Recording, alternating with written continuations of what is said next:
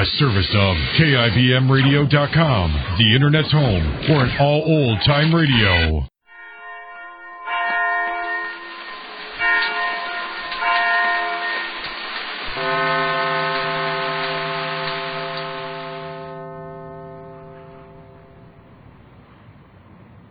Colgate Dental Cream to clean your breath while you clean your teeth and help stop tooth decay, and Luster Cream Shampoo for soft, glamorous, caressable hair bring you Our Miss Brooks, starring Eve Arden.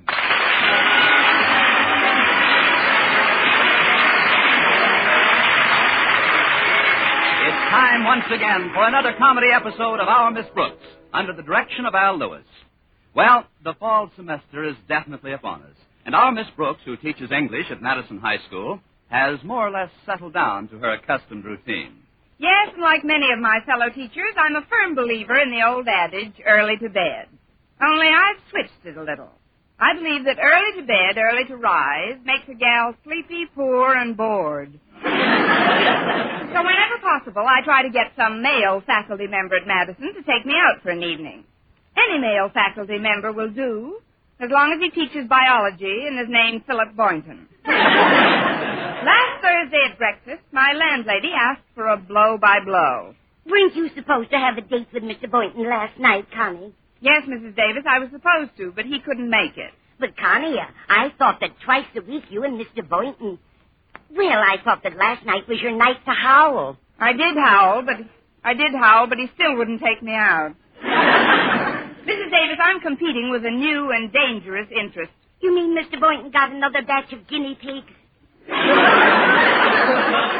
No, he's joined the volunteer fire department. And unlike the old-fashioned kind, this group insists on practically the same tests as regular firemen. They practice at least twice a week. Well, it was nice to have almost known them. But, Connie, you can't give up that easily. Even if Mr. Boynton is so interested in firefighting that he's joined the volunteers, there is still a way you can see him. Start a fire? Certainly not. You've simply got to get interested in the same thing that interests him. There's nothing like throwing yourself into a man's work. I wonder how he'd like me, rare or well done. I'm serious, Connie. You've got to help him with his practice. What's Mr. Boynton's current assignment? The high ladder rescue. He gets his test in a few days. It consists of lugging a sack of meal down a ladder. I've got it. This is your big chance. Surely he'd prefer you to a sack of meal. As far as Mr. Boynton's concerned, it's probably optional. Wait a minute. There is a way I can help out. He hasn't got a house to put his ladder up against. Now, if I could find one for him... You're both welcome to this house, Connie. Oh, that's very sweet of you, Mrs. Davis, but where would you live? Oh, This is only a one-story house. He's got a pretty high ladder. Then, how about your principal's home? The Conklins have a two-story house. Say, that's right. But Mr. Conklin would never let us use it. He'd be afraid the paint would be scratched or something. Then use it without his knowing it. Wait until he goes out for the evening. But suppose he doesn't go out? Connie, who's coming to drive you to school this morning? Walter Denton. And who's Walter's girlfriend? Harriet Conklin. And who better than Walter would know how to get rid of Mr. Conklin for an evening? Hand me my hatchet and grease up the pole. Here goes Connie Brooks' girl, Hotfoot.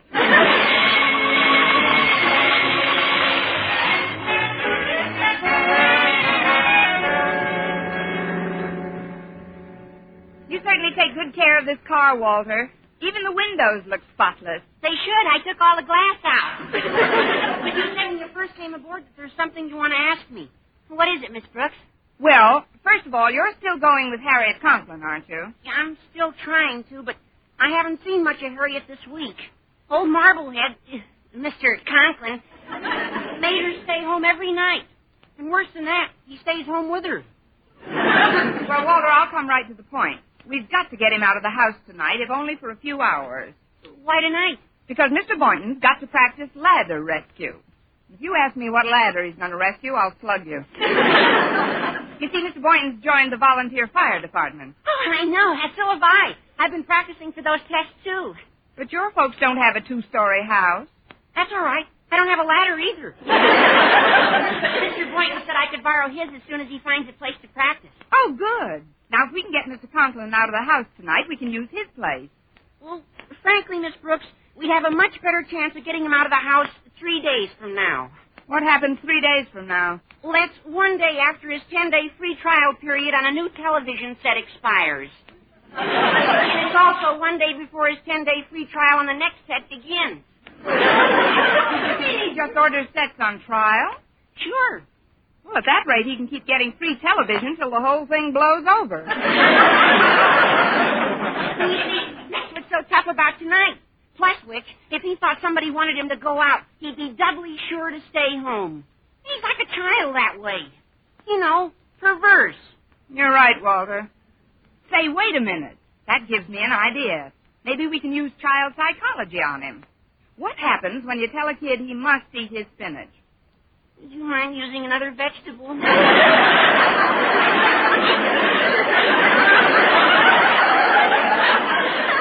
don't you see, Walter? Some people just naturally resent suggestion. I get it. If you say Mr. Conklin is sick, he'll say he's well. Or if you insist he ought to stay home, he'll want to go out. Miss Brooks, you've got something. Thanks, Walter. And when you find out what it is, be sure and let Mr. Boynton in.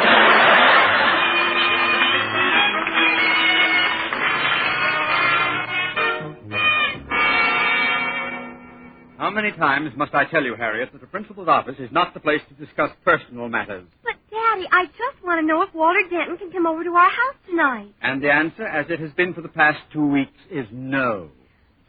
Daddy, you're frustrating me. Don't you see how deeply I care for Walter? Don't you realize that someday we're going to be married? Married? It's no use arguing, Father. Mother's often told me that when she had her mind made up to marry you, nothing could change it. Not even me.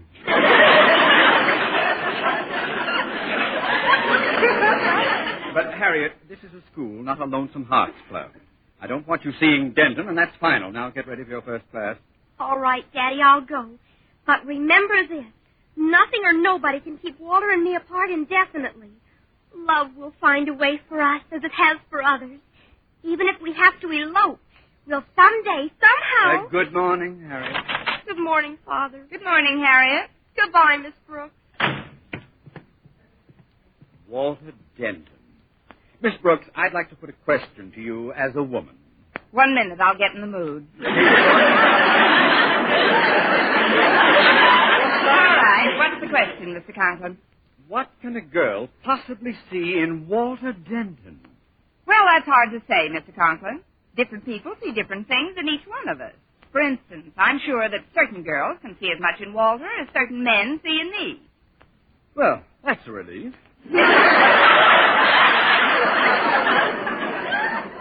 Now then, what did you want to see me about, Miss Brooks? I just wanted to know if I could stop by your house tonight. I'd like to discuss a few changes in curriculum. Why, yes, I suppose you can see me tonight. Of course, it doesn't have to be tonight. I know you're home practically every night. That's true. When I get home after a day's work, I like to stay put. My grandmother was the same way. Wild horses couldn't get her out of the house once she started nudging 70.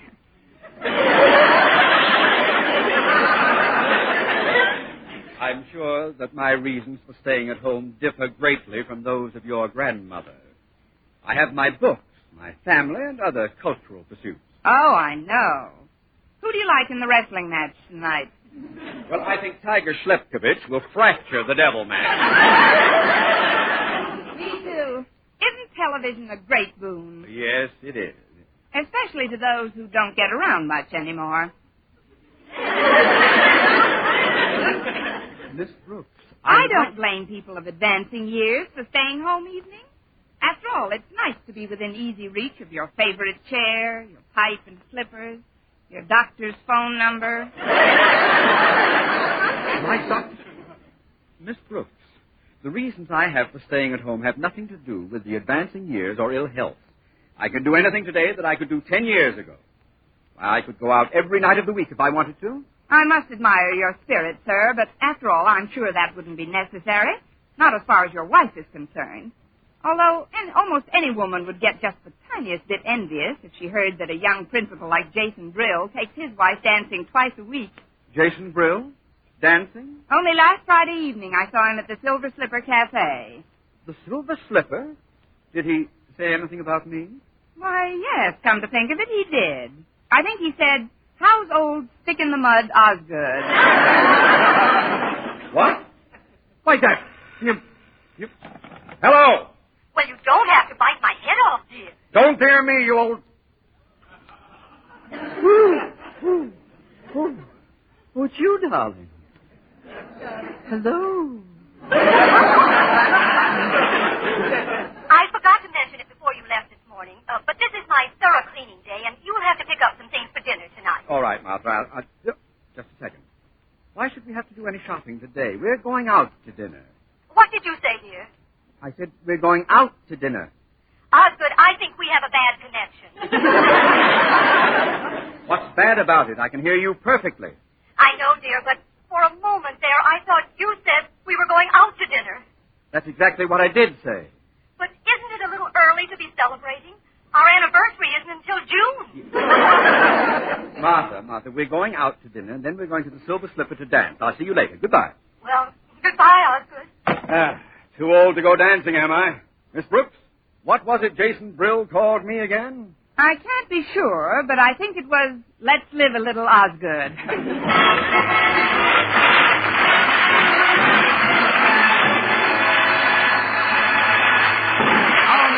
Starring Eve Arden will continue in just a moment. But first, here is Vern Smith. Reader's Digest reports the results of one of the most extensive experiments in dentifrice history. Yes, Reader's Digest reports the very same research which proves brushing teeth right after eating with Colgate Dental Cream stops tooth decay best. And here are additional important facts. Over a 2-year period, the Colgate way stopped more decay for more people than ever before reported in dentifrice history.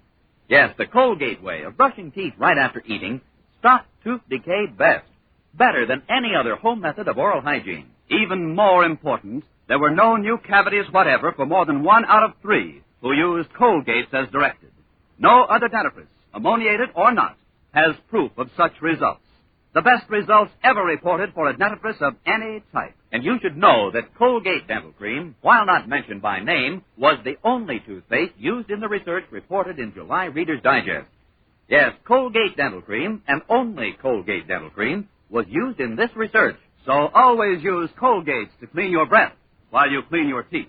And when you follow the Colgate way, Colgate Dental Cream stops tooth decay best.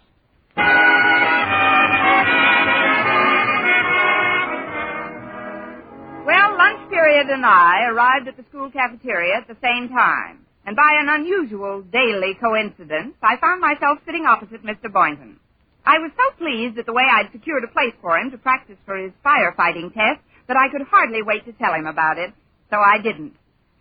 Mr. Boynton, I found a place for you to practice your ladder rescue. My ladder rescue? That's wonderful, Miss Brooks, but I didn't know you were so interested in the VFL. VFL? Volunteer Fire Laddies. Oh, but I am, Mr. Boynton. I think putting out fires is wonderful. So much better than just letting them go on. But aren't you going to ask me whose home we're honoring with your ladder tonight? Oh, yes, whose? The Conklins. The Conklins? Oh, Miss Brooks, you know how Mr. Conklin stands on extracurricular activities. Even though I feel it's my civic duty to participate, Mr. Conklin would never... Mr. Conklin isn't going to know about it. He and Mrs. Conklin are going out for the evening. You see, Mr. Boynton, I'd like to assist you tonight. Well, what can you do, Miss Brooks?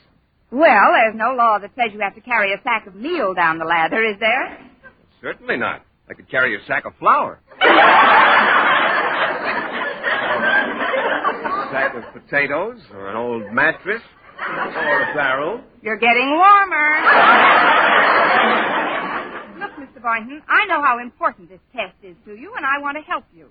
Oh, that's all right, Miss Brooks. I can carry the sack down by myself. This boy isn't paying attention. Mr. Boynton, what I had in mind was something more practical for you to rehearse with. Like what? Like me. You could carry me down the ladder. After all, I don't weigh any more than a sack of meal. Well, that's true, and both your general shapes are I'll about... make...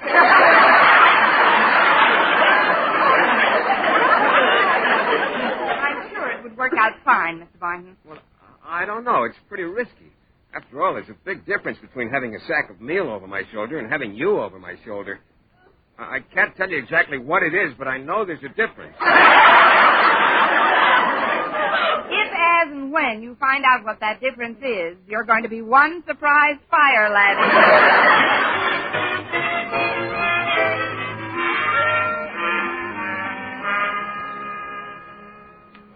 Certainly nice of Harriet Conklin to let me use her room for this ladder practice, but I hope her folks don't come home. Oh, they won't. Mr. Conklin's swooping it up tonight. Probably painting the town gray. Besides, Walter Denton will be practicing with us. We are well chaperoned. Darn Thank it. goodness. If you're going to pass your test, Mr. Boynton, we'd better start. Looks pretty far down to the ground from here. Oh, it's only 2 stories. Now, I'll be very careful how I hold you. That's for sure. Now, we'll use the fireman's carry. First, put both your arms over my left shoulder. No, let's see. Put your left arm over my right shoulder while I put my right arm under your left one and place my left leg on the second rung of the ladder. Now, your right leg goes to the right of mine over the windowsill and... Miss Brooks. Yes, Mr. Boynton? Did you notice what happened to my left arm?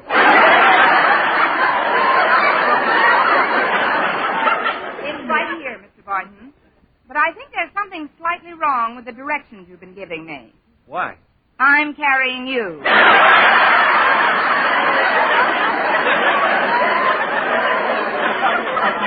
Sorry, I should know that fireman's carry by now. All I have to do is get you over my right shoulder. Here we go. Yep. Oh, come now.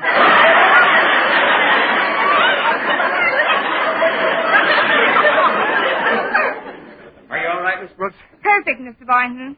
You've got a very soft shoulder. Now hang on tight. It's more important that you hang on tight. Here we go. Hey, pretty creaky ladder. Oh, I thought it was me. Just a few more rungs. Now we'll set you right down on good old terra firma. There. Thank you for a very pleasant trip. Oh, good for you, Mr. Boynton. That was a perfect carry. Don't you think so, Miss Brooks? I'd do it again in a minute. So would I. So long, Walter. Just a second. I've got to climb up to Harriet's room and practice getting some more valuables down to safety. Where is Harriet, Walter? Well, when Mr. Boynton and I take our test, they're going to simulate actual fire conditions. So Harriet went to borrow a smudge pot. A smudge pot? Where are you going to take this test? In an orange grove? Well, that's just to make a lot of smoke, so we get the feeling that we're really saving somebody. Oh. Well, I'll see you in a few minutes, folks. Well, don't carry too much down this trip, Walter. You've got the driveway loaded with bric-a-brac now. Okay. Well, Miss Brooks, it's quite a nice evening, isn't it? Yes, it is. Especially for this kind of work. If you don't mind a third opinion, I think it's a perfect night for this kind of work. Why, it's a policeman. Hello, officer. Yes, hello, officer. I suppose you'd like an explanation as to what we're doing here. Take your time. I've already made a wild guess. What do you mean? The evidence is all around you. Now, let's not waste each other's time. Where's the getaway car? Getaway car? Oh, officer, you don't think we're common, ordinary thieves, do you? On the contrary, I think you're extraordinary. You know, it isn't everyone who'd put a ladder up in a driveway right off the street at 9 o'clock at night. But, officer, you don't understand. I'm a teacher at Madison High School. I'm a teacher at Madison High, too. Poverty is no excuse.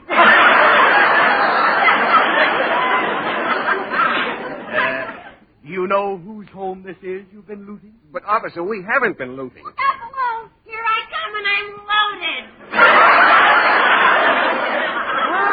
Another Confederate with a lamp and a vase under his arm. That happens to be Walter Denton, and he's a student of ours. He's learned his lessons well. Here, let me give you a hand, son. Thanks very much. Oh, that was a cinch. I just... Oops, it's the law. What are you acting so guilty about, Walter? Yes, Walter. Whatever you do, don't act guilty. Of course not. Just brazen it out. Oh, what am I saying? Now, come along with me, all of you. I'm taking you down to the station. But, officer, you've got to listen. Good evening, officer. Hi, folks. Look what I got. Another one. Where have you been? Working the other side of the house? Straightening out, Harriet. He thinks we're a bunch of crooks. Crook? But I live here, officer. I'm Harriet Conklin, and these are my friends. I just went down the block to borrow this smudge pot. Smudge pot? And what are you going to do with that? I'm going to put it in my bedroom. If that doesn't answer your question, you're a disgrace to your uniform.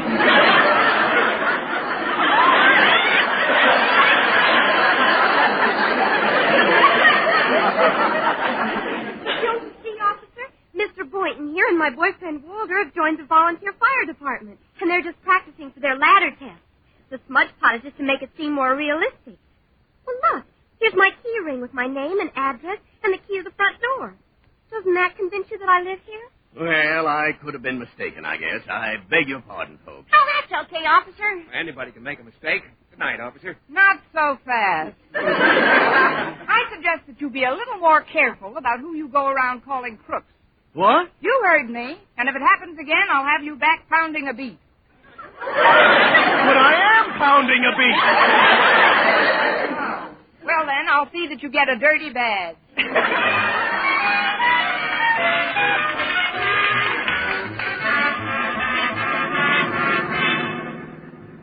Well, Martha, we're almost home. I only hope we're in time. But, Osgood, driving home in the middle of the evening like this, I think your suspicions are fantastic.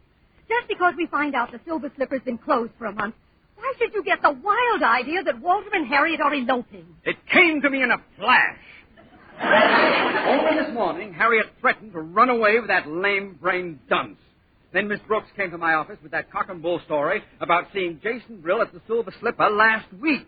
But, Osgood... Miss Brooks instigated the whole plot to get me out of the house tonight. But, Osgood, that's absurd. You might just as well say that Miss Brooks was going to elope with Walter. Believe me, they deserve each other. Well, here we are. Martha, look. What? There's a ladder up against Harriet's window. They're climbing down right now. Come on. Stand right where you are. Mr. Conklin, what are you doing home so early? Never mind that. What are you two up to? Watch out down there. Why, that's Mr. Boynton coming down the ladder, but what's that he's got over his shoulder? Looks like a sack of meal to me.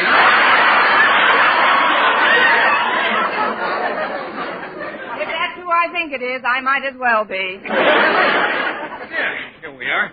Mr. Conklin, you're home. Yes, I'm home. And not a minute too soon from the looks of things. Now, there's no reason to get excited, Mr. Conklin. We'd have told you all about it sooner or later. Now, that's extremely decent of you. How could you do this, Walter? Why not? He's had plenty of practice. We know why Denton's here, but you, Boynton, how did you get into this? He just answered a call for volunteers. Volunteers? Well, sure. And it was the same thing with Walter. Yeah, it looks a lot more dangerous than it is. After all, it isn't like I haven't tried it before. You've tried it before? Many times. But you're so young. You're never too young to start. Boynton, you amaze me. And so do you, Miss Brooks. I know you're extremely fond of Mr. Boynton, but just what did you mean by that remark about volunteers? Well, it's fairly obvious. I just meant that Mr. Boynton will only be called upon in an emergency. An emergency? Certainly. Supposing the regular department is busy, somebody's got to put out the fire. I don't understand a bit of this. What are these things doing in the driveway? It isn't enough that you were all going to elope. You were taking my furniture along to set up housekeeping. Oh, gosh, Mr. Conklin, we weren't eloping. Mr. Boynton and I were just practicing for our volunteer fireman's test. A likely story. What does the fire department need volunteers for? There aren't enough fires in this town to keep a seltzer bottle busy. Oh, I don't know, Osgood. It never hurts to be prepared. Of course not. Now, take that smoke that's coming from Harriet's window, for instance. Smoke? Martha! It's smoke! Our house is on fire! Please, Daddy, don't get so excited. It's Quiet, Harriet. A man's got a right to get excited when his house is on fire. Fortunately, Mr. Boynton is here to put it right out. But that smoke's being caused by... Never mind the cause. You're the cure. Up you go, Mr. Boynton. We'll show Mr. Conklin how lucky he is that we happen to be in the vicinity tonight. Oh, I get it. Here I go, folks. I'll put out that blaze. Don't you think we should call the regular department? No. Now the chief's waiting on the job. Go to it, Chief. I'm right behind you, Chief. Miss Brooks, why are you climbing the ladder? Because Mr. Boynton only knows one way to get down. Where is he going to find a sack of meal in a burning building?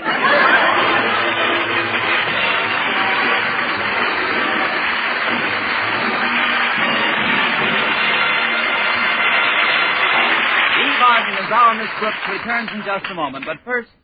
Dream girl, beautiful luster cream girl.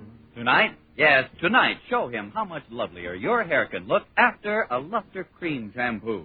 Luster Cream, world's finest shampoo. No other shampoo in the world gives you Kay Duma's magic blend of secret ingredients plus gentle lanolin.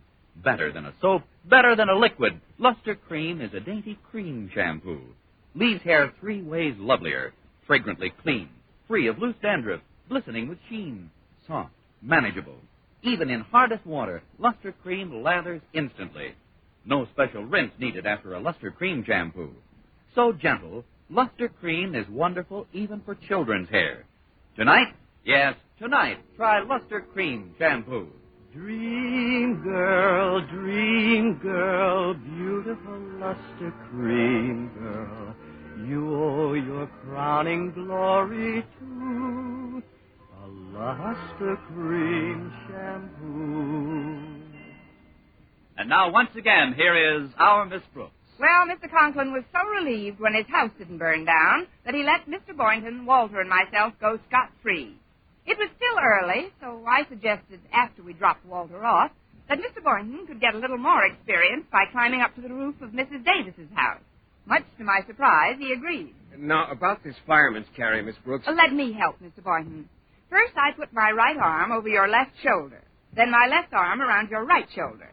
Now, I join my hands behind your neck. Now, hold me tight, Mr. Boynton. Tighter. A little tighter, please. There, that's fine. Yes, that does seem about right. But Miss Brooks, where's the ladder? Ladder? Don't be silly. I kicked that away long ago. Miss Brooks Show, brought to you by Luster Cream Shampoo for soft, glamorous, caressable hair, and Colgate Dental Cream to clean your breath while you clean your teeth and help stop tooth decay. Our Miss Brooks, starring Eve Arden, is produced by Larry Burns, written by Al Lewis, with music by Wilbur Hatch.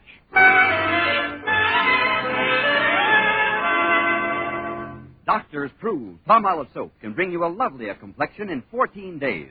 Yes, 36 leading skin specialists proved in tests on 1,285 different women that Palmolive soap facials using nothing but Palmolive brought new complexion beauty to 2 women out of 3. Just wash your face 3 times daily with Palmolive soap. Each time for 60 seconds, massaging Palmolive's beauty lather onto your skin. Then rinse and pat dry.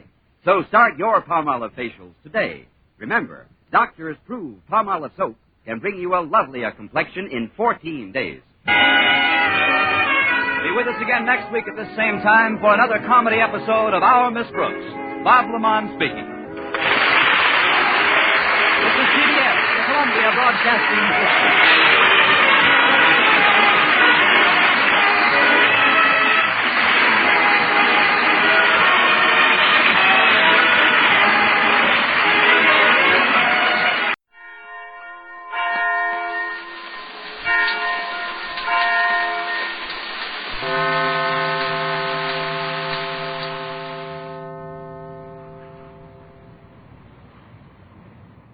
Discovery for your whole family wash. Tide is dirt. Our Tide gets clothes cleaner than any soap. Any soap? Yes, any soap. Tide gets clothes cleaner than any soap. T-I-D-E, Tide. Yes, it's the Red Skelton program with David Rose and his orchestra, the 4 Knights, Verna Felton, Lorene Tuttle, Pat McGeehan, and yours, Philly Rod O'Connor. They say curiosity killed a cat. Well, I don't know about that, but it certainly can cause trouble for human beings. For instance, here's what happened to MGM's favorite comedian, Red Skelton.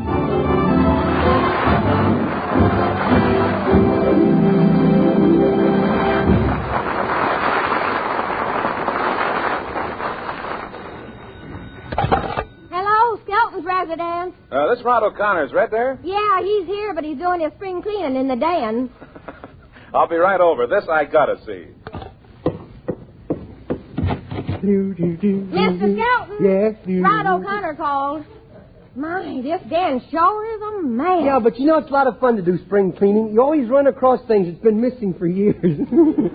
I pulled down the window blind and found a pair of pants I've been pressing for 3 years. I see you cleaned the television screen, too. Yeah, boy, but what a job. It took me 3 hours. Every time I got the thing wiped off, Hop-along Cassidy would ride by and get it all dusty again.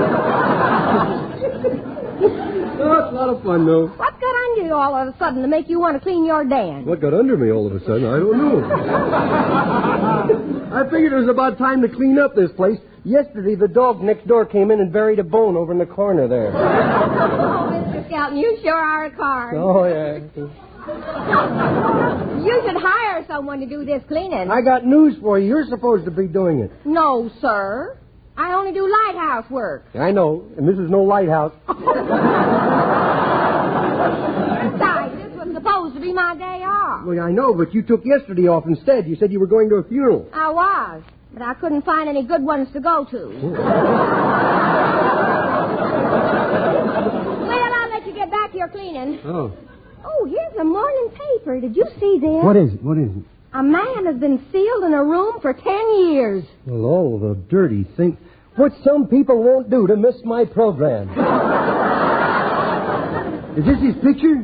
Oh, look at that guy, will you? Well, little by little, those Republicans will be found. Did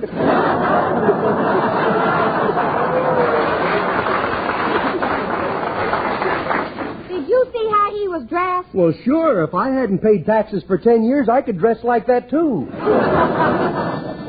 Oh, someone's at the back door. I'll go see who it is. Well, howdy, Clyde. Well, howdy, doody.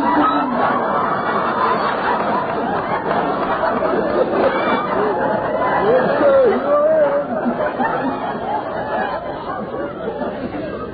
What are you doing here? Aren't you still working at the bakery? Yeah, I got promoted to the assistant crumb inspector. And I was looking at them crumbs and...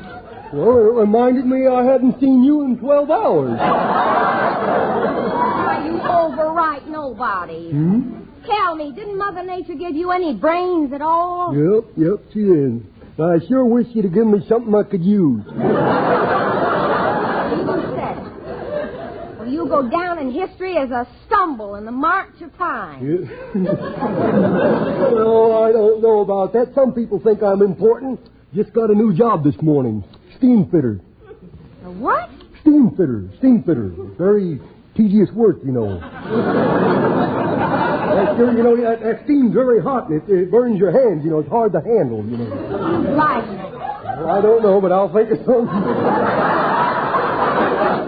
But steam fitters are fast that way, you know. What is a steam fitter? Your mind is wandering. It won't go far, I'll say. I said, what is a steam fitter? Well, a steam fitter is, well, you take two pieces of steam and you fit them together. I'll never do that again, I'll say. Tim, I got work to do. Get lost. Top a walk. Go crawl up the rain spout, you drift. Well, why don't you just tell me to leave and stop beating around the bush? After all, I get those broad hints. There are other fish in the sea. And you're just the worm to catch them. No, that does it. I'm walking out of here and out of your life forever. Well, don't walk that way. There are a lot of gopher holes in the yard. I'll walk anywhere I want to. Oh, he fell. Graham, are you all right? Oh, my goodness. Oh, Graham, are you all right? Speak to me. Don't just look at me with those big sad eyes. I'm sorry. Here, I'll kiss you and make you feel better. There, how was that? It sounds pretty good. I hope that gopher enjoyed it. I'm over here.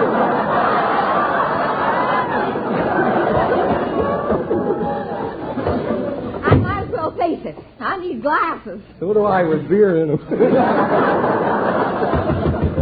Somebody's at the door. I'll get it. Hi, Hi, Red. Hi, Rod. Come on in. What are you doing with an apron on? Cleaning house? No, I found it. I didn't have no place to put it, so I just tied it around me. Hey, you just showed up in time. Come on. You can help me carry this box of papers out to the incinerator to burn. Okay. Incinerator to burn.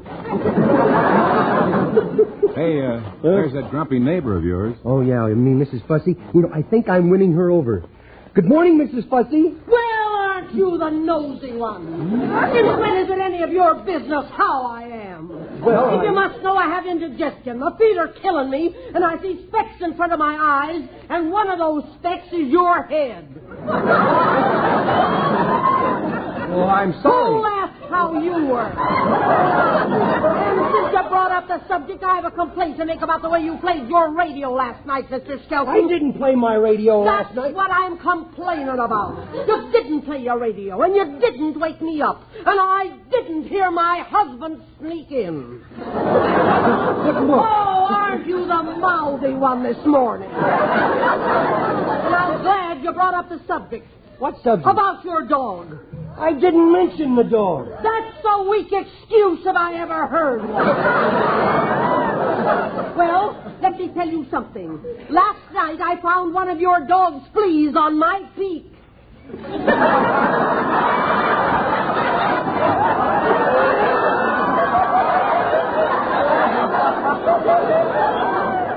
You know, the longer you think about that, the funnier it gets.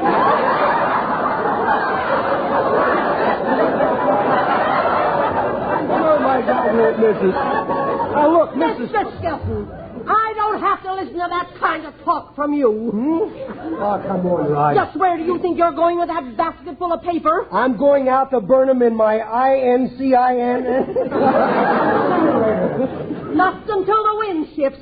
I will not have the smoke from your incinerator polluting my backyard. Well, what do you want me to do? Teach the thing to inhale?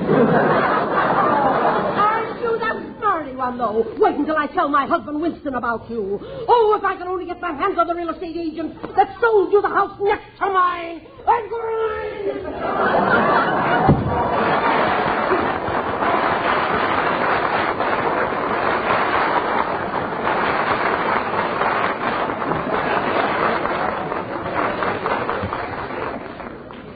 One of my dog's fleas on her peak? Well,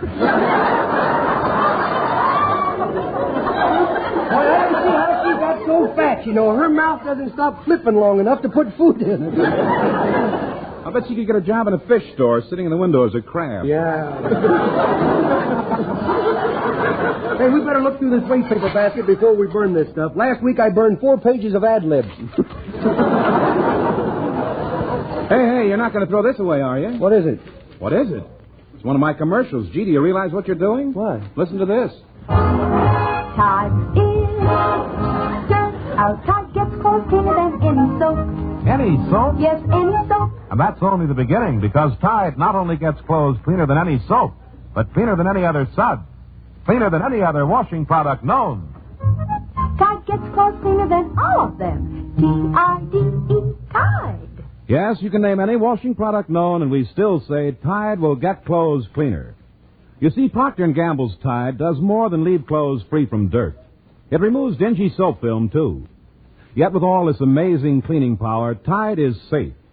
Truly safe for all your washable colors. Yes, safe and more. Because colors actually brighten up when Tide washes away dingy soap film. And white things? In hardest water. Tide gets shirts, towels, sheets, whiter than any other washing product known. Yes, colors, whites, linens, work clothes, everything you wash gets the benefit of the promise that only Tide can make. No soap, no other suds, no other washing product known will get your clothes as clean as Tide.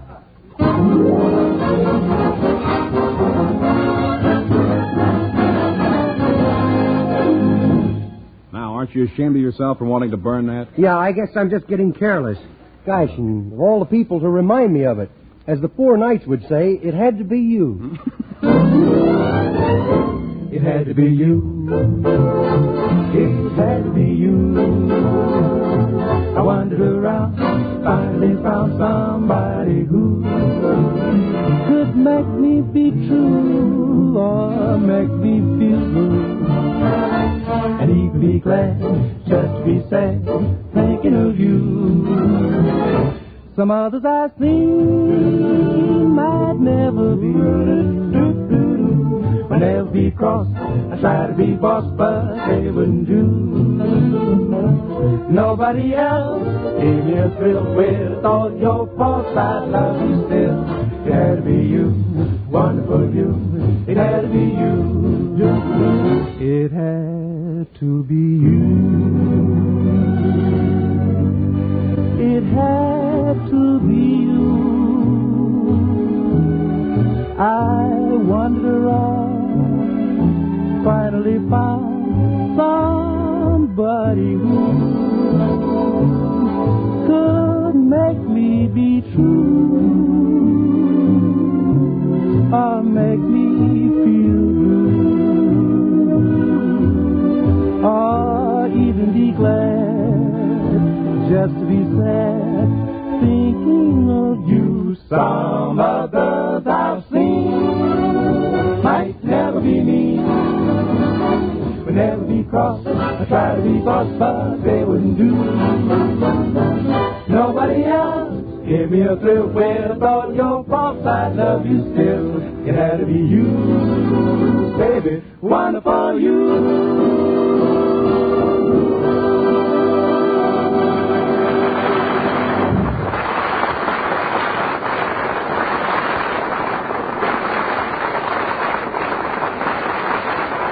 Number on Coral Records, too. Mm-hmm. Hey, Red, where are all these papers you're burning? Oh, wait, you want to start again? Yeah, I'll try it again.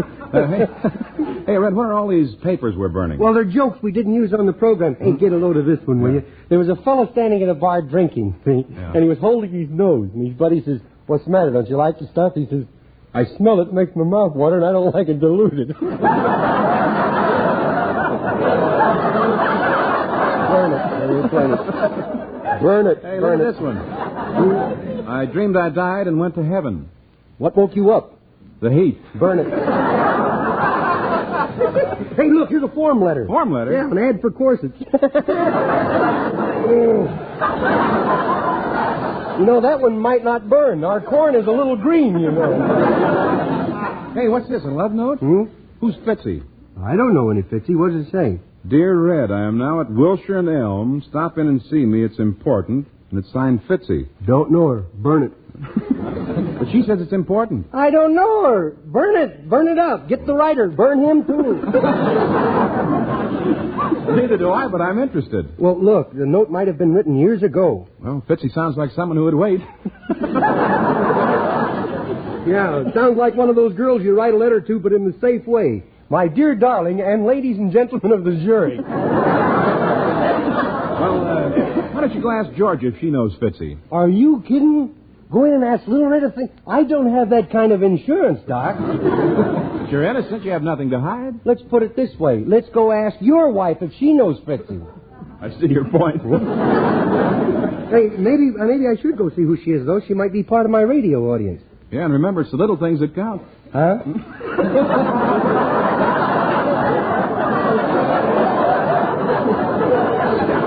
I'm going to have to learn to write with a pencil. No, I'm kidding, Red. Come on, you're wasting time fighting with suspense. Come on, I'll go with you. Well, supposing Georgie finds out. Well, who wears the pants in your family? What are you, a man or a mouse? Well, what do you think I am, a man or a mouse? Well, what do you think I am? Oh, come on, get down off that chair and tell me, what do you think I am? Come on, let's go. No, look, I want to put you straight. I don't smoke, chew, drink, or run around. Oh, well, we all have to go sooner or later.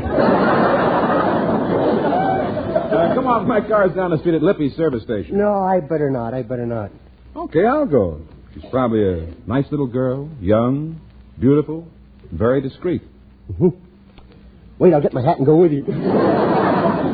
Okay. Pick me up at Bob's drugstore, will you? I want to go get the new Vogue magazine. I like to know in advance what George is going to scare me with later. All right. I'll go see if my car's ready.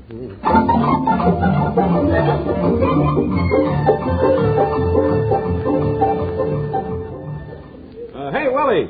Willie Lump Lump, is my car ready? Oh, wouldn't you like to know?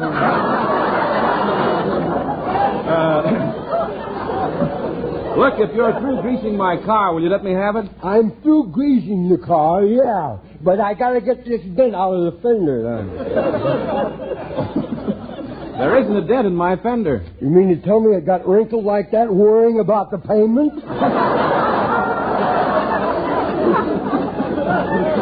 How did you dent it? Hmm? I say, how did you dent it? Well, you see that gas pump over there? Yeah? Used to be over here. Tell me something, will you? What? How did you ever get a job in a service station? You don't know how to grease a car, you don't know how to pump gas, you don't even know how to drive. Well, it just goes to prove that none of us are perfect.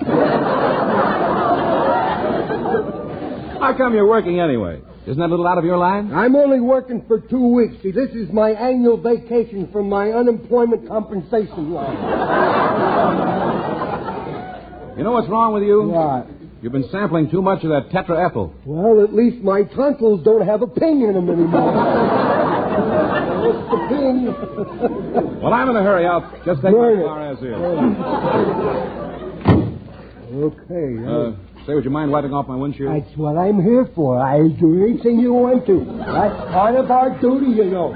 Wipe off the windshield. The windshield ain't dirty. Wipe off the hood. Wipe off the car. Wipe off all the windows. If there's nothing on the car to wipe, look inside. There might be a small boy with a nasty nose.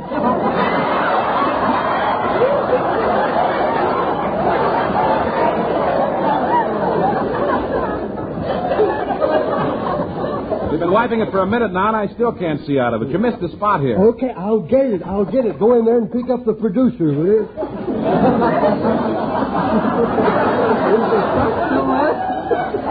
Yes, the spot's still there.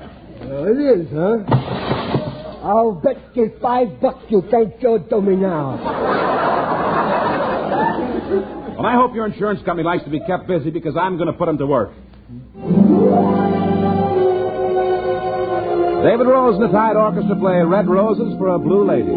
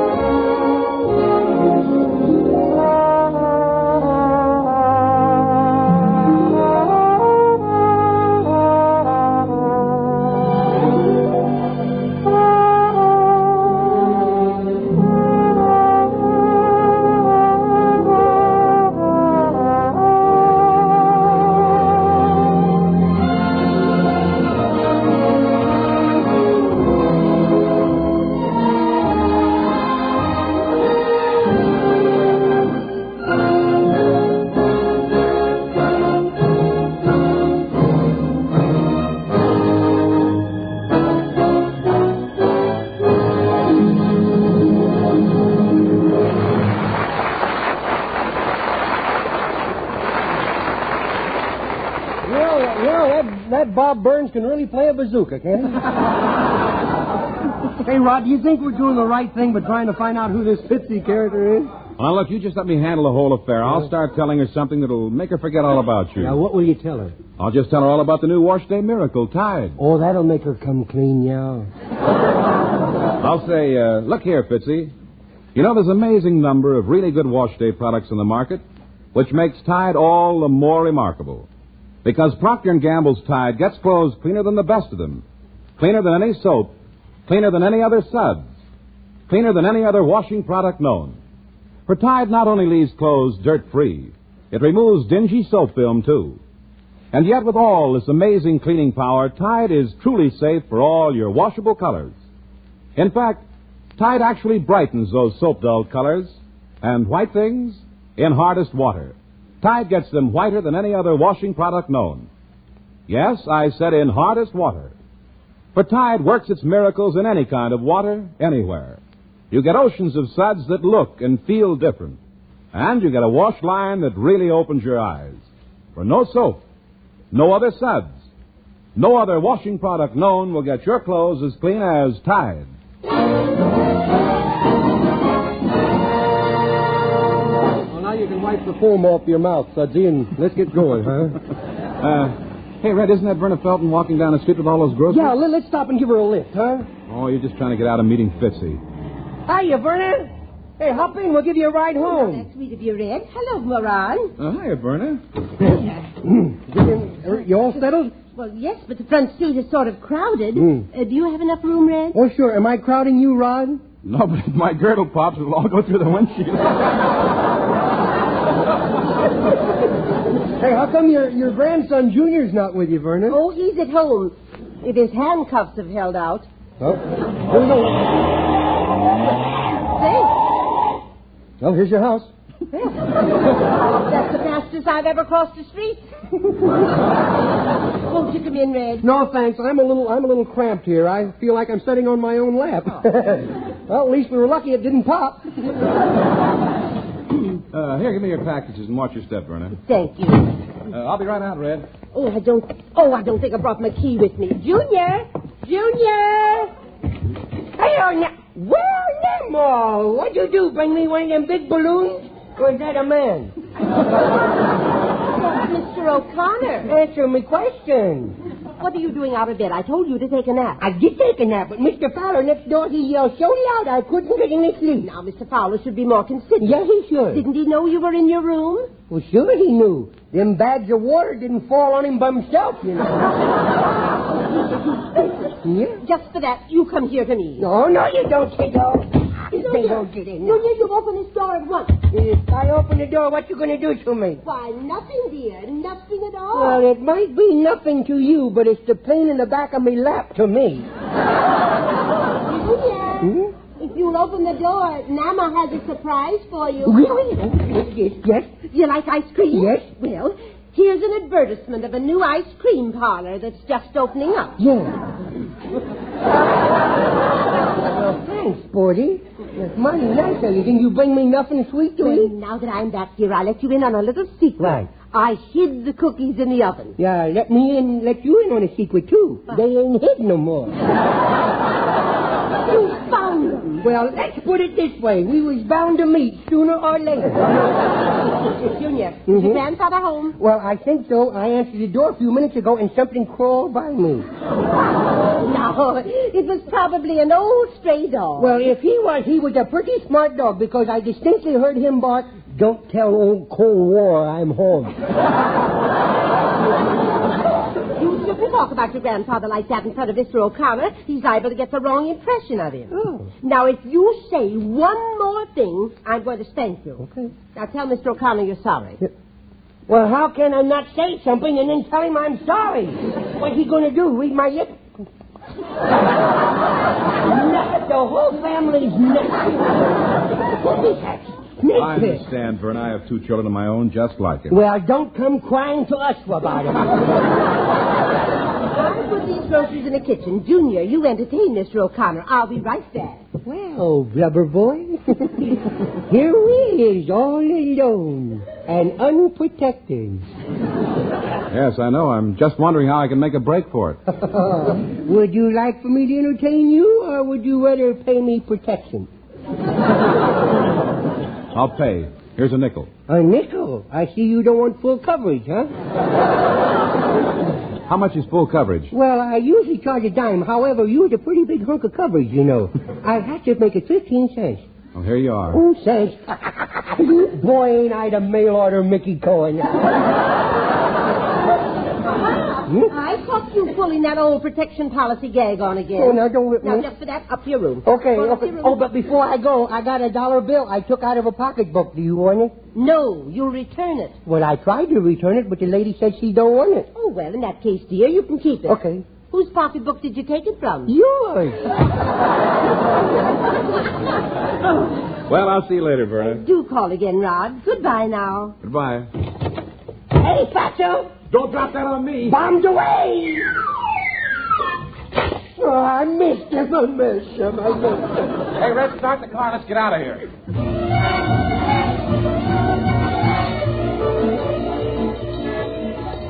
Well, here's the corner of Wilshire and Elm, Rod. I still don't see why you wanted to park the car a block away and walk up here. Well, it's better this way, you see. In case we have to run, we don't want a car to slow us down, you know. Hey, look at the name on that store over there. Yeah, Fitzpatrick's Lamp Shop. Let's go and find out if she's there. Okay, I'll follow you in, and that way nobody will see me. Hey, here's a couple of lamps like Georgia saw in a magazine that she wanted. Look at the price on them things, $50 a piece. Can you imagine paying $50 for lamps like that when candles are so cheap? Oh, here comes a guy now. Good afternoon, gentlemen. May I help you? Yes, is Fritzy in? Yes, I'm Fritz. I don't like you. My real name is Philpott, but everybody calls me Fritzy. Oh, I see. Well, you know anything about this note, kiddo? Dear Red, first chance you get, meet me. It's signed Fritzy, all right, but I didn't write it. You didn't? Oh, a red-headed lady came in and picked out some lamps and said that a red-headed man would pick them up. Georgia did this. Say, you must be Mr. Skelton. Yeah. Yes, your wife said I'd know you by your red hair, brown eyes, and the worried expression on your face. I've been trained. The amount due is $160. Oh, no. If she thinks she can pull a trick like that on me to get her to buy her some lamps, she's got another guest coming. I don't care. You better play it safe, Red. Better take those lamps. Maybe then she won't ask you to explain how you happen to be looking for a Fitzy that you didn't even know. Well, wrap him up, will you? Wrap him up. I'll pay for him. Excuse me. Oh, the low. Fitzpatrick's lamp shop. Oh, yes, Mrs. Skelton. He's here. Uh-oh. It's for you, Mr. Skelton.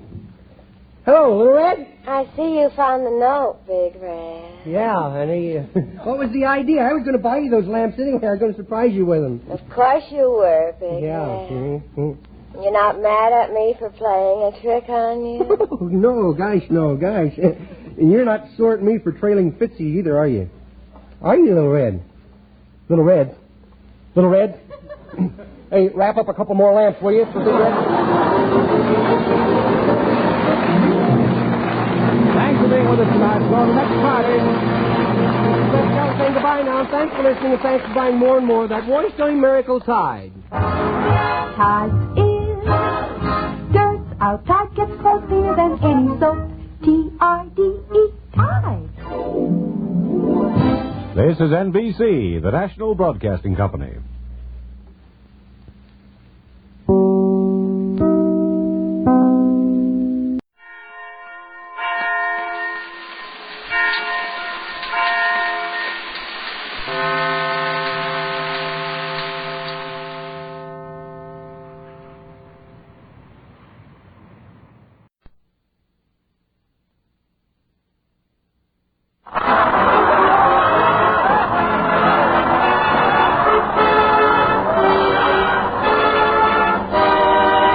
The Abbott Costello program.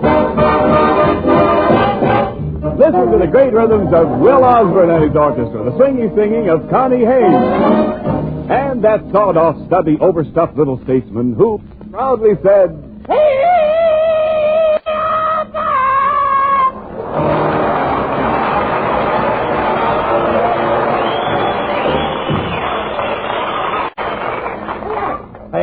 Costello, calm yourself. Why are you so excited? Hey, Abbott, I think the war is over. Oh, that's silly. What makes you think the war is over? I just heard the lady next door talking back to her maid. Oh. But never mind that. Yes, look. Never mind that, Lou. Look. You know, we've got to drive out to the 8 to the Bar Ranch to see the Andrews sisters. Now, did you borrow Ken Niles' car? Oh, yeah, I borrowed it just like you told me. Well, that's swell. But I had a terrible accident, Abbott. What do you mean? I upset it. I got to turn it over right away or Ken Niles' wife won't like it. Well, we can do that when we come back from the Andrews sisters' ranch. No, I got to turn the car over now or Mrs. Niles is going to be mad. I'll explain it to Mrs. Niles. Where is she? She's under the car. She's under the car? Is she in a coma? No, she's wearing her evening gown. Oh. Well, then let's get Ken Niles to help us lift the car. Oh, Ken is in a good spot to help us. Fine. Where is he? He's under the car, too. For goodness sakes, how did this accident happen? I bumped into another car, Abbott. Boy, that driver was mad at me. He suffered a two-side punch in the nose. And what happened? He ran up a bill of $8. You were silly to argue with the driver. Why didn't you call a policeman? I didn't have to. I hit one. Hey, you hit a policeman? I hit a policeman. You hit a policeman in uniform? Nope, I hit him in the nose. Oh, this is liable to spoil our whole trip to the Andrews sisters' ranch. Did the cop recognize you? Yep. Could he swear to you? Yep. And I sweared right back at him. I said, oh, you David Copperfield, you tale of two cities, you Oliver Twist. What did you say that for? I was giving him the Dickens.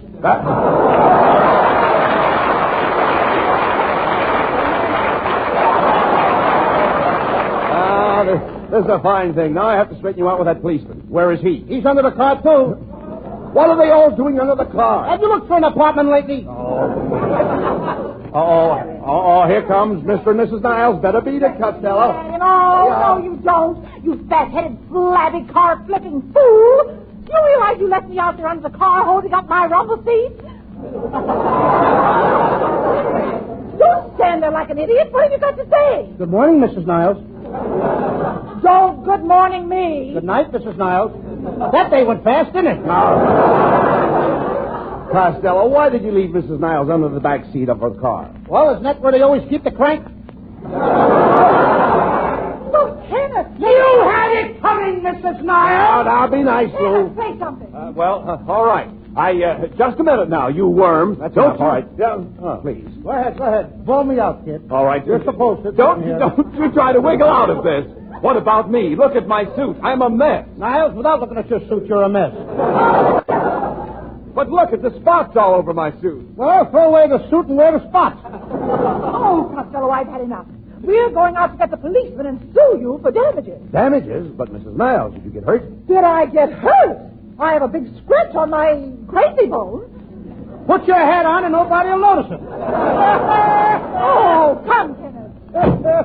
Hey, come on, Abbott, think fast. I got to get out of here before they come back with the cops. Oh, you can cause more trouble.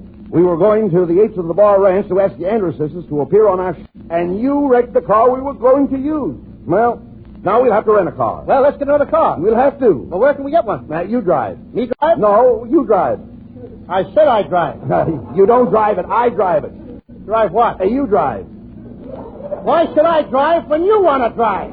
I'm going to drive. Look, Costello, I'm renting a you drive and I drive it. Oh, then we both drive. No, we do nothing of the kind. I drive. When I say you drive, I don't mean you drive. I mean that I drive, although it's a you drive. When you say you drive, you don't mean me drive? No. You mean you drive because I don't drive? Now you got it. Now I don't even know what I'm talking about. Now look, Abbott. You go to a place and you're going to rent a car. Yes. You are driving the car? Yes. Where am I sitting? You are sitting right next to me. Is there a steering wheel in front of me? No. And you're positive that I am not driving? I'm positive. And you are driving the car? Yes. All right. What kind of a car are you driving? You drive. Somebody better be driving. No, look. Please. I'm trying to explain this. We go and rent a car. Right. Now, where are we going to get it? You drive company. Now I drive company. I thought we were going alone. You don't understand. It hurts you drive. Well, if it hurts, you drive. That is right. That's right. This is getting worse. Don't you see? The head of the company's hurts. That's too bad. What hurts him? Nothing hurts him. Look, every company has to have a head. Naturally. Now, this company's head hurts. Oh, well, let me take an aspirin. Listen, it hurts you drive all over the country. Well, if it hurts to drive all over the country, why should I drive and get hurt? You don't get hurt. I'm not going to get hurt. You don't get hurt, Costello. Nobody's going to hurt for me. That's right. You're not going to get hurt. I'm a fool to get hurt. You're not going to get hurt. It's the Hertz Company. Oh, the Hertz Company. I still... Look, Abbott. Am I mixed up? All right. It's very simple. Look, Abbott. Thank you, boys. Thank you. Right, Look, Abbott. Now, I don't want to hurt nobody. Will you listen to me, please? The man's name is...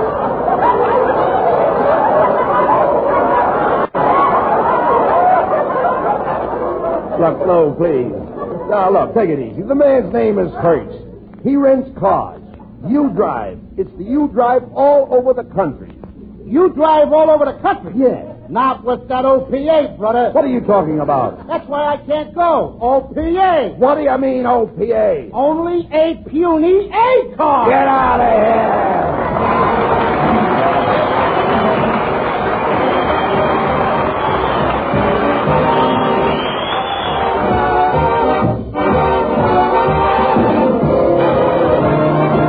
Will Osborne with the arrangement of one of your favorites, My Dreams Are Getting Better All the Time.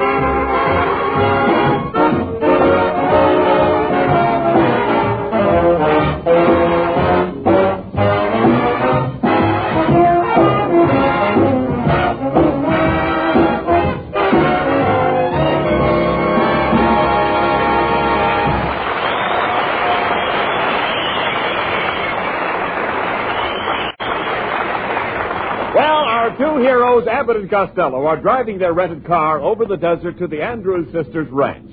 We find them on the road, their motor merrily hammering away as they head for the ranch. Let's listen to these hammerheads. Well, Costello, no matter how you drive, the pedestrians always manage to get across the road somehow. Yeah, sneaky devils, ain't they? Yeah. I wish I was a truck driver. Why do you want to be a truck driver? Oh, they run into so many interesting people. Costello, you're a dope. Hey. Huh? Hey, Costello, there's something wrong. What's wrong here? What's the matter with this car?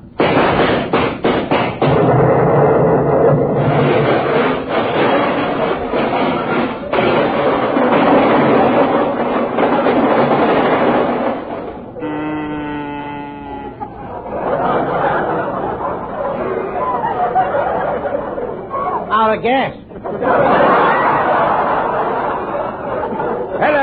Hello, fellas. Have an accident? No, thanks. We just had one. Quiet, Costello. Say, mister, could you pull us to the nearest town? Nope, but the horse can. It's 10 miles to Palm Springs. I'll tow you there for $30. Here, just hook this rope on. Okay, here we go. Get here.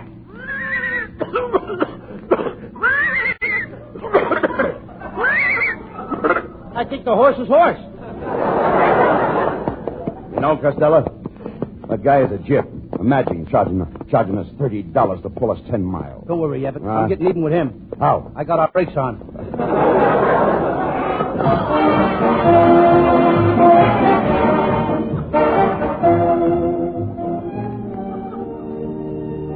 Okay, Costello, here's the hotel. I'll ring for the clerk. Oh, clerk! Oh, clerk! Clerk! Oh, clerk! Clerk! Oh, clerk! Clerk! A moment, please.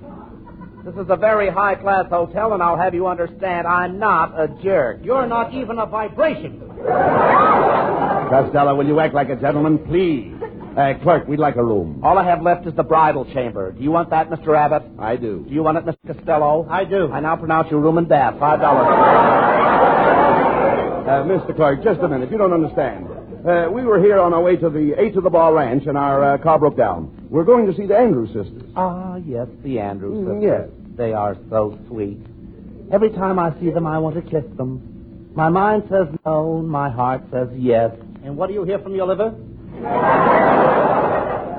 Well, Mr. Costello, if you'll just sign the register, I'll have the boy show you to your suite. My what? Your suite, your suite. You're cute, too. I like you. All right. Come on, clerk. What about our room? All right, Mr. Costello, it's on the 10th floor. Here's the key, 1006. Now get going. Okay, I'll see you later. Okay. Come on. All right. All right. I know you are. Now listen, Clark. We want to get up early. We're going to the... Hey, wait a minute. 10th floor? 10th floor? Wait a minute. You sent Costello to the 10th floor. There's only one floor in this hotel. You haven't got a 10th floor. Good heavens, Do man, something. you're right. Oh, this is serious. Oh, Mr. Costello, there's no 10th floor. Come right down.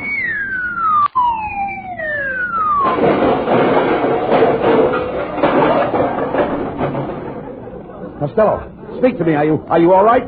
What can I do for you? Send a boy up for my bags.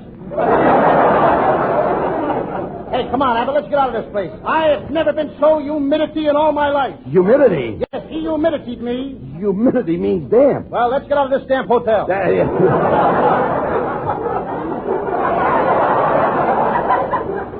You... Banana. Yeah, look, you can check out. You just checked in. Oh, it's the gypsy in me. Oh, shut up. You're going right to bed. Now, we've got to see the Andrews sisters in the morning. Oh, here's our room. Come on. I wonder who that can be. Nobody knows we're in town. I'll take it. Go ahead. Hello, yes, this is Lou Costello. No, I'm sorry. I'd like to, but I just can't. No, I won't tell you. Who was that? Bolivar. They wanted to know what time it was.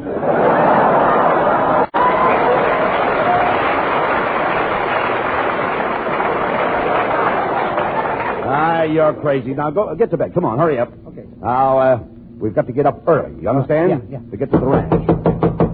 What's this? Pardon me, boys. I'm the chambermaid.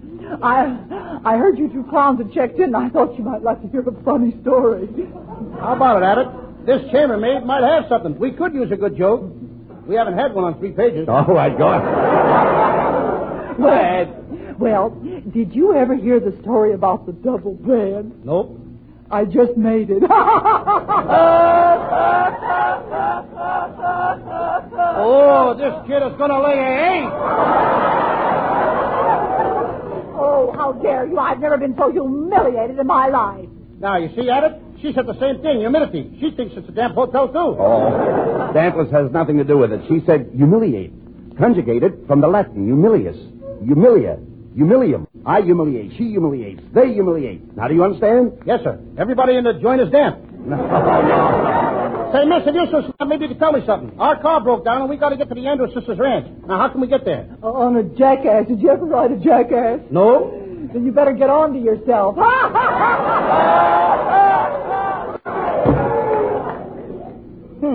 do you like that? That's a very funny joke. If you ask me, and I'll ask me. I think it's a funny joke. I think I'll try that one on Abbott. Hey, Abbott! Yes? Did you ever ride a jackass? No. Then hop on my back. Okay. Hop on my back.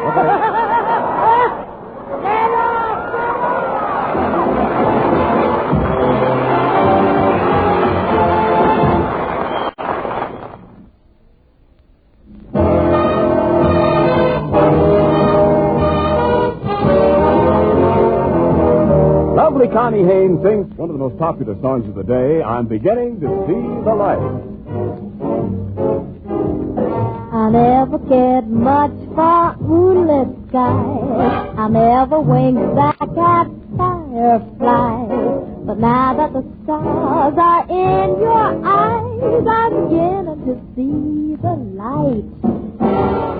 I never went in for afterglow, a candlelight on the mistletoe. But now when you turn the lamp down low, I'm beginning to see the light. Used to ramble through the park, shadow boxing in the dark. Then you came and caused a spark that was all on fire now. I never made love by lantern shine. I never saw rainbows in my wine. But now that your lips are burning mine, I'm beginning to see the light. Used to ramble through the park, shadow boxing in the dark. Then you came and caused a spark that's all on fire now. I never made love by lantern shine. I never saw rainbows in my wine.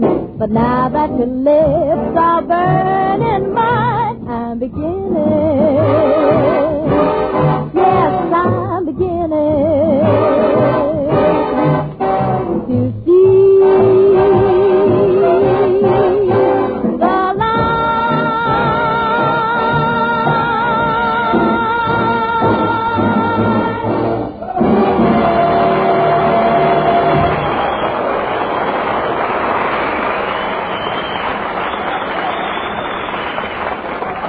Well, come on, Costello. Costello, come here.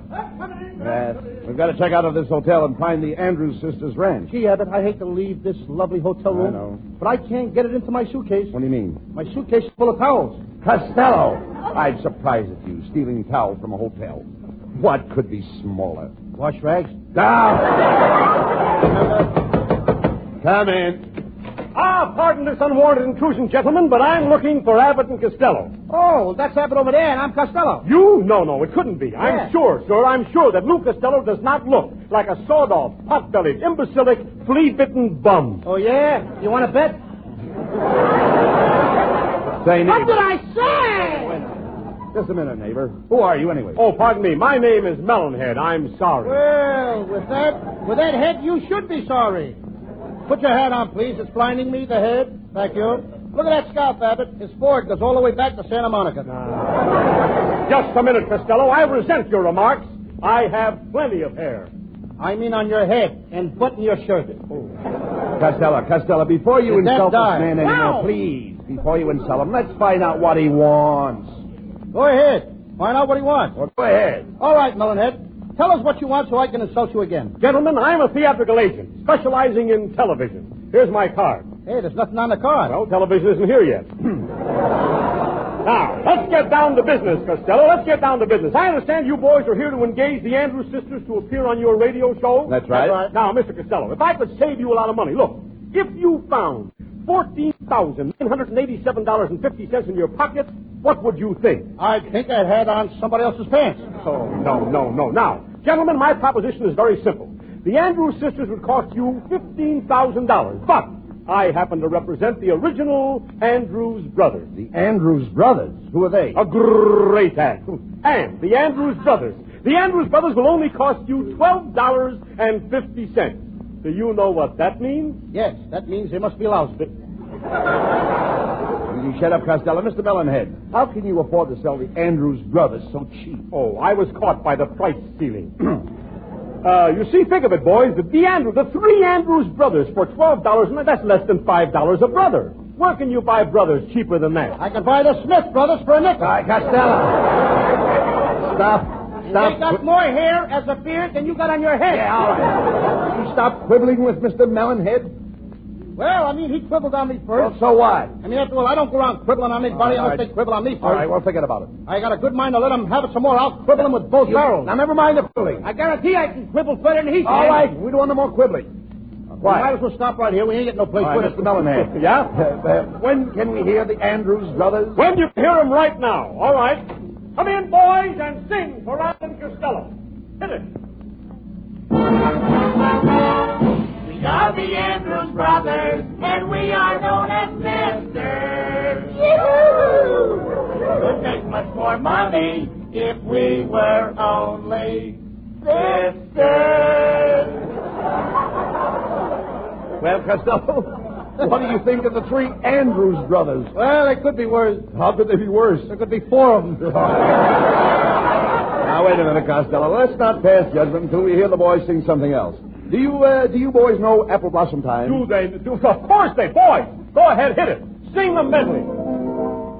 I'll be with you in apple blossom time. Sounds more like apple cider time. I'll be with you and change your name to mine. They'll have to change more than their names if they want to get on this program. Hit it, boy! Roll out the barrel! So we'll have a barrel of fun and a boy. Roll it out, boy. Roll out the old barrel. That's a boy. Roll it out, boy. Hey, you. That's a quiet. Hey, you boy. in... Roll it out, boy. Hey, you in the middle. Hey, you in the middle. Will you be quiet? Roll out the... Hey, you in the middle. I wondered what happened to that guy.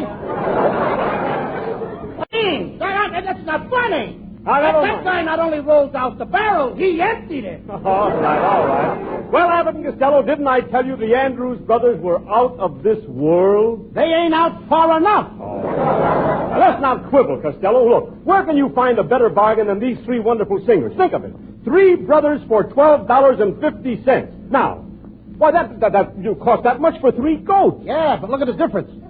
Nothing doing, Melonhead. Your prices are too high. Too high, Costello? Before I'll sell the Andrews Brothers for less than $12.50, I'll drown myself. Okay, you asked for it. That seltzer bottle down. Hey!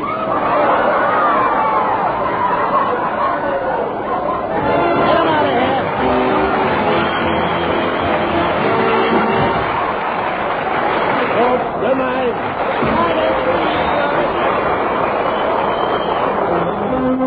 He's a saltwater cowboy with the whole world for his reins. Just a saltwater cowboy, and the herd he rides his train. He's a rounding up his country foes, wherever they may be. He's a saltwater cowboy, a United States Marine. Get along, little Nippy, I can hear my singing pal. I'm taking you to pasture in a barbed wire corral. He's the soul of the earth, boy, and he's long and lank and lean. He's the saltwater cowboy, United States Marine. Get along to the Yankee, flag the band all the way. I'm gonna brand your carcass with a star right to it. And you don't have to worry, we will keep your taxi free. Lord, what a cowboy, are you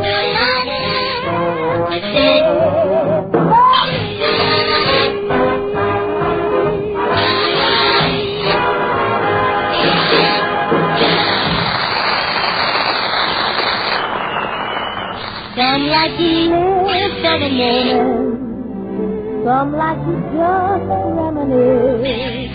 But whenever I have an evening to spend, just give me one like this. This is a lovely way to spend an evening. Can't think of anything ever do. This is a lovely way to spend an evening. Can't think it's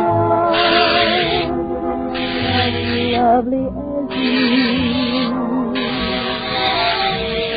A casual stroll to a garden, a kiss by a lazy McGee, catching a breath of moonlight on my favorite sea. This is a lovely day to spend an evening. I want to save all my life and spend it with you.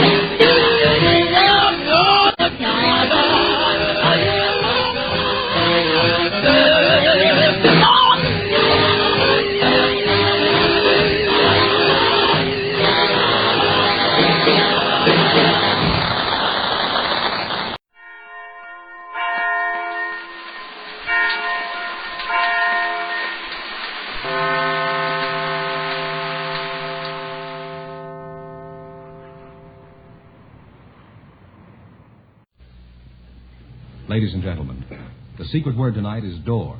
D-O-O-R. Really? You bet your life! The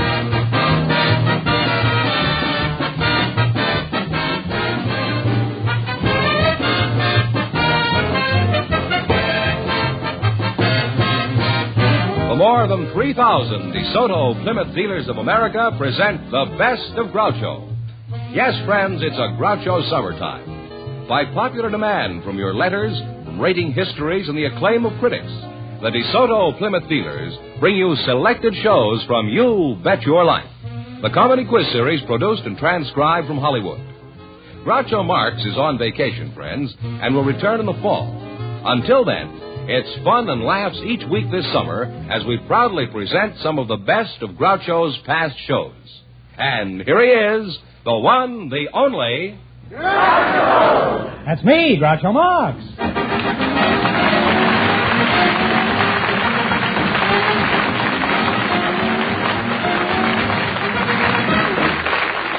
Well, here I am again with $1,500 for one of our couples tonight, George. Who's supposed to try for it? A couple of newlyweds, Groucho, selected by our studio audience just before we went on the air. Mr. and Mrs. Robert Holzhauer, right? Right.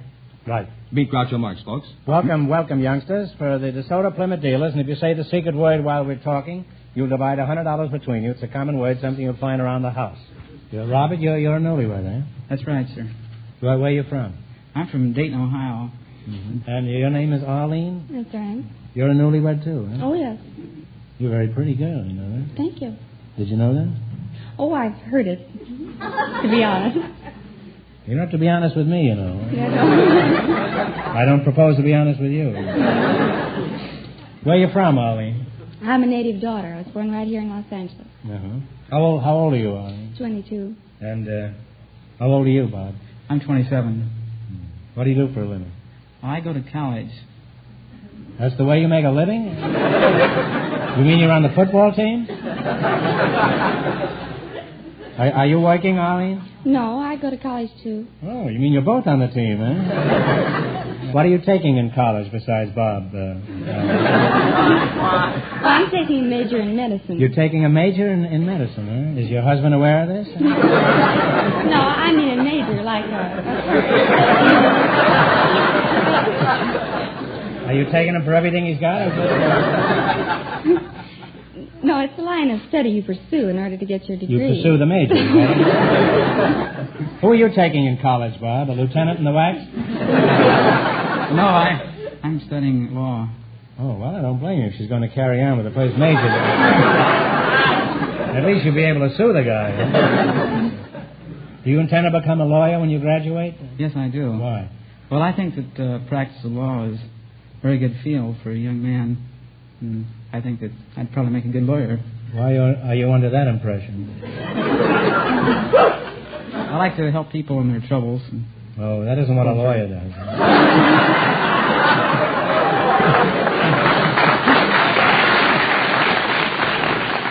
What do they teach in law school besides ambulance chasing and jury bribing?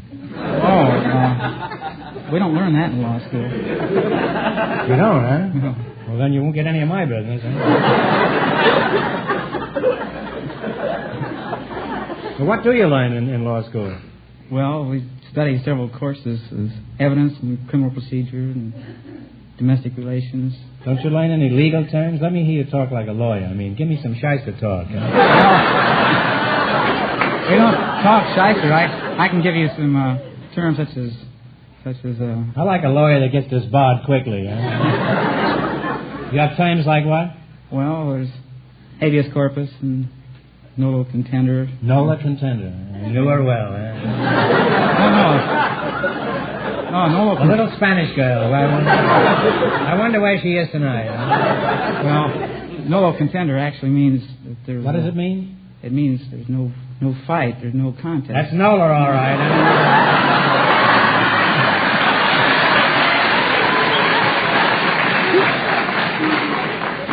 No fighting Nola. She'd go to any movie I suggested. You mentioned domestic relations. What do you learn there, Bob? Well, we've learned mostly about divorces. Oh, then this major is worrying you, eh? Arlene, you ought to be ashamed. Now, I don't want to be nosy, but if you both go to college, what do you live on, in addition to love, I mean? It's a very substantial fodder, but kind of thin around the edges, huh? It is pretty hard, but, well, we have a GI Bill for Bob. And... GI Bill? You get that the first of the month? Eh? Public Law 346. Oh. He gets the money and he knows the number of it, eh? Well, I'm glad you straightened me out. Is the GI Bill enough to support you two lovebirds? Well, not very well, but we managed to squeeze by. I imagine you do, huh? Now, as soon as you finish school, Bob, are you planning on hanging up your shingle immediately? Well, I'd like to, but I have to pass the bar. Well, that's a good place to get shingled. Suppose you were called to defend Arlene in court. Go ahead. Let's see you defend her. I'd have to know what she was charged with. Well, I wouldn't know that, eh? Maybe brown celery tonic.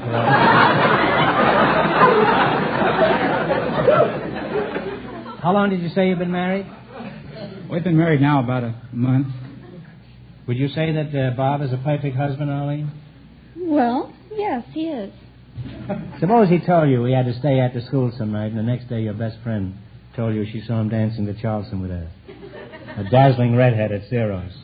What would you say to that? I'd say that couldn't be my husband. Why not? He's a man, isn't he? Yes, but he doesn't dance to Charleston.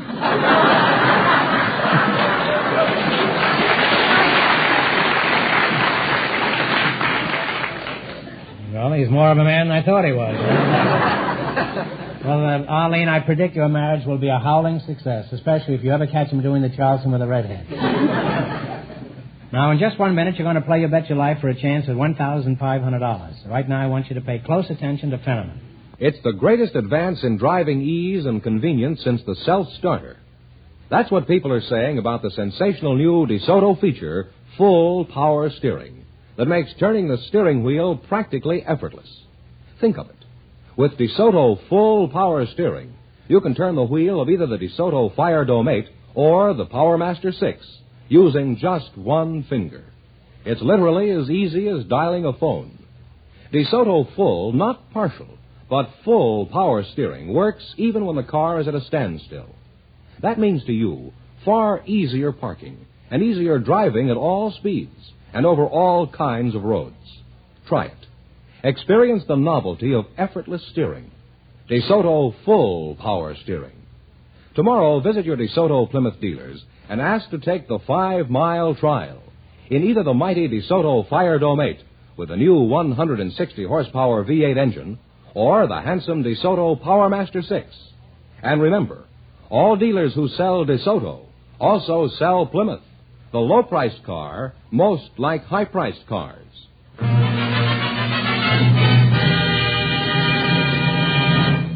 Now, let's see if you two will get a chance at the $1,500. Fenneman, explain the rules. All right, each of our three couples has $20. They bet as much of that 20 as they want on each of 4 questions. The couple that earns the most money gets a chance at the $1,500 DeSoto Plymouth question at the end of the show. Our other 2 couples are in a waiting room off stage, so they don't know what's happening out here. Here we go. Let's see how high I can build you $20. You selected nicknames of states as your category. Category. That's an Indiana category. Where they make all that steel. Here's your first question. How much will you bet of the 20? $10. $10. Why not talk right up now? All right, here we go. What state is known as the Sunflower State? Kansas. Kansas is right. And you said you're on your way. You have $30. All right, remember, you're going for $1,500. Now, how much of the 30 will you try? Let's try. Talk it up, kid. 25. Talk it up. 25. Okay. 25. What state is known as the Empire State? New York. New York is right. They're climbing too. They have $55. All right, you're climbing. You got $55. Here's your third question. How much you going to bet? Here they come. They're on the inside now. They're coming on the side. That's not a game, is it? How much you going to bet? 50. 50 you going to bet? Mm-hmm. Have they got that much? Yes, $55 they have. The land sakes alive. What state is known as the Hoosier State? Indiana. Indiana! And now they have $105. You have zoomed to the pinnacle of success here. You've got $105. Now, how much you going to bet? I'll bet 100. This girl must be of German extraction. She's after pinochle of How much you betting? 100. $100. Say, you're really gamblers, huh? I'm more nervous than they are. I'll bet you are. What state is known as the Buckeye State? Ohio. Ohio! And they wind up with a grand total of $205.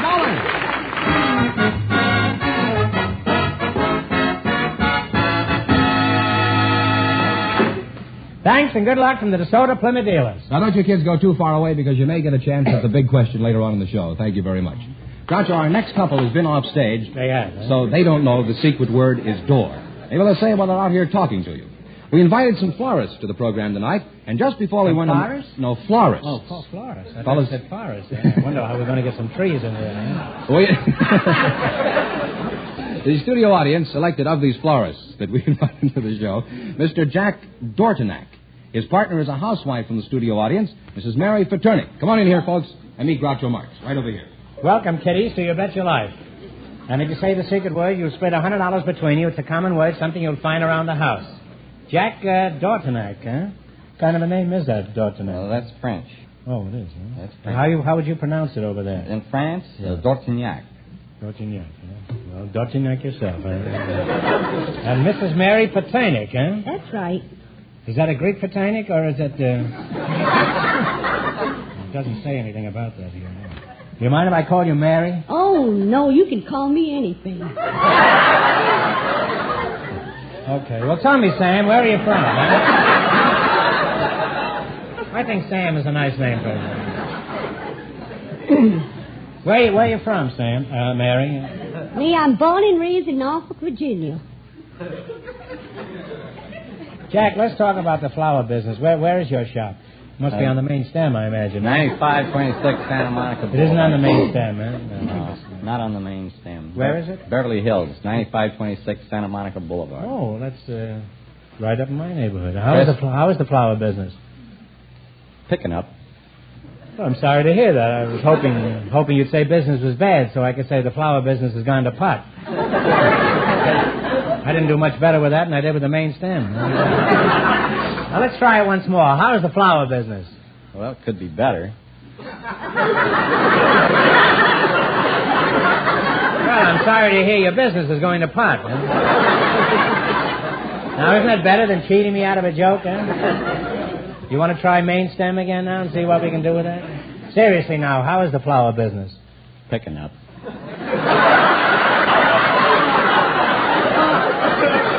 Oh, no, we're not going to go through that again.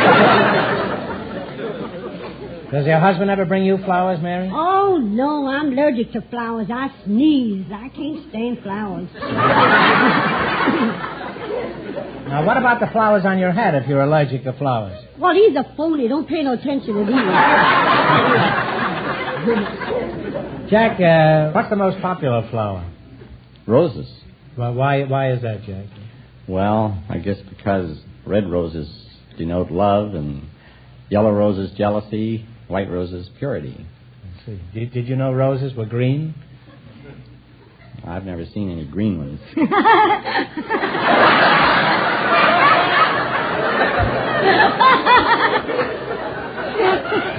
I happen to know that roses are green. I see them hanging on a line every Monday. That's a good thing about Mary.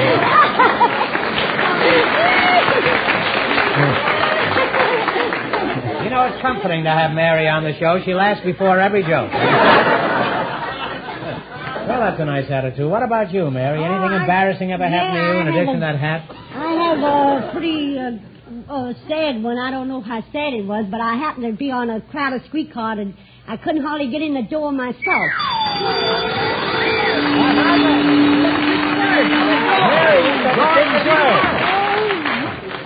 And you and Mr. Jack Tortinac, you're going to split $100 here between you, huh? Oh, thank you Don't forget very Jack much. gets 50 of that, right?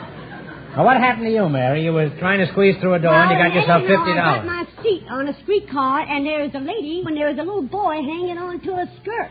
So I felt sorry, so I picked up the little boy and put the boy on my lap. Said to the mother, I said, "My, your little boy is such How do you know it was lovely... the mother? Well, sure it was. I said, my. What makes you so sure? Well, Can a woman get on a streetcar with a kid without being the mother of it? Well, that's possible, but this happened to be, I know now, if you let me tell my story. But you didn't know then, did you? Well, I think... Where were you in the night of January 9th? Well, anyhow... Who can play at that game? Anyhow, I picked up the little boy and set the little boy on my lap, and I said, my, that boy is such a lovely behaved child. Why, she said he should be. He's 32 years old. Here he was a little midget, and I didn't even know.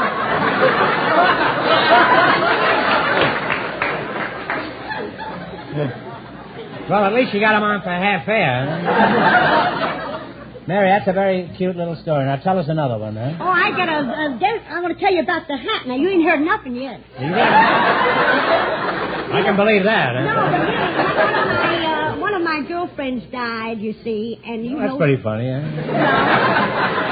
That was a good joke on her, too. I happen to have this flower hat on, you know, so I rushed to the store and I bought an all-black hat, and I happened to be at the funeral parlor, and I put this hat on a chair, and someone accidentally put it on the coffin. And I had to go to the undertaker and take my hat. Now I got my hat back.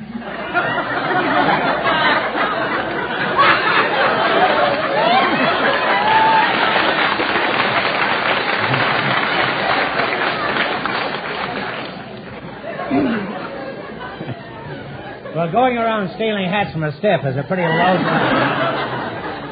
Now, let's see how well you two make out in the battle for the $1,500. You've got to work together as a team and run your $20 into more than our other couples. I can't tell you how much our first couple won, but Fenneman is going to remind our listeners. The newlyweds won $205. Let's see how high I can build you $20. You select the sections of cities of the world. Is that right? Now, you have $20. Here's your first question. How much of the 20 will you try?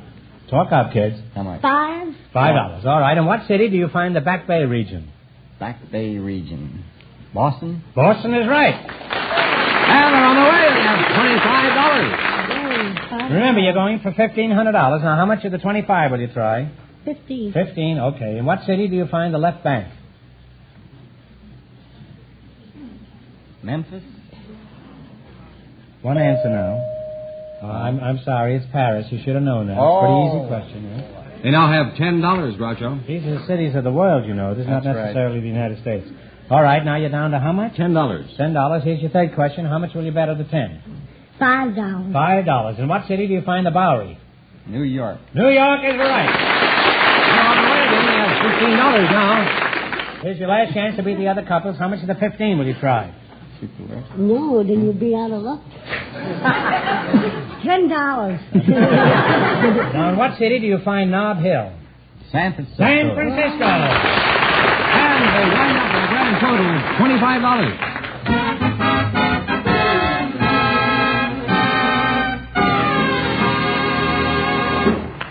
Thanks and good luck from the DeSoto Plymouth dealers.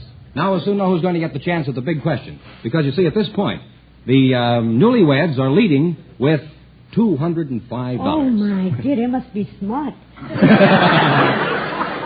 And as long as you're out here, newlyweds, I guess we can tell you that the secret word is still door. Oh. So if you'll stand by now while it's we... a good thing I rode on that streetcar. Yes, the secret word is still door, and our other contestants, of course, have been off stage, so they don't know what it is. You can bring them in now, fellas, please. We invited some veterans of the Spanish-American War to the show tonight, and also some American Army draftees of this war. I'd like you now, Groucho, to meet Clyde Black and Roosevelt Gray. Come on in here, fellas, and meet Groucho Marx, please.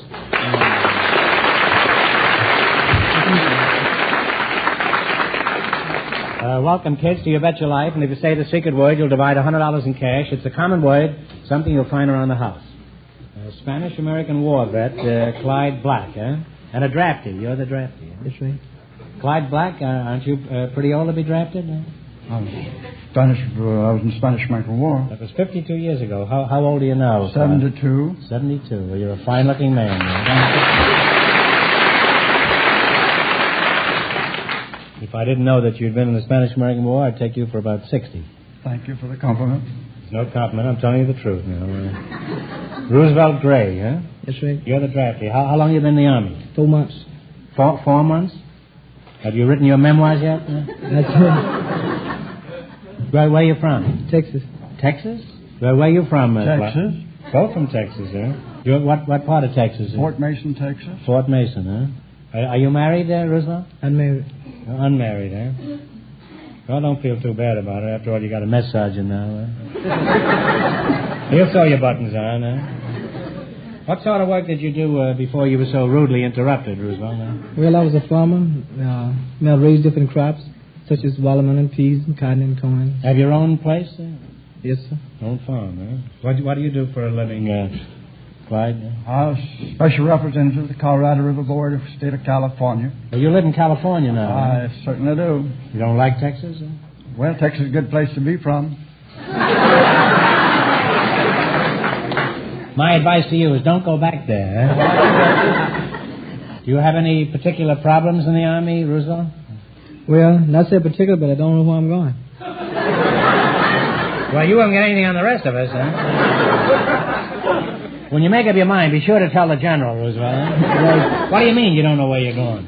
Well, I don't know whether I'm going in the infantry or Corps of Engineer, or tanks, or airplanes, or what. I see. Well, here's an old soldier. Perhaps you can profit by his experience. What branch do you suggest, Clyde? Cavalry's pretty good. Did you prefer when you were in, huh? That's what I preferred, yeah. What? Because I was raised on a horse. Isn't it pretty tough to get in the cavalry now? They're not even taking horses, are they? Not even draft horses, huh? They're not even drafting draft horses. What made you decide to enter the Army, Roosevelt? Well, the draft board.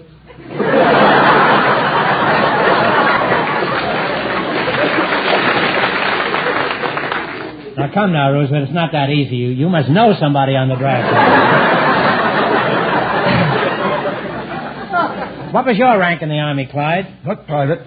Buck private, huh? How long was your training period? 7 months. And how long is your basic training? 14 weeks. 14 weeks, huh? You mean the boys today accomplished in 14 weeks what it took Clyde 7 months to do? Well, Why is that?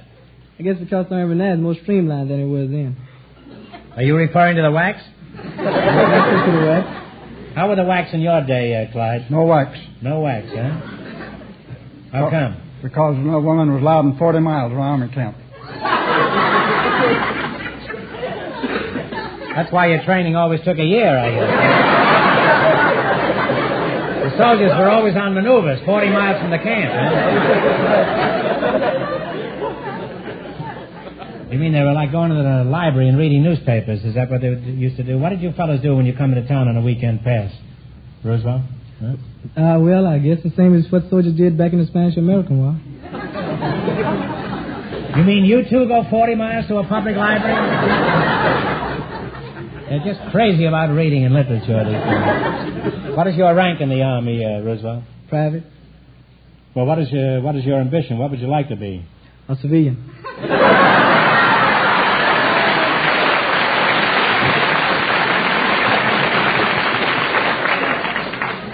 I'm sorry, but we're all full up, huh? But leave your name at the front office, and if anything turns up, we'll give you a ring, huh?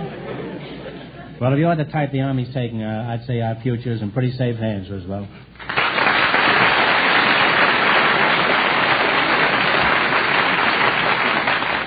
Now then, you're going to play You Bet Your Life. You have to beat our other two couples, and you'll get a chance at the $1,500. That's the DeSoto Plymouth big question. I can't tell you how much our other couples won, but Fenneman is off stage to remind our listeners.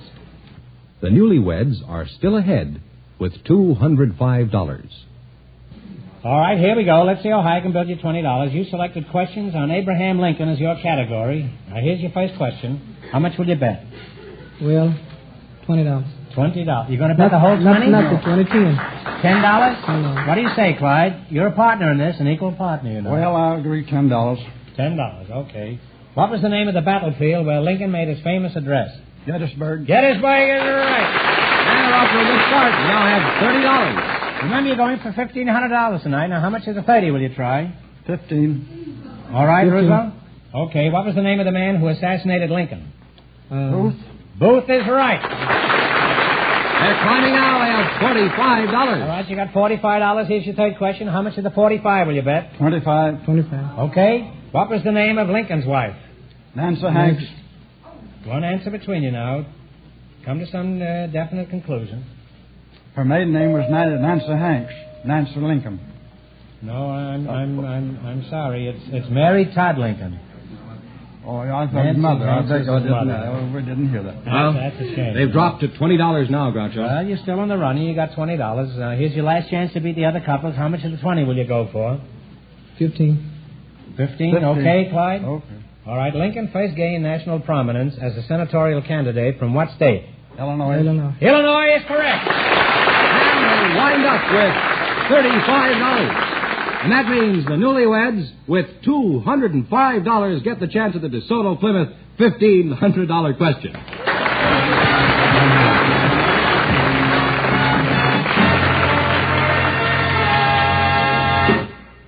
Friends, when you're in the market for a used car, one of the first things to consider is where to buy it. The reputation and experience of the dealer is very important to assure you of a good value. You'll find your DeSoto Plymouth dealer is a good man to do business with. He has a wide selection of popular makes and models to choose from. And when you buy from him, you can count on getting a reliable used car that'll give you plenty of top service. You see, a DeSoto Plymouth dealer has a reputation to uphold, a reputation for fair and square dealing. So for a good used car at a fair price and easy terms, be sure to visit your DeSoto Plymouth dealers. And when you do, tell them Groucho sent you.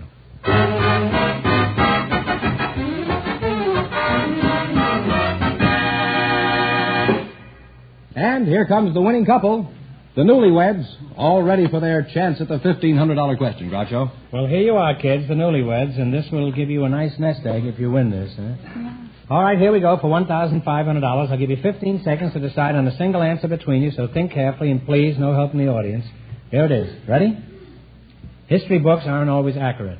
Remember that and tell me, on what hill was the Battle of Bunker Hill actually fought?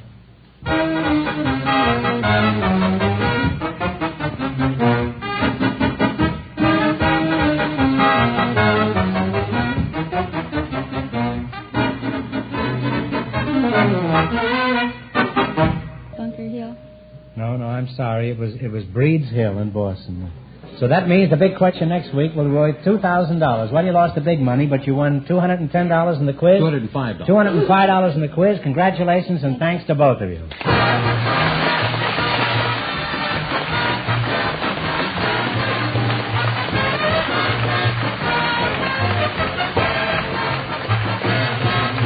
Be sure to tune in again next Wednesday night at this same time for the Best of Groucho from the You Bet Your Life series. Don't miss the Best of Groucho on television, too. Also presented by the DeSoto Plymouth Dealers of America.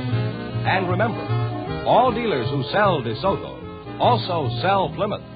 Two great cars, both products of the Chrysler Corporation. And when you drive in, tell them Groucho sent you. Good night, folks, and remember, see the DeSoto Fire Dome 8 tomorrow.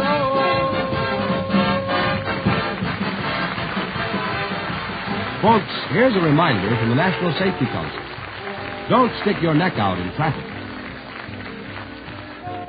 You Bet Your Life, transcribed from Hollywood, is produced by John Goodell. Directed by Robert Dwan and Bernie Smith. Music by Jerry Fielding. This is George Fenneman signing off for the more than 3,000 DeSoto Plymouth dealers from coast to coast.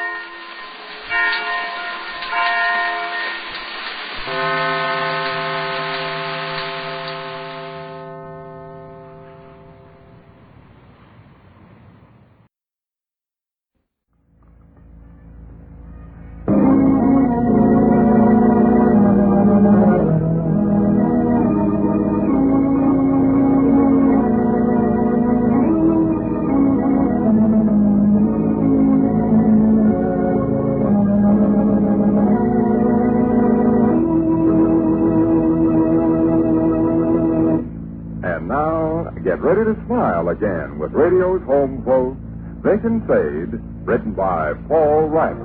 We'll put up this porch swing, but I think us two can manage it okay. I could be on the roof. No, that won't be necessary. Uh-huh. Here's my thought. Why? I'll stand on the railing, and you pick up the porch swing in the middle and lift. Lift it as high as you can, see? Elbow Rogers there in Belvedere died from putting up a porch swing. Yeah? Lazy fellow, Elbow Rogers was. Huh? His wife told him to put up the porch swing, and he laid plans for doing it. But he hated the prospect of any work. Let the job slide from day to day, and worries, and finally set himself a deadline to put the porch swing up of a Tuesday. And when Tuesday rolled around, he'd worked himself into a decline and passed away at noon. That's laziness, eh? Yeah. Well, shall we get going here? I'll stand on the railing, and you grab a hold of the porch. Oh, hello, ma'am. What you doing? Good afternoon, Sadie. How are you, Uncle Fletcher? First rate, thanks. Pushed my dinner pretty close with a sack of peanuts, but I've perked up considerable since then. Right now, I'm bottling both these. What's going on? We're putting up the porch swing. Why? Uncle Fletcher's idea. I just telling Rush here, Sadie, about Elbow Rogers and Belvedere. You remember Elbow Rogers, I expect. I was never acquainted with anybody in Belvedere. Yes, very well-known fellow. Married a woman 16 years old, went into the harness business, got rich, and later died. Who gave you permission to pull off any such stunt as this? Well, Uncle Fletcher got the idea it'd be a good thing to be the first people in the city to put up their porch swing. See, people don't start putting up their porch swings till around June. Here it is only a hop, skip, and a jump from Christmas. We figure we'll scoop the neighborhood. And besides, we're having nice weather these days. You turned my fruit room upside down, huh, without me? We didn't do much damage down there. Much damage? Uncle Fletcher knocked over a quart jar of peaches, and I broke a bottle of watermelon pickle. Yes. Sometimes I just don't know, Rush. You're supposed to be a great, big, enormous high school gentleman, age 14, but sometimes I just don't know. Uncle Fletcher's idea. That's the finest. Got something in my tooth here, I believe. Yeah, got something in my tooth. Ever have that happen, Sadie? Yeah. No fool about it. Got something in my tooth. Porch swing. This time of the year. Uncle Fletcher's idea. Oh, stop saying that. Well, he's our guest, ain't he? Have to treat his suggestions with halfway respect, ain't he? Don't he? Don't I? Oh. Will we take the porch swing back down cellar? Yes. I had the feeling there was something in my tooth. Feeling began to grow on me, and finally I was convinced there was something in my tooth. Those things happen. Will we take the porch swing back down cellar, Mom? Remember Hallie Meebles there in Belvedere, Sadie? No. Married a woman 42 years old? No. Hallie Meebles married a woman 42 years old, moved to Los Angeles, Colorado, moved to Indianapolis, Ohio, moved to Kansas City, Oklahoma, and later died. They tell a little story of Hallie, where he traded the lame horse for a gold-headed Kate, and the fellow he was doing business with pretended he was hard of hearing and wouldn't give him the correct change for a $5 bill. Do my eyes deceive me, or is this Uncle Fletcher? Afternoon, Vic. Afternoon to you. Why are all my relations clustered on the front porch? Putting up the porch swing in the middle of winter. Uncle Fletcher's idea. I told you to quit saying that. Well, we haven't put it up yet. Can we take it down cellar again? Had something in my tooth a minute ago, Vic. Rather fast. Yes, sir. Fletcher and I are putting up the porch swing. So I see. My idea. Well, we get it ahead of everybody else in town. Most people, Vic, put up the porch swing long about you. We'll beat them by several months. I see. Having pretty weather these days, too. Very pleasant to sit outdoors. Today's pretty nice. Can we take it back down cellar, Mom? Well, you got it up here now. Take it back to the fruit room. You'd probably break another quart jar of peaches and a bottle of watermelon pickles. Well, shall we install it? Might as well. Okay, Uncle Fletcher. Something in your tooth? No, we're going to put up the porch swing. Fine. I'll get on the roof. No, that won't be necessary. Vic Sade here was just telling me about Elbow Rogers there in Belvedere. Oh, wasn't he such a thing? You remember Elbow, I expect? Married a woman 16 years old, went into the harness business, got rich and later died? Elbow Rogers was the laziest somebody to climb up on the railing. What for? So Uncle Fletcher can hand me up the porch swing? No. Well, you said we could install the porch swing. Get down off in there. Liable to get hurt. No job for children. Best. At your service, Dr. Street. Climb on the railing. Me? Yes, we'll hand you up the porch swing and you can put the chain on the hook. There must be some mistake. I'm not interested in porch swings, chains, or hooks. I'm about to go in the house and stretch out on the Tavern. Oh, jump up there. Let's get through with this silliness. When you say silliness, you hit the nail right on the head. However, I want my Out head the porch swing out of the basement, and there's no sense in dragging it back again. It's terrible, uncivilized, wild to be putting up porch swings in the wintertime, but... I'll get on the roof. No, Uncle Flip. Climb up then. Oh. I'll climb up. No. I'm no baby. Chances are 1,000,000 to 1. You'd slip and fall and break your arm. I've climbed on that railing 800,000 times, and I never Will you fell. move, Vic? Let's not stand out here all day. Was putting up the porch swing my idea? That's my idea, Vic. I suppose you'd have him teeter around and walk the tightrope on that railing. Yeah. Fantastic events that take place in this household are enough to drive a man into Oh, a passion. stop. Very well. You will now have the pleasure of watching me slip and fall and break my arm. All right. Ready to put her up, huh? Yeah. Who wants to be on the roof? Nobody. Rush and I can handle this just fine. Grab a hold, Rush. Okay. You people will be ahead of everybody else in town when it comes to being the first ones to have a porch swing to sit in. Yeah. Remember Ossie Flitgum there in Belvedere that got engaged to a woman 15 years old and give her the mittens for a woman 26 years old and finally wound up marrying a woman 39 years old? Huh. Later died? You all sick? I'm in a delicate state of balance. I wouldn't be surprised when I fall off and fracture my skull. Well, grab a hold of the tiller while we get the swing ready to hand to you. I come home on a bleak winter's day and find my family putting up porch swings just like it was the sultry summertime. Well, the neighbors do probably think we've gone insane. Here, no, Uncle Fletcher, leave loose. Rush and I will handle that. I had better get on the roof, huh? No, stay where you are. But maybe you'd better stand back. You're liable to get hurt. We're old veterans at putting up porch swings. Why? Grab a hold. I'm waiting for you. I'm waiting for a train. I haven't got much sense. I come home from the office and amuse myself by doing acrobatic stunts on my Will front you move porch. back a step or two, Uncle Fletcher? Something in your tooth? No, there's nothing in my tooth. Oh, I misunderstood you. I thought you said there was something in your tooth. You said you wanted me on the roof. No. Why, they do sound alike. Tooth, roof. There's nothing in my tooth, Uncle Fletcher, and nobody wants you on the roof. Will you just please move back a step or two? Not at all. I'm sit up here, friend. Probably you've forgotten. Will you grab a hold, please? I was grabbing a hold, and you took time out to chat with Uncle Fletcher. Yeah. Will you grab a hold again? Vic, remember Vernon Spropples there in Sycamore? Yeah, married a woman 87 years old. Vernon Spropples did? Yeah. I never heard that. If he married a woman 87 years old, he must have done it after he went out of the powdered rabbit business and moved to San Francisco, Oregon. Yeah. Is that a fact? All right, Vic, get ready. Well, I'm as ready as I'll ever be. You and your porch swings in the wintertime. Uncle Fletcher's idea. Uncle Fletcher's a smart cookie. He conceives an idea and then stands back to see it executed by a Well, here's the change. Take them, please. Get a good grip on the pillar. I'm not very happy. I could just as well be up on the roof. What you doing there, Willie? Yeah. That was funny a minute ago, Sadie, when you said you had something in your tooth, and I thought you said you wanted me on the roof. They do sound alike, tooth and roof. I don't know. You have to take life the way you find it, I guess. You got that one hooked? Yeah. All right, now the other. Well, wait a second while I get my equilibrium. So, Vernon Spropples married a woman 87 years old, did he, Vic? Yeah. And this was after he moved to San Francisco, Oregon? Yeah. Is that a fact? Hooked? Yeah.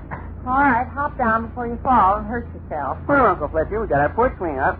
First ones of the season, by Joe. Huh? We lost it down. Leave well myself. Leave room for me. I bet we're the only people in the whole state of Illinois sitting out in their porch swing. Where am I going to sit? Something in your tooth? No. Where am I going to sit, say? Well, you know this porch swing only holds 3. I put up the porch swing, huh? But I don't get to sit in it, huh? You appreciate it only holds 3. Fine. Remember Bert Yakey there in Sterling, Vic? No. Used to wear short knickerbocker pants and a big straw hat with roses in it? No. Bert Yakey married a woman 19 years old, moved to Minneapolis, Michigan, went into the evaporated vinegar business, learned to do after-dinner tricks with a lighted cigar, shot his brother's big toe off with a .22 rifle by mistake, and later died.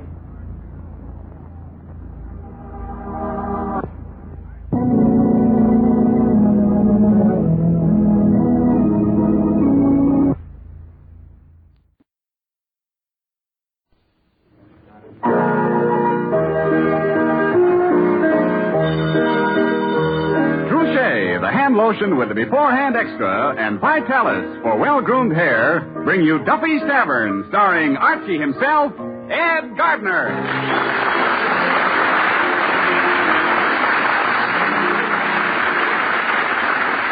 No man is well-dressed unless his hair is well-groomed. So take the tip. Try the way successful men in both sports and business keep their hair looking its very best. It's Vitalis and the 60-second workout. See how the Vitalis workout helps your hair, helps stimulate your scalp. See how it prevents dryness, routs loose dandruff, and helps check excessive falling hair. And see how Vitalis keeps your hair handsome and healthy looking with never a trace of a greasy patent leather shine. For there's not a single drop of mineral oil in Vitalis. So try Vitalis and the 60-second workout. You'll like it, and you'll like what it does for the looks of your hair.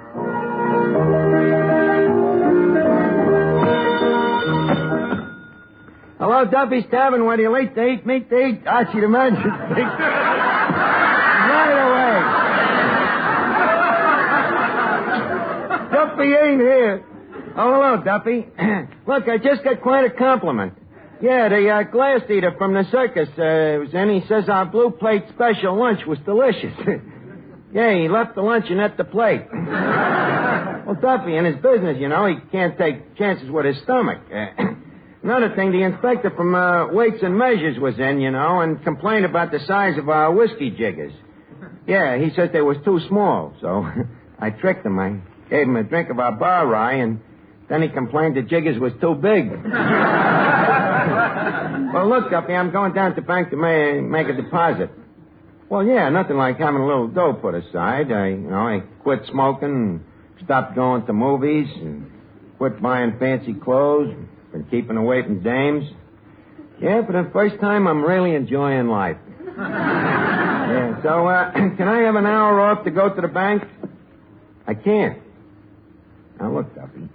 You know, tomorrow is St. Patrick's Day, and I've been meaning to ask you, did St. Patrick chase you out of Ireland? Huh? Go soak your head. Miss Archie, did I hear you say you was taking an hour off? Why not? It's my turn. How you figure? You had an hour off last year. Besides, it's rather urgent, you know. I have an important appointment with my bank. I'm making a deposit. How much? $10. And you know, Eddie, $10 ain't hay. Nowadays, it ain't even money. Which bank are you going to? Well, that's my big problem, finding a bank that I can trust. That's a switch. Up till now, your big problem was finding a bank that would trust you. How come you're getting so thrifty all of a sudden? Well, I think a guy should look out for his future, you know. You never can tell when disaster is liable to strike. Like what? Oh, sickness, accident, marriage. Now, take you. How much do you make a week? Including tips? Yeah. Nothing.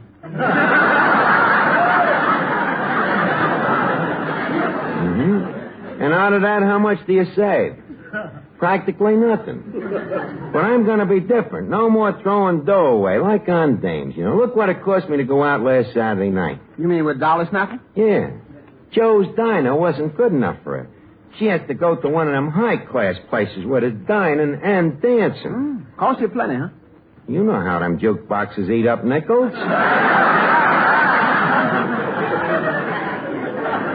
Another thing I'm going to cut down on is me rent. Why do I need a 6-room apartment? How much did it cost you? Plenty. $9 a month. That much? Well, I rented it when the apartments were scarce and I got stuck with a lease. Now, so from now on, I'm going to be known as Thrifty Archie. I'm going to put a little something aside, you know. Eddie, we can all take a lesson from the squirrels, you know. All year round, they're busy storing up nuts.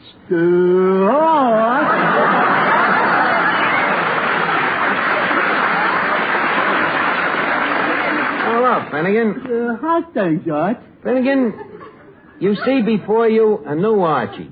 Oh, did you get a good trade-in on the old one? Finnegan, what I mean is I'm trying to figure out how to cut down the cost of living. Well, that's simple. Oh, yeah? How do I do it? Drop dead. I'm afraid your method is a little too roundabout. Well, there's two sides to that question. What do you mean? I'm a little off-center. You stand there, too, don't you? Yes, You might have I gotten do. a laugh if I'd read the right line there, too. That I know. Want to try it again? Yeah, well, there's two sides to that question. Where do you stand?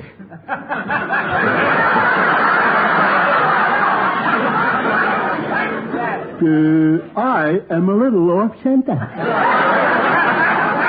That I know. But take your case, for instance, Finnegan. Do you manage to save any money? Oh, certainly. For instance, every time we weigh ourselves, me and me kid brother save a penny. How?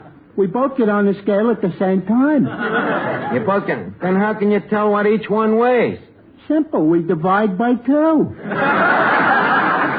Finnegan, that don't make no sense. One of you has to weigh more than the other. What's the difference, Arch? It's all in the family. He's a little off-center. Look, after you save these pennies, what do you do with them? Oh, I go to Coney Island and have a good time. Yeah, and you never think of saving anything for a rainy day, though, huh? Who wants to go to Coney Island on a rainy day? Finnegan, I'm beginning to conclude that you don't know nothing about economics. Well, I could have told you that. Well, would you like me to explain the economic system to you? Is there any way I can get out of it? No. Then please do. Okay. We'll start with money. Yeah. Now, take the dollar, or as it is known today, the $half. Now, if you put it in a bank, they pay you 1% interest. But how can they make money that way? Well, they lend it back to you and charge you 6%. See? That is, of course, unless you're very poor. If you're poor, the bank don't charge you the 6%. How come? They don't lend you the money in the first place.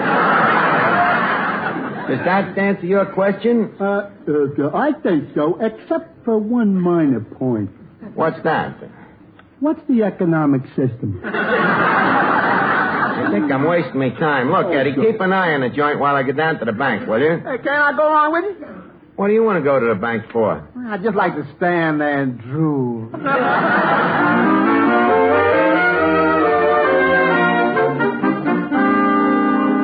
Well, here we are, Eddie. The 3rd Avenue Bank and Trust Company. Yeah. Look what it say on the window. Assets $36 million. Little do they know that in a few minutes they'll have to add $10 to that sign. No. Leave us find the president's office. That is right there. See that? See? J.B. McIntosh, president. J.B. McIntosh. Think I should just call him J.B.? Why not? He'll probably call you by your initial. You know how it is with them presidents.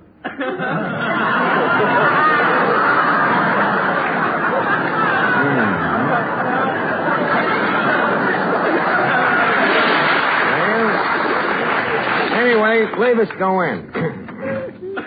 Mr. McIntosh? Yes?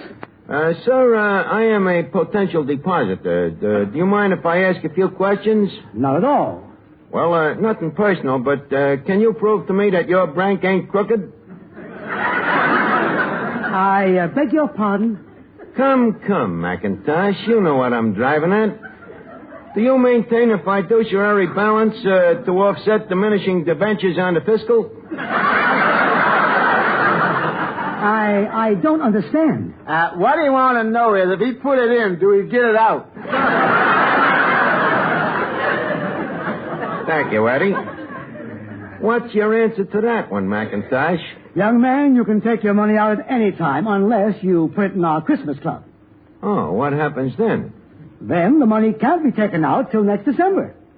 Can't, huh? Suppose there are redundant circumstances. Sorry, but we're very strict. You see, some of our depositors are weak and spineless and haven't enough character to resist temptation. Mr. Archer, give the man the money. What amount did you plan to deposit, young man? Well, I was planning something in the general neighborhood of $10. $10? Yes. Oh, goody! Now we can build that annex.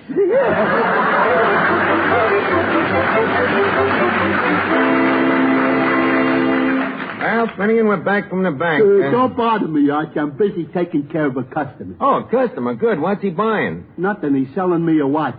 Oh, let me see that. Hey, let me look at that watch. Hey, pretty good. What do you want for it, stranger? $10. You got a deal. Will you trust me till Christmas? What's your offer, Bud? Me? $2. Cash. Brother, you bought yourself a watch. So long, fellas. Finnegan, how can you be such a jerk, letting that guy sell you such a crummy watch? I'll bet it don't even run. Well, if it don't, the laugh's on him. How come? I can't tell time. Some people just never learn. Hello, Arch. Oh, hello, Joe. Hey, nice watch you got there, Finnegan. Would you like to sell it? Oh, maybe. Well, how much? Well, I want 5, but I'll take 10. You want 5, but you'll take 10, huh? What do you say we split the difference? Okay, it's a deal. $3. Hey, that's pretty good, huh, Arch? I paid 2 and I get 3. Yeah, Joe, what are you going to do with the watch? Give it to my girl. A cheap watch like that? Arch, it's not the watch, it's the sentiment. Besides, a watch like that on my girl's wrist will get everyone to notice her hands. You can say that again. Well, naturally, Arch. After all, she has lovely hands. Trouchet, you know. I know. And there's nothing like Trouchet to care for hands, because Trouchet is the before-hand lotion. Something really different in hand lotions. You can use it before you get to work, before you do dishes, before you put your hands in water. And Trouchet is so effective that it will guard your hands even in that hot, soapy water. But you can also use Trouchet as you use ordinary hand lotions, anytime your hands need a creamy, softening lotion. So get Trouchet and get an all-around hand lotion that gives you beforehand protection, something no ordinary lotion gives you. Get Trouchet, the beforehand lotion, and get softer, lovelier hands.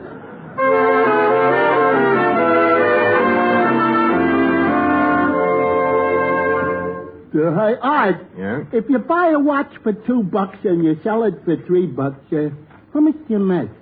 50%. How much do they pay you in the bank? 1%. Gee, Arch, I wish I had your brains. Don't be sarcastic. At least in the bank, I know the money is safe. That is, I think it is. Eddie. Yeah? I'm just thinking, when we was down to the bank, did you notice that cashier? What about it? You notice he always kept his hat on? And that president, that McIntosh, I wonder. Give me that phone. Hello? Third Avenue Bank and Trust Company? Look, would you kindly peek into Mr. McIntosh's office and see if he's still there? He is? Okay, thank you. Well, that's that. Hey, Miss Archie, ain't that Max the bookie over there? Max the bookie? The guy from the racetrack? Oh, yeah. I wonder if he's heard I got money. Arch. Sweet Sue in the third race. He heard. Look, Max, I quit betting the horses. I don't want no more of them phony tips. Phony? You heard me. That last horse you give me. When a race starts, he has to run in the wrong direction. Then when he gets halfway around the track, he faints. Well, it was the shock, Arch. It was the first time he'd ever seen other horses face to face. Yeah, well, what about that other short thing? The one where you told me the jockey was your own brother. The horse was full of Benzedrine. The judges was all fixed. How come I lost on that one? Well, Arch, can I help it if somebody pulls something crooked? Look, Max, you're wasting your time. I'm through betting on horses. I got me money safely tucked away in the bank. You put it in the bank? Yeah. What odds did they give you? They didn't give me no odds. You mean they only give you even money? What is the world coming to? Look, Max, get out of here, will you? You're wasting your time. Okay. Maybe some of your pals would like to make a few bucks, huh? How about you, Bud? Not me. Last horse I bet on, he came in so late at night he had to tiptoe into the stable. Well, okay, gents. Just remember what I told you. Sweet Sue in the third. Are you kidding, Sweet Sue? He couldn't run his way out of a paper bag. Well, then what about Blue Boy in the fourth? Blue boy, strictly a nag. Okay. How about this one in the 6th? A horse called Money in the Bank. Max, I'm not gonna...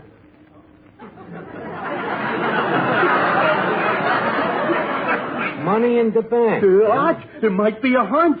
Yeah, Max, are you sure this is a good tip? Oh, I figured it out according to my system. What system? Well, don't you remember?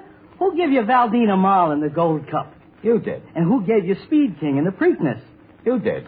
Who gave you Lady Luck in the Kentucky Derby? You did, but so what? All them horses lost. Well, Arch, no system is perfect. Hey, look, this horse, this Money in the Bank. Yeah? What's the odds on him? 4-1. And, brother, you can put your shirt right on his nose. Won't that interfere with his breathing? Now, wait a minute, Max. Huh? You're a bookie. If this horse is such a hot tip, how come you're willing to bet against yourself? I'm the friendly type. You see, you guys are all pals of mine. I'd like to make you happy. Well, that's good enough for me. I'll bet $3 on him. Okay, you want to bet him to win? What do you think, to lose? Look, Finnegan, you're making a big mistake, I'm telling you. Oh, yeah? Like I did with the watch, huh? Okay. Play, Gypsy. Dance while you may. Turn the radio on, Eddie, and leave us see what happens. Okay. Yes, sir. Yes, sir. And now the horses are rounding the first turn. It's Skyrocket out in front, followed by Sea Breeze, Lady Pilot, and Money in the Bank. Come on, Money in the Bank. As J.P. Bonham says, there's one born every minute. Now they're in the straightaway. It's Skyrocket, Sea Breeze, and Money in the Bank, moving up in a third position. To quote Benjamin Franklin, a penny saved is a penny earned. Come on, Money in the Bank. And now it's neck and neck, Skyrocket and Money in the Bank. Benjamin Franklin felt that a modest return on a modest investment was always necessary. And here comes Money in the Bank. It's Money in the Bank by 1 length.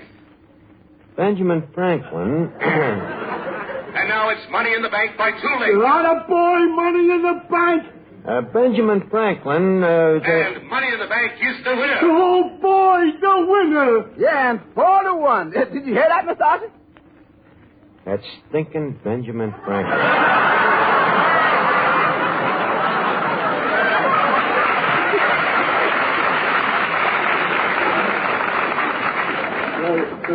Look, I think I'll call up my mother and tell her the good news. You're going to spend a nickel to call your mother? Oh, I made $12. See? Easy come, easy go. These horse players is all alike. Go ahead, throw away your nickel.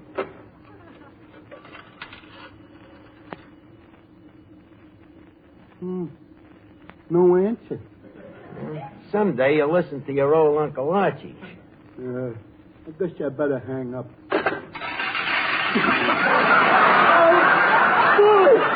Hey, look! Look, a hatful of nickels. Oh, boy. What was you saying, old Uncle Archie? Okay, scoff me, but I still say me money's going to stay in the bank. Archie, bonsoir, mon chéri. Well, Rennie, ain't seen you in a long time. Did you miss me, Archie? Yeah, now that I see you, I realize how much of you I've missed. You lost a little weight, didn't you? Yes, I've been taking reducing pills. Reducing pills, huh? Wonderful how them little pills know just what to leave alone. Look,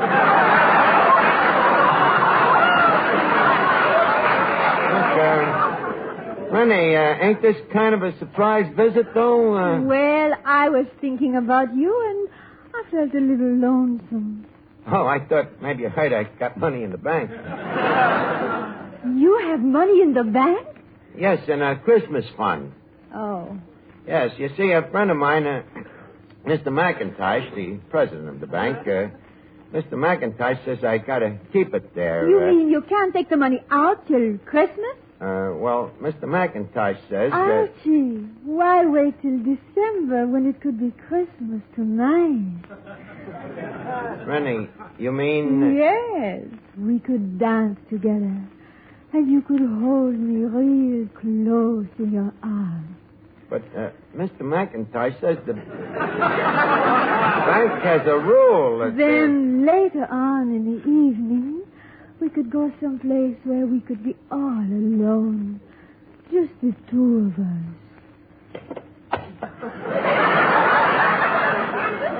Hello, McIntosh. Merry Christmas.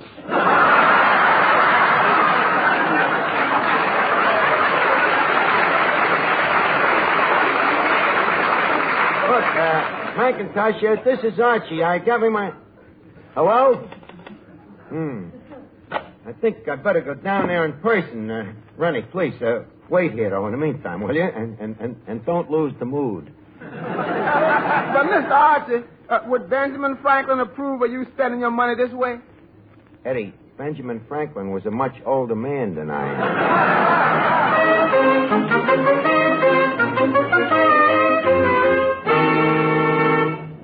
Archie, the answer is no. But, Mr. McIntosh, you're a banker. You got a heart, ain't you? Who, me? Look, Mr. McIntosh, I'd like you to meet me brother. Hello. This is your brother? Well, things is tough all over. That's why I need the money, sir. You see, me brother here has to have a delicate brain operation. Brain operation? Yes, they've got to remove it. Yeah, the doctor says it's cluttering up his thoughts. And it ain't only the operation, Mr. McIntosh. He's got other troubles. His wife just come back from Chicago with a little bundle in her arms. Yeah, poor dame's got to do her own laundry. You had enough, McIntosh? Archie, the answer is no. Mr. McIntosh, take another look at me brother here. How would you like me to go around telling people he's a director of this bank? Yeah. Gentlemen, I know when I'm licked. Here's the $10.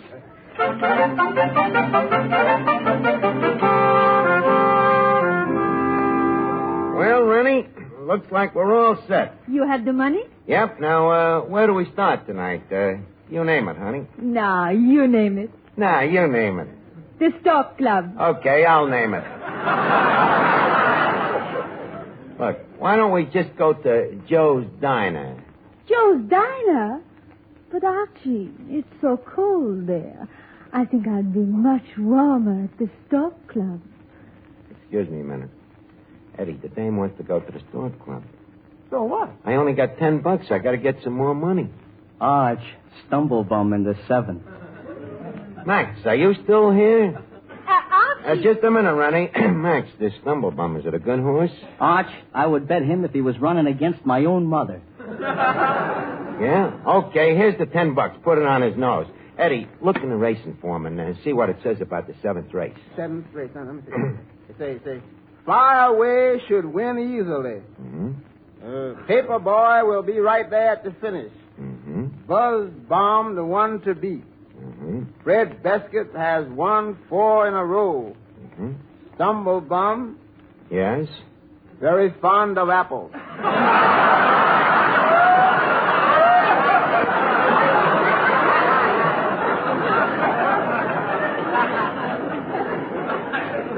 Is that all? No, say here, in his last race, Stumblebum finished in the money. Finished in the money, huh? Yeah, he jumped the rail and crashed into the $2 window. Just a minute, Rennie. I got a horse running in the next race. I got to listen to it on the radio. Yes, folks, it's the 7th race, and the horses are at the starting gate. All except Stumblebum. He's having a hard time getting there.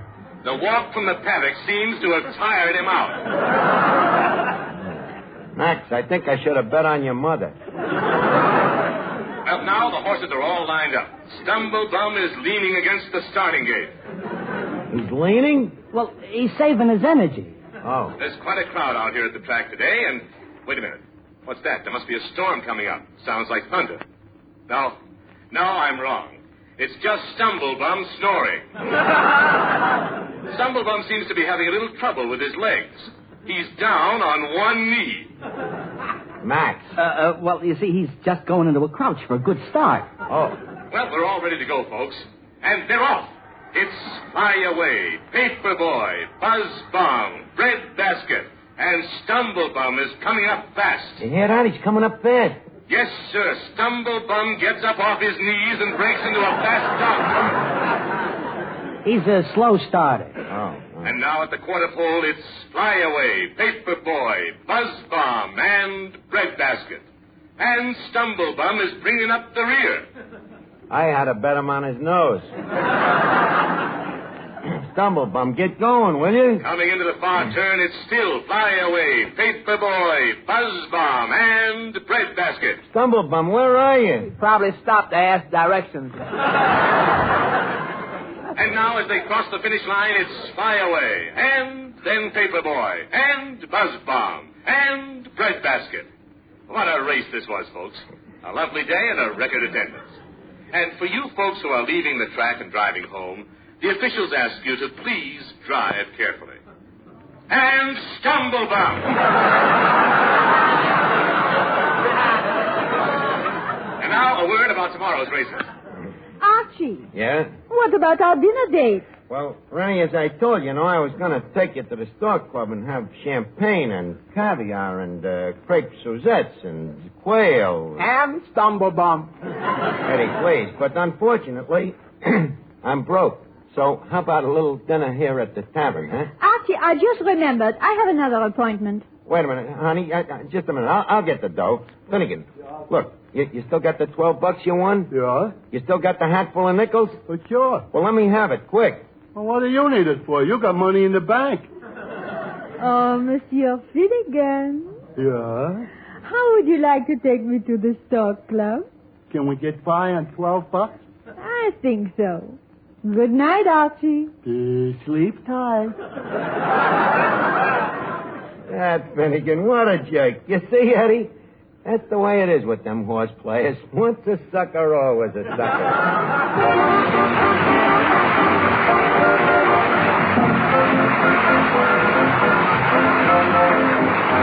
You look great. Men, the quickest way to discover something better is to try it. That's why I want you to try Ben-X Brushless Shave Cream. Ben-X is the new wonder shave with the sensational beard softening formula that has brought better shaving to thousands of men. Ben-X Brushless leaves your face feeling extra smooth and comfortable. And Ben-X doesn't clog your razor or drain either. But don't take our word for it. Just try Ben-X yourself. Get a tube at your nearest drug counter. Or we'll send you a trial tube free. Write your name and address on a postcard and mail to Ben-X, B-E-N-E-X, Empire State Building, New York 1, New York. Remember, buy Ben-X Brushless. Or try it free by writing Ben-X, Empire State Building, New York. Hurry, offer limited.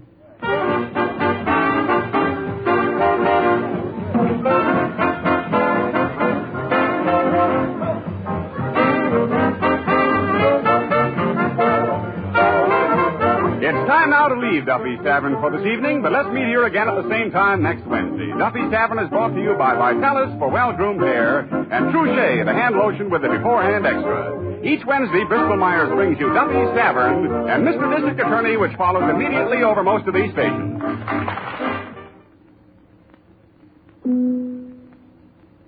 This is radio's Mr. District Attorney, friends, inviting you to hear one of the most human and gripping stories we've ever presented. It's the case of Send the Homeless on Mr. District Attorney, which follows immediately on NBC.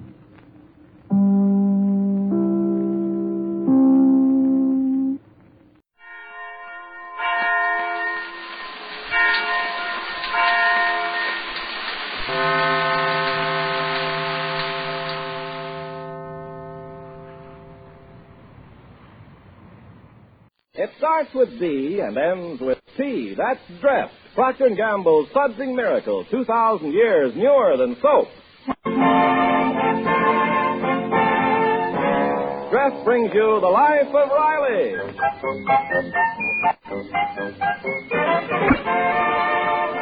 Dreft, D-R-E-F-T, Dreft, America's largest selling brand for washing silks, nylons, woolens, dishes, presents The Life of Riley with William Bendix as Riley.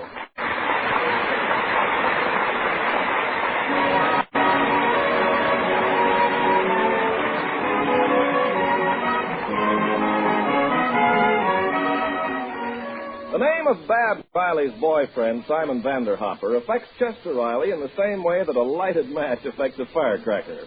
Riley has just heard that Simon plans to drop in tonight, so the firecracker is beginning to sputter. Babs, didn't I tell you good-for-nothing Simon can't come in this house till he gets a job? But he's got a job. He sells novelties. Some job. I've seen those novelties. Fake gardenias you stick in your lapel and they squirt water. Oh, is that what he's selling? Yeah. Oh, gosh, only a moron would buy junk like that. Junior's right. Besides, that Simon is a crook. The one I bought from him don't work.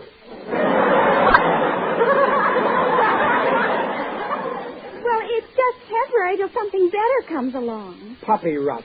Oh, relax, Riley. Oh, that's easy for you to say, Peg. You're not a father. Oh, Daddy, what have you got against Simon anyway? I don't trust him. He's up to no good. He wants to marry you. Me marry Simon? Oh, that's ridiculous. Simon and I are merely platonic friends. That's what I thought I was when I ran around with your mother. But she didn't want to be friends. She wanted to be married. Oh, is that so? Well, if Okay, let Simon come here tonight, but I'm going out. Where? Over to Maxie's Billiard Academy. Riley, I've asked you a dozen times not to hang around that pool room. Peg, that's a very high-class joint. I just won't have it. Now promise me that you won't go into that pool room again. And if you break your word, I'll... You leave me? Yes, that's what I'll do. You kidding. Leave me? A husband with my personality? My looks? The kind of salary I make every... Okay, I won't shoot pool. I'll sit here and have my evening ruined by that sofa loafer. Oh, stop picking on Simon. Maybe all the poor boy needs is some intelligent advice. Well, he'll never get it from me. I'm not going to waste my time on that gardenia squirt. Well, maybe you could help him a little. Put him on the right track. Oh, he admires you so much, Daddy. He's always raving about your personality. He's raving, eh? Well, that's only natural. I'm lovable. You could make something out of that boy, Riley. He respects your opinion. He does, huh? That Simon's got a lot of stuff on the ball. Maybe that's why I've always been so fond of him. Oh, that's Simon now. Good. Come in, Simon, darling. Thanks, Babs, sweetheart. Gee, Babs, your voice has changed. Oh, hello, Mr. Riley. That was Daddy who said come in. Oh, I'm sorry. I didn't realize. The only thing he ever says to me is get out. Oh, well, that was the old Simon I was talking to. And we're burying him tonight. Huh? I'm thrilled you dropped in, Simon, my boy.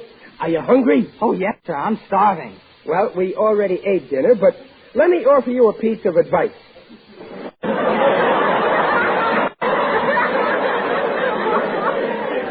Simon, you got to get a good job.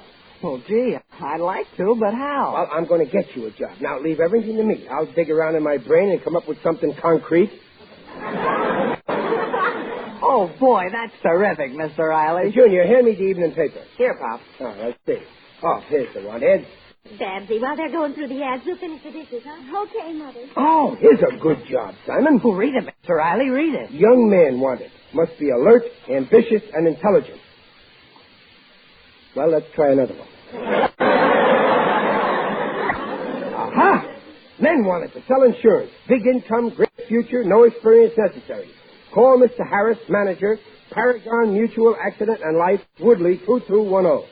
Oh, boy, that sounds great. You think I can get the job? Well, maybe if we go about it right. Business is all a matter of what connections you got. I wonder how we can get to this Mr. Harris.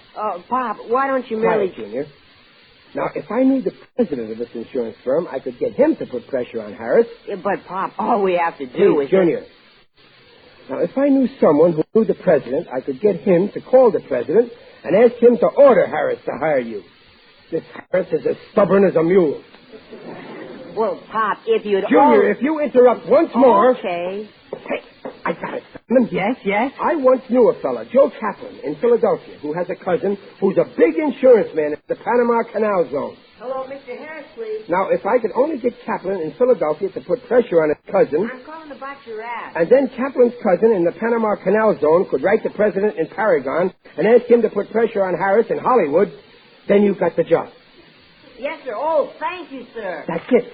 Junior, get away from that phone. I got to call Kaplan in Philadelphia. Hey, wait, Pop. I just called Mr. Harris. He says Simon's got a job and he starts tomorrow.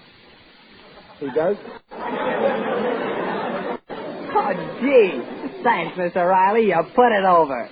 Oh, forget it, Simon. I was glad to do it.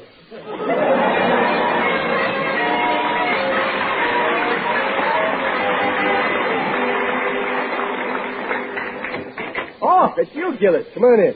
Yeah, I saw your lights were still on. How's about a little gin rummy, Ranny? Okay. But you owe me $210,000 from last night, Gillis. Well, you was very lucky. You won both games. Hey, Riley, what's that red cycle on the calendar there, May 28th? Somebody having a birthday yesterday? Oh, no. No, that's because yesterday was a big day. I finally got rid of that pest, Simon. Yeah, what'd he do, elope with your daughter? No, I got the little dope a job selling insurance. He'll be so busy getting thrown out of people's houses, he won't have time to come around here to be thrown out. You get it? Smart, Riley. Smart. Well, deal the cards. Yes, sir. I feel lucky tonight. Good evening, Mr. Riley. My luck has changed. Simon, what are you why aren't you working? Oh, I am working, but I need your advice. I'm very busy, Simon. Oh, please, Mr. Riley. Can't you spare me a few pearls of wisdom? Oh. Well, if it's pearls you want, I'm your oyster. Shoot, Simon. Well, there's a certain prospect I want to sell an accident policy to. Only I'm afraid to ask him. Well, now, Simon, in my opinion... Why should you be afraid? Don't he need protection? Yeah, Gillis is right. Don't he need protection? Oh, yes. He's got a wife and 2 children. And no accident insurance. Well, you come to the right man for advice. Riley's got 2 kids, too. And no insurance either. No, not a dime's worth. I know. Simon, this prospect that you got owes it to his family to buy protection. That's right. He owes it to him. After all, how much can this insurance cost? Yeah, how much can it cost? Only $12 a year. This is the policy right here. Only $12? That's a bargain. Why, it's a steal. A guy with a family be selfish to turn down a policy like this. Selfish? He'd be a monster. Simon, you ask this guy right away. Sure, Simon. Why, if it was me, I'd sign in a minute. Here's a pen. Where do I sign? On the dotted line.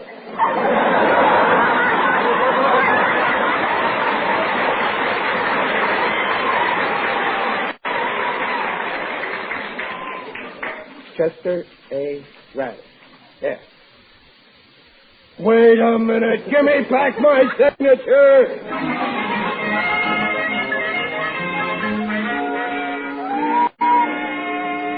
Hey, what's the matter, Riley? You look fatigued. Still sore because Simon stuck you with that insurance policy? No, it was $12 to get rid of that pest.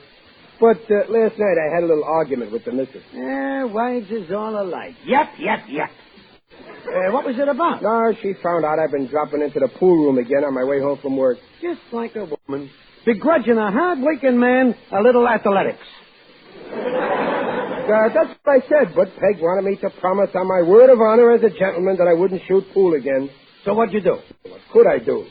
Mama was willing to make my wife happy, so I promised. Well, 8 ball in the side pocket.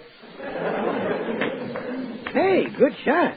Listen, Gillis, if Peg finds out I was here, I'm stumped. She's got a temper. Why, she's liable to leave me and go home to her mother. Oh, don't worry. I won't snitch. I wish my wife would go home to her mother. And take her mother with her. 9 ball in the corner pocket. Hey, you'll never make it from that angle. You couldn't reach that ball if you had a 12-foot cue. Don't worry. Watch me. Hey, Riley, you're climbing up on the table. Who's climbing? I just got my left knee up. Yeah, but your right foot's in the pocket. That's okay. I know what I'm doing. Now. Oh, my ankle. Now you've done it. Here, let me help you. Hey, what's the matter here? The clock fell off of the table. Help me get him up, Maxie. Okay. There. Now, drag him to that chair. Oh! Maxie, hold it. What's the matter, Riley? My foot. Well, what about it? It's still in the pocket.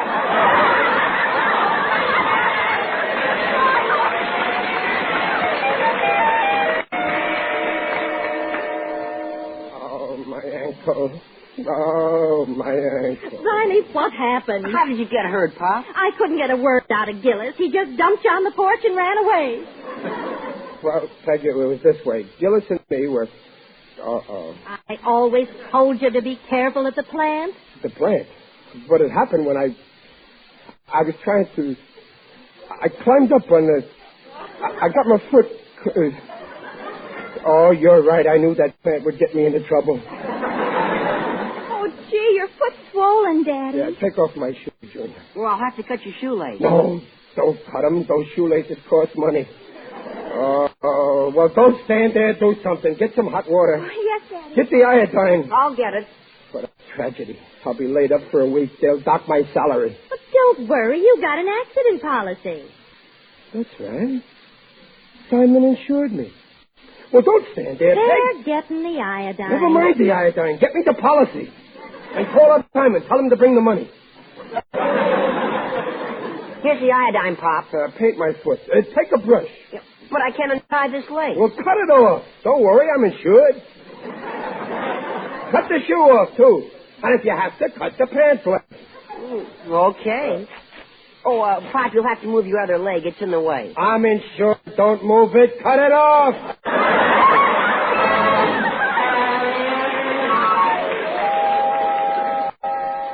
Come in, Simon. I ran over as soon as I got your call, Mr. Riley. Did you bring the money? Well, no. First, you have to file a claim. But don't worry. My company will pay you every cent this accident cost you. Oh, you see, you worried over nothing. Well, here's a list of my expenses, Simon. Comes to $136. $136? For just a sprained ankle? Oh, sure. I got it all itemized. 1 week's salary when I'm laid up. 1 pair of shoes I had to cut off. 1 pair of pants. Iodine, adhesive tape, hot water. Taxi fare, $12. $12? I'm a big tipper. Now, wait a minute, Riley. Peg, it's my ankle. Oh. Okay, leave it in. Our company gives every claim, small or large, the most serious consideration. Now, just sign here. There you are. Fine. Well, I better get down to the office. Oh, by the way, there's just one little detail. Where did this accident occur? Where? Oh, in my ankle. No, I mean what place? You happen to know that? Of course he does. It happened at the plant, Simon. Well, the fact is that... Oh, at the plant. Yes. Well, that's different. I get double? No, you don't get anything at all. Simon, what are you saying? According to this policy, the company does not have to pay any damages for accidents that occur at work. What's that?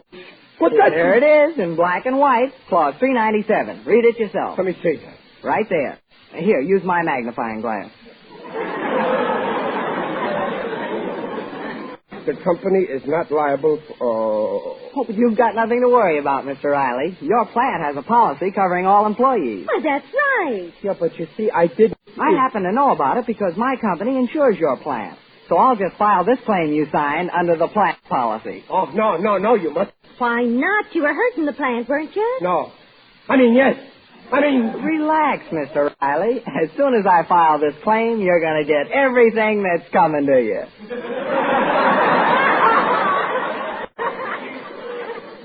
What a revolting development this is.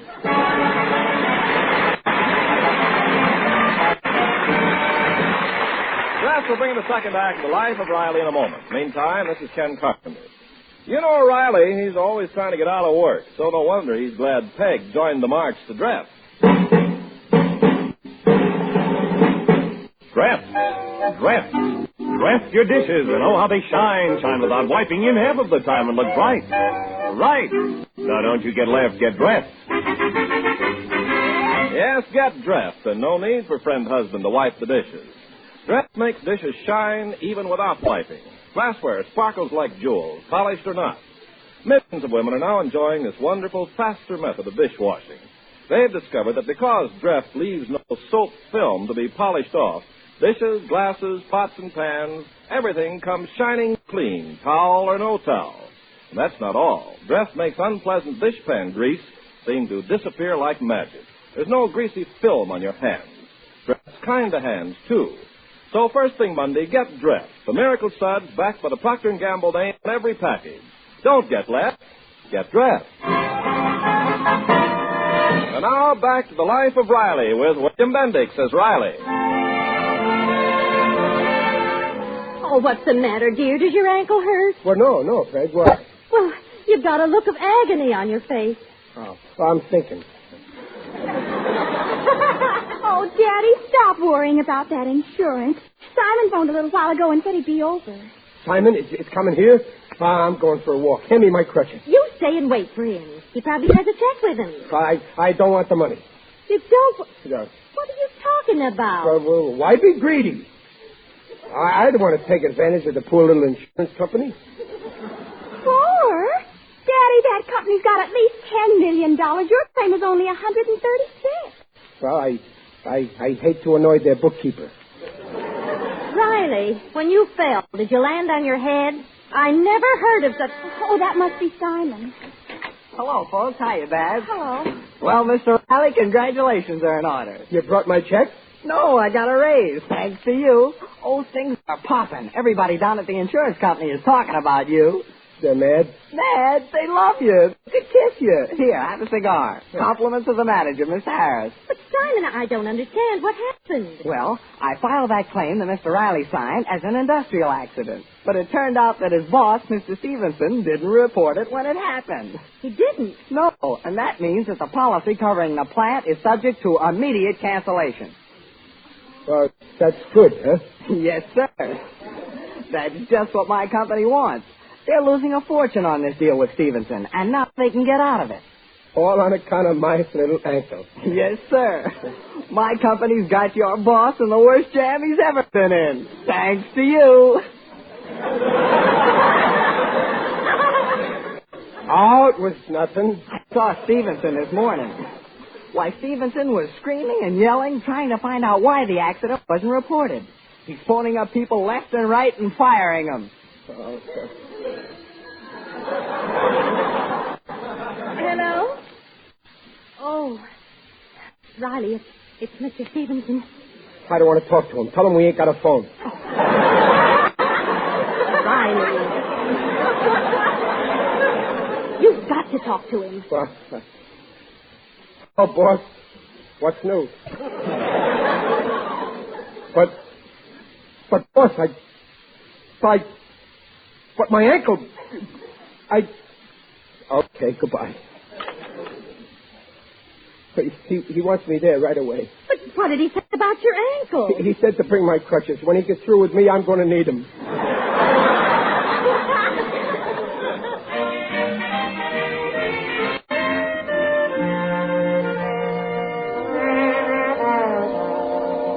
Oh, life is very confusing. Yesterday I had a job. Today maybe I'll be fired. Who knows what'll happen tomorrow? Going my way. Who's that? It is I, Digby Odell, the friendly undertaker. Greetings, Riley. You're looking fat. You look horrible. I got this here sprained ankle, and I bought a policy and... Policy? Yeah. Oh, that's a coincidence. I'm on the board of the UELIS. UELIS? The Undertakers and Embalmers Life Insurance Society. We have only one policy. We cover you completely. On account of this accident, my boss is mad at me. I shouldn't have said it happened at the plant. Well, didn't it? No, it was in a pool room. And if my wife hears about that, I'll never get straightened out. Yes, you will in time. But first, go to your boss. Tell him the truth. You mean you want me to dig my own grave? That'll never happen while I'm around. Now do as I say. Pronto. I guess you're right, Digger. I'm so mixed up. If I was a drinking man, I'd go drown my troubles. Perish the thought. The curse of John Barleycorn can be disastrous. Take the case of my friend, D.T. McVicker, whose epitaph reads, "Here lies McVicker, a lover of Vicar, who said to himself, 'How a drink, Sean.' So he drank up a cask. What happened? Don't ask. Now he's this month's man of extinction." Well, cheerio. I'd better be shoveling off.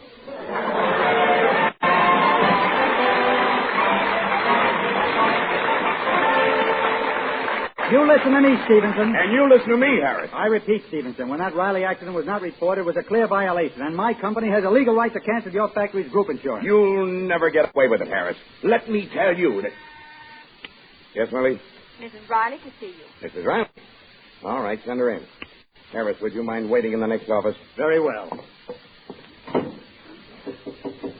in.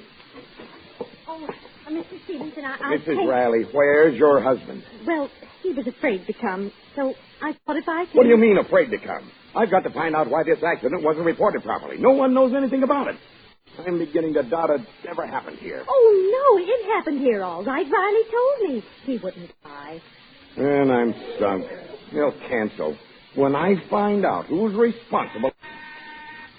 Yes? Mr. Riley is here to see you. Send him in. I want to see your husband alone. Please wait in the next office. Oh, certainly. Come in.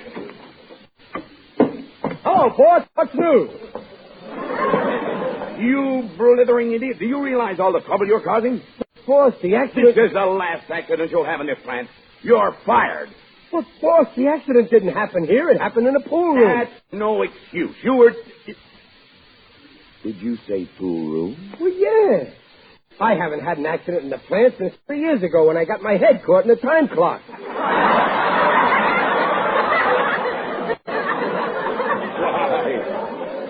Why, Riley, that's wonderful. I'm going to give you a raise for this. A raise? Gee, thanks, boss. Now, step in here with me and tell Mr. Harris about the pool room. Oh, sure. Harris, here's Riley. Go on, Riley. Tell him where the accident happened. Well, sure, it happened in the... Oh, hello. It happened in the tank. What are you doing? Go on, Riley. Tell Harris where it happened. In the plant. Where? In the pool room. Where? In the plant. What? The pool room. The plant. Riley, you're fired. Do I still get my raise? Get out of here. Oh, no, wait, boss. I'll confess. It happened in the pool room. The pool room? Yes, I'm sorry, Peg, but that's the truth. Well, Harris, try and cancel now. Just a minute, Stevenson. You don't expect me to believe the testimony of this... Idiot? Oh, then you're not mad at me, Peg. You're going to have to prove this, Stevenson. But that's where it happened, I swear. Mr. Stevenson, the new rivets we got... Oh, excuse me. Gillis, tell him. Tell him where I sprained my ankle. You were there. You witnessed the accident? Saw the whole thing. Then where did it happen, Gillis? What? It happened in... Oh, hello, Mrs. Riley. It happened... Mrs. Riley! It happened in the plant, so help me. But Gillis, you... Oh, he's lying. He's trying to protect me from my wife. I can prove it happened in the pool room. Come with me. Give me one more chance before you hang me.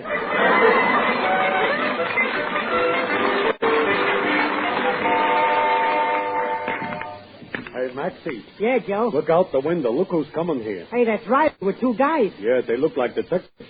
And that lady with him looks like a plainclothes man. But say, I don't like this. I don't want no trouble. Joe, anything I say, you back me up. Okay, boss. This is the place. Hello, Joe. Hello, Maxie. Maxie, this is Mr. Stevenson. Hiya. Hi, this is Mr. Harris. Hiya. And this is Mrs. Riley. Hiya. Well, that settles everything. Except one thing. What's that? Who are you?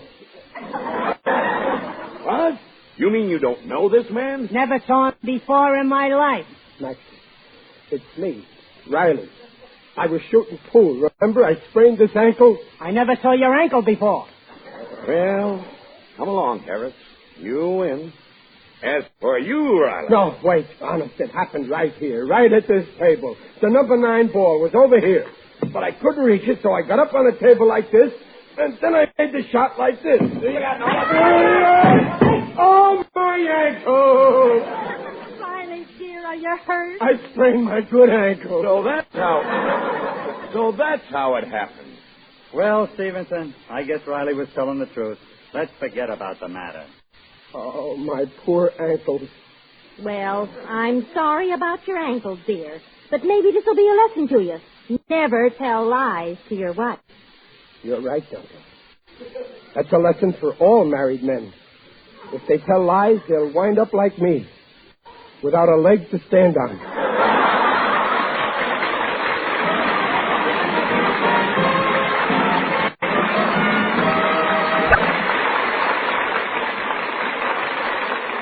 Riley's will return in a moment. But first, a word to all the lovely June brides-to-be. To help keep your trousseau looking fresh and pretty as the day you're married, always use Dress. It's the world's finest care for silks, nylons, woolens. Yes, dress your nylons, and they'll stay sheer and lovely as new. Dress that pretty new sweater, too. It'll come out softer and fluffier than with even expensive soap flakes. And your filmy lingerie. Dress will keep the colors bright and sparkling, washing after washing. You see, Dress leaves no sticky deposit in fabrics the way soaps do. Dress suds rinse clear. So for brighter, fresher, safer cleaning for your nice things, join the march to Dress. Don't get less, get Dress. Riley, why did you let matters go so far? Why didn't you say from the very beginning it happened in the pool room? Well, I was afraid maybe you'd leave me. Oh, Riley, you ought to know I'd never leave you. You ought to know why, too. You couldn't find an apartment? Oh, no, you big goose. Because I love you. Oh, Dumpling. I never knew you cared.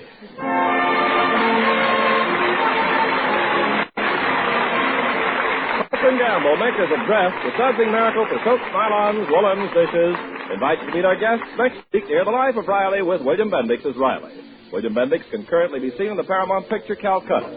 The Life of Riley is produced by Irving Brecker and is directed by Don Bernard. Music by Lou Kozloff. The script was written by Alan Lipscott, Reuben Ship, and Jack Brecker.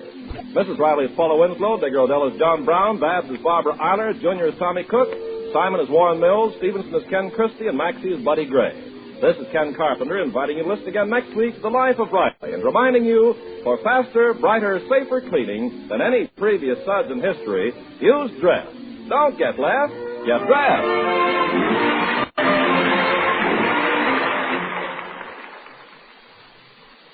Say, what put the gleam in his eye? The gleam in his hair. And why is the gleam in her hair? Prell, P-R-E-L-L, Procter & Gamble's new Emerald Clear Radiant Cream Shampoo in the handy tube. Prell reveals the radiant, gleaming beauty no soap or soap shampoo can equal. And Prell leaves hair so easy to manage. Radiantly soft, radiantly lovely. Prell removes embarrassing dandruff in as little as 3 minutes, a fact proved by a group of doctors. Even stubborn dandruff was controlled by only 2 Prell shampoos a week. And a little Prell makes mountains of lather. And say, the whole family goes for that handy Prell tube. Yes, no messy jars, no slippery bottles. Try the new Radiant Cream Shampoo, Prell. P-R-E-L-L, Prell Shampoo. Leaves hair radiant, gleaming bright. Not a bit of dandruff is in sight. Comes in tube, handy too. P-R-E-L-L, Prell Shampoo. Yes, try Prell. Listen again next week when Dress, the sudsing miracle for silks, nylons, woolens, dishes, brings you The Life of Riley. Good night. This is NBC, the National Broadcasting Company.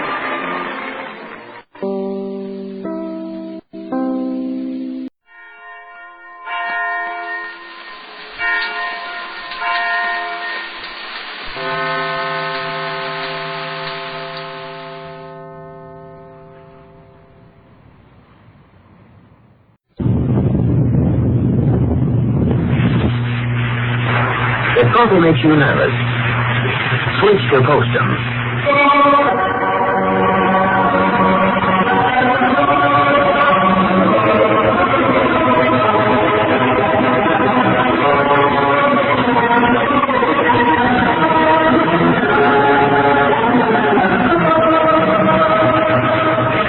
The makers of Postum, the favorite mealtime drink in millions of American homes, present those 2 lovable old characters from the hill country, Lum and Abner.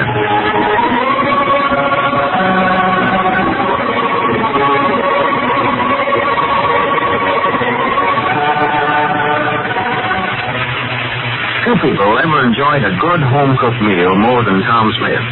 In the old days, when they once a farmer, Tom would get up from the table and say, "Oh, that was a grand dinner, Mary. Nobody can fix chicken like that but you." That was 2 months ago.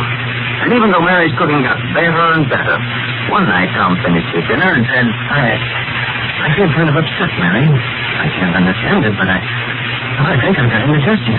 And after that, Tom began to have one attack of indigestion after another. What had happened to him? What had changed him from a person whose digestion was perfectly normal to a person who began to have almost every meal spoiled by indigestion? The doctor said it was nerves. Coffee nerves. Now, don't think I'd be so ridiculous as to tell you that coffee affects everybody's nerves. It doesn't. Many people can drink coffee without the least ill effect. But there are many others who cannot. So if you suffer from nerves, and nerves, you know, can give you indigestion or keep you awake or make you jittery, and you think coffee may be to blame, or even partly to blame, by all means, switch to Postum. So there's no caffeine or stimulant of any kind in Postum that could possibly make you nervous. Enjoy Postum's mellow, full-bodied flavor, a distinctive flavor that's Postum's own. And see what happens when you drink Postum instead of coffee. Even in 2 weeks' time, long enough to give Postum a really fair trial. See if your nerves aren't steadier again. See if you don't experience a new freedom from coffee nerves. Drink Postum. There's a reason. And now, let's see what's going on down in Pine Ridge. Well, the motion picture talent scout who arrived in Pine Ridge last Friday for the purpose of signing Abner's wife, Elizabeth, to a picture contract, has been forced to remain in town over the weekend for automobile repairs. After seeing and talking with Elizabeth, regardless of the fame she has achieved by capturing 3 bank robbers single-handed, he doesn't feel that she is the type for a Western star. As we're looking on Pine Ridge today, we find Lum and Abner over at their store discussing the matter. Oh, he's all fine, Summer. I sat and talked with him for 2 hours last night. Yeah, what all did he say to Elizabeth? Well, when he seen her, he said she wouldn't do for the part he had in mind. Yes. Said when he read the article in the newspaper about her capturing them bank robbers, why, he naturally told she was a young girl. And he wanted to hire her to be a hero in them Western pictures. He never offered her a job at all, huh? No, but he was awful nice about it. Still staying over at the house. First time he was ever in a small town this way long. He's just crazy about it. He growed up in the city, you know, and things that keep different around here, and he's used to it. Yeah, I know. I seen him over at church services yesterday. Oh, yeah, sat right up there on the front row. When the services was over, he got up and shook hands with the parson. Told him how he enjoyed it. I watched him. A body could tell he's taking in every word he said. Yeah, well, when's he leaving? Why, quick as they get his car fixed. The bus driver brought the parts in from Little Rock this morning. They're working on it. And I'd love to have a job like he's got, traveling around over the country, looking for new actors and moving pictures. Talent scouts is what he calls himself. Yeah. If I had that job, the first fella I'd hire would be me. You? Yes, sir. There's something I've always wanted to do, be an actor. Yes, sir, well, it would be nice, I reckon. I believe I got a talent for it, too, if I ever had a chance to prove it. Yeah, the trouble with us, we're just like Elizabeth Long. We're too old for a job of acting. Yeah, I reckon so. Order taking that up when they first started moving pictures. Romeo, Romeo, whereabouts art thou, Romeo? I finished I could have my face lifted. Lifted? Yeah, I read where they do that nowadays. Pull it up sort of like this and sew it. Take some wrinkles out of it. Well, I wouldn't want them lifting around on my face. I'll get a feller's nose clean up on the top of his head. Every time he sneezes, he blow his hat off. Get out in a rainstorm and drown just like a ghost. Oh, yeah, I wouldn't want that done to me. No, sirree. Oh, thing is, I would, if I know for sure I could get a job acting, I'd do anything. Well, you might talk to him while he's here, lunch, your mind, too. No, it wouldn't do no good, I reckon. They're looking for young people. Yeah, well, that's what he told Elizabeth, yeah. But the world will never know what I might have did if I'd been given a chance. Well, you was in that play down at the schoolhouse a couple of years ago. Got out there and forgot what you're supposed to say. Yeah, I just got a little excited. Too many people out there. See, moving pictures, ain't nobody there except you and just a feller who's taking a picture. No. That ain't the kind of parts I want to do no way. See, I was supposed to foreclose a mortgage on Evelina Schultz, and I don't know, she got to crying, so I just couldn't say what I was supposed to, so I changed it. handed the mortgage, and walked out. And spoiled the whole play. They couldn't go on from there. Well, I wanted that part Frank Foster had. He got the kisser. Yeah, well, ain't no use talking about it now. It's done over years ago. I wish that Mr. Motion had shown me in that play. You say he's leaving today?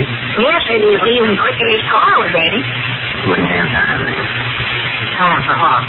Nothing, I just thought we might put on a play while he's here, but... Oh. Looks like I'm going to be in the store business all my life. Well, what's wrong with that? Well, nothing. That looks like a fellow with talent like I've got sort of wasting his time hopping up 15 cents worth of Navy beans and a bucket of lard for the winter Abernathy. Bucket of lard? Did she get another bucket of lard today? She got one Saturday. No, but I was just thinking I could be out there in Hollywood making a fortune. Not even have to work. Just walk around and let them take pictures of you. Make $300 or $400 a month, just as easy as pie. Yeah, I know they pay good for it all. Come back and put in a store here that'd make fell thorns in there at the counter seat look like 2 cents. Retar myself. Well, yes, be nice, all right. Ain't no fun. Around, sign autograph albums and all that stuff. Granny. Well, here, we better get busy here, Lum. Sit around here and talk all day. There's order stuff sitting over there on the counter from Amy Seastrong. Been there for 2 hours. She said she's in a hurry for it, too. Yeah, I know. I got to worry every time she calls up down here for something, she's in a hurry for it. Let her wait for a while. Maybe she'll start coming after it herself. Or trade somewhere else. Well, I don't care. I wish that fellow Potions hadn't came to town. Made me unsatisfied with myself. I want to get out and travel. And he said last night it made him want to settle down here. Said he wished he could trade places with me. Said I never knowed how well off I was running this store here, and no worries or nothing. No worries? Yeah. Let him get out here and try and collect some of these accounts he's on us. Better not offer to swap places with me, or he's done made himself a deal. And I might throw in a little loot, too. Yeah, well, he was just saying how he liked the town and all. Said he'd always hear that folks in a small town this way was always meddling in one another's business. Now he's found out that they ain't meddling. We're just interested in our neighbors is all. Well, that's right, too. Said he'd always lived in the city, where nobody knowed or cared what their next-door neighbor was doing. Now, Granny must have got his car fixed.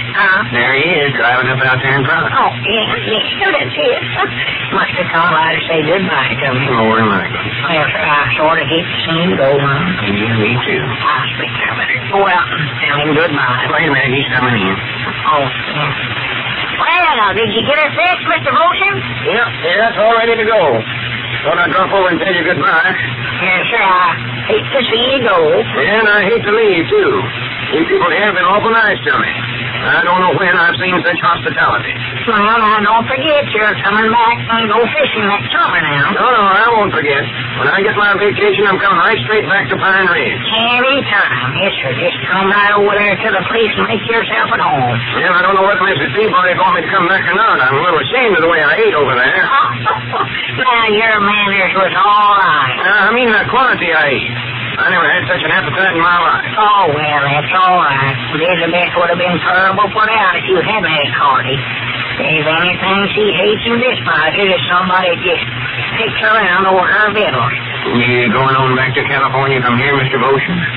No, but I'll be back on the coast in about a week. Well, if you're ever back this way, be sure and stop. Yes, sir, I will. Sure will. I tell you, I've learned to love this little town. I never knew small town life was so interesting.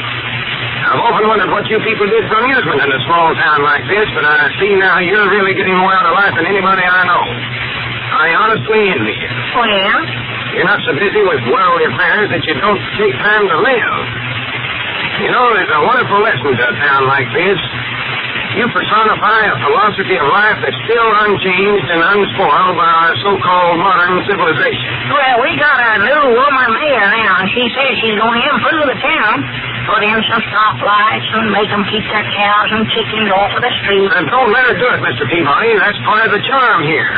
All this beautiful scenery. You can't see much of the scenery for them bad blame mountains. They hide everything. Well, that's what I like about it. This is my idea of a regular utopia, a Shangri-La. You know, there's a story to this town, a story millions of people who are rushing around seeking happiness and contentment If satisfied with the hustle and bustle of the life in the city, should know about. Well, If that story could be projected on the screen, it would make a great picture. If we could capture the wholesomeness and peacefulness of this town and the honesty and sincerity of you people living... Wait a minute. I believe I've got something there. How?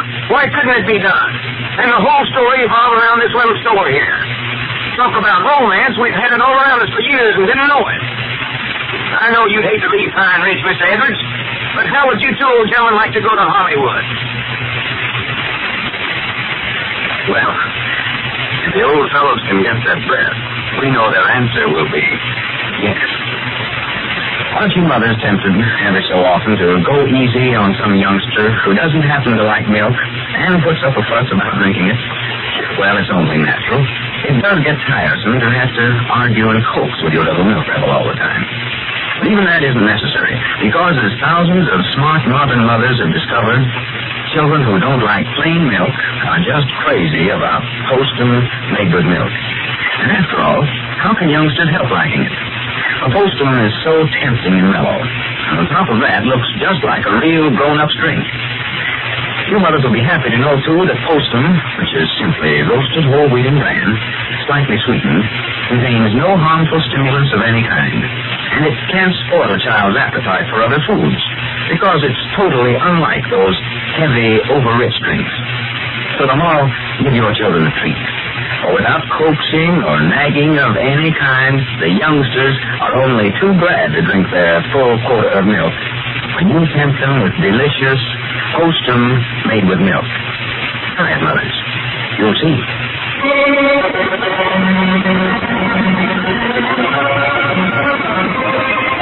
Don't forget, friends, come along with us next Wednesday evening at this same time when we again go visiting Pine Ridge with Lum and Abner, who say many a woman is leading a double life, her own and her neighbor's. To Crosby speaking. And remember, Postum, your best bet for dinner. This is the Columbia Broadcasting System.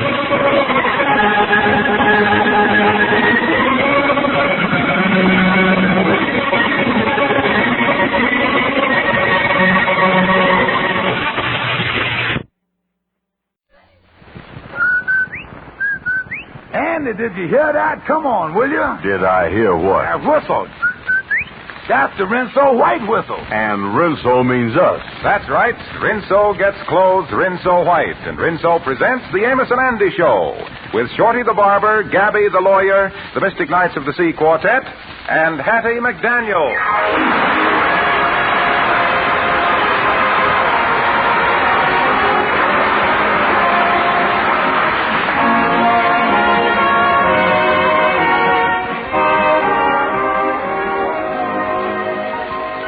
Rinso for a wash that's...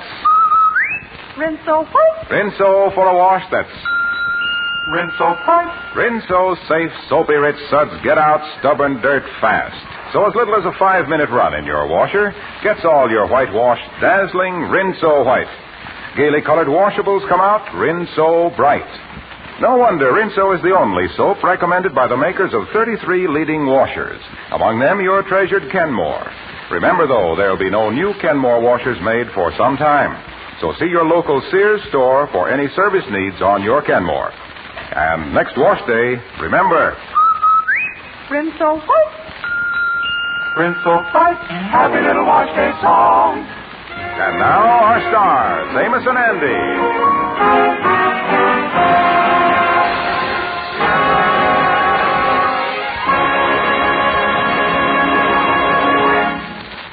Well, Andy's broke again. Did I say broke? He's demolished.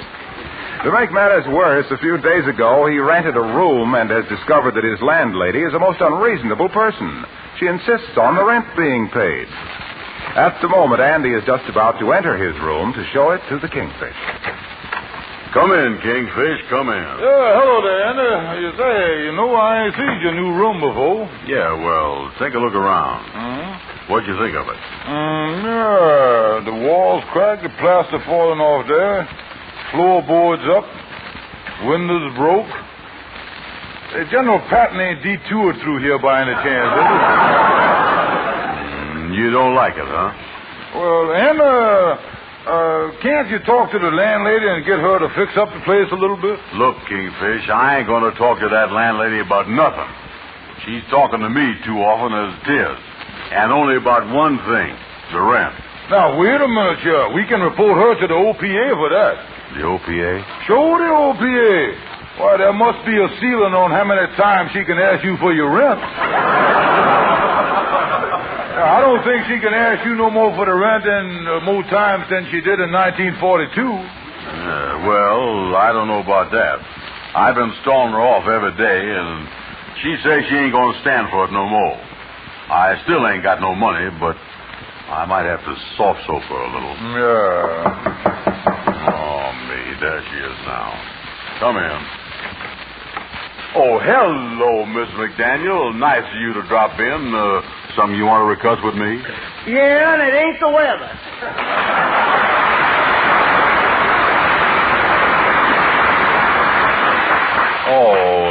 Must be about the rent, huh?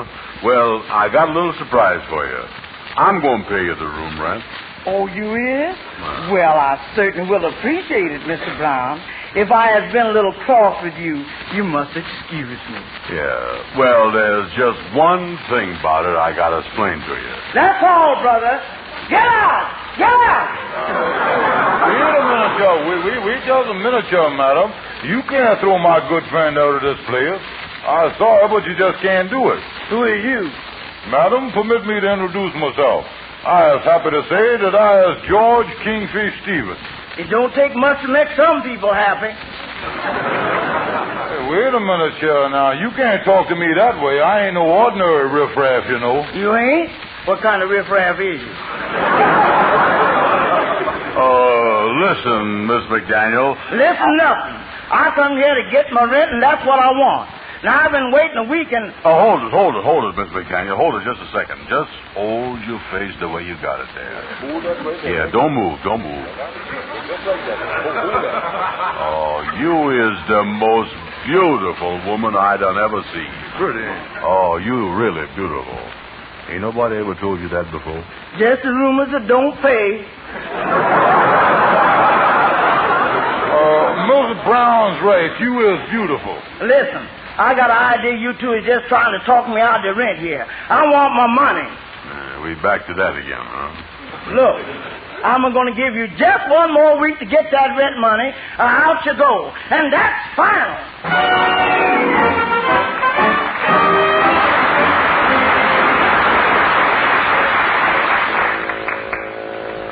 Oh, I tell you, Amos, if I don't get some money, it's going to come my way fast, I'm going to be kicked out of my room, you know? Yeah, well, that ain't the nicest thing that could happen to you.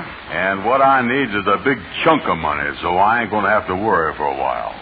Yeah, you know, fellas, I thought that I was going to get a lot of money there at one time, $500. Wait a minute, what you mean, Amos? Well, a camera supply company down the street that's running a contest. The contest is the one that sends in the picture of the most beautiful child in Harlem gets $500 prize. Well, why didn't you send in your little girl, Arbedella's picture? She's a beautiful child, all right. Yeah, well, that was my idea, but then I found out that the contest was only for children that's under 3 years old, you see. Arbedella is 7, and she's a big gal. Yeah, well, who knows she's 7? Tell them that she's going to be 3 next month. Yeah, she just happens to be crazy about vitamins, that's all. Oh, I wouldn't do that, Kingfish. I could get in trouble, and besides, she's very tall, even for 7. Tall? That don't matter, Amos. She just happened to be a tall child, that's all. Was a tall baby. Well, I seen a man once in a circus that was 9 feet tall. Must have been over 6 feet tall when he was born. Yeah, the thing is, say, Amos, looking out the window there's a customer out there trying to get in your cab.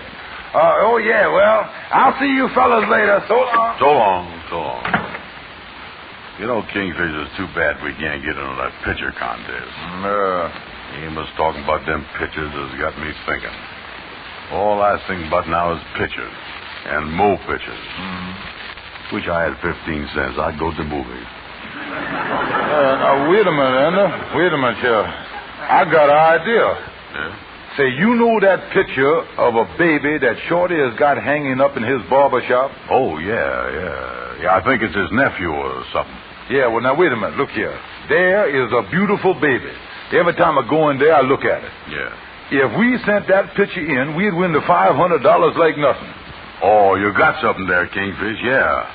Wait a minute, but how is we going to get the picture with Shorty right there in the barber shop? Wait a minute, that'll be easy, Andy. Wait a minute, now look here. We'll just convince Shorty that he looked run down, and instead of just giving everybody else face massages, it's about time that he had one himself. Then when we gets the hot towel over his face and eyes, you grabs the picture. Well, now, wait. In case you don't remember, he got that picture in a frame nailed to the wall. Well, take a hammer and a screwdriver along with you. That's all it is to it. Come on, Andy.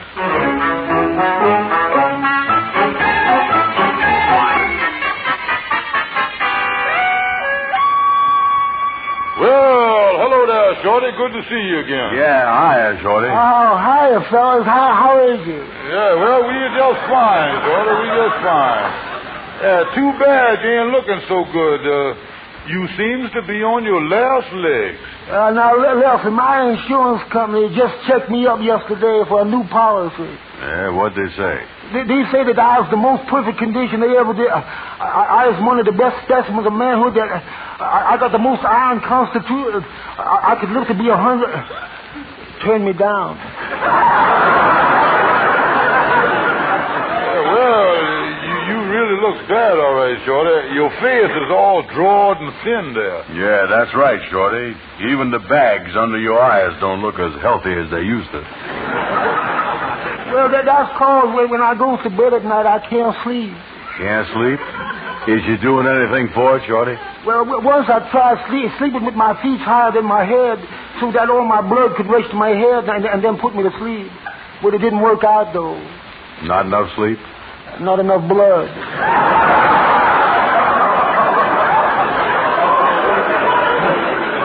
Shorty, there's only one thing that can unlatch a man as tired as you is, and that's a face massage with a hot towel. And me and Andy is going to give you one. Oh, you don't know how. It takes skill and experience.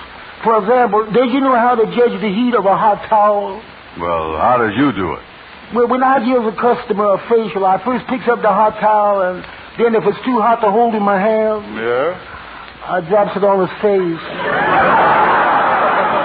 Yeah, I guess that's the best way, all right. Now, okay, Shorty, now tell you what, now come on with you. Now, just hop in the chair there, and I'll show you what I mean. Now, get up there. Well, I don't know. All right. Yeah. That's fine. Now, let me lay you down here. Now, just lean your head back there. That's it. Now, get a towel here and some hot water here. Now this towel is just about right. Just slap it on my face. Yeah, now, let me get the towel right over your eyes there. That do the trick. Now, just cover up your eyes there. Now, I'll leave your mouth uncovered so you can breathe. Oh, baby mine, now is the time. Oh, baby mine. I got you, King. What's Andy doing? Brother Andy, he's just sitting over there at your manicure table, manicuring his nails a little.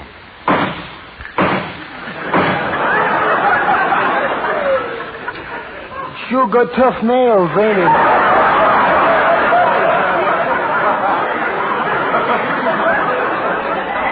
Oh, yeah. File ain't no good on his nails. Can't use a file. You really got to smack him, that fella. Tough nails, all right.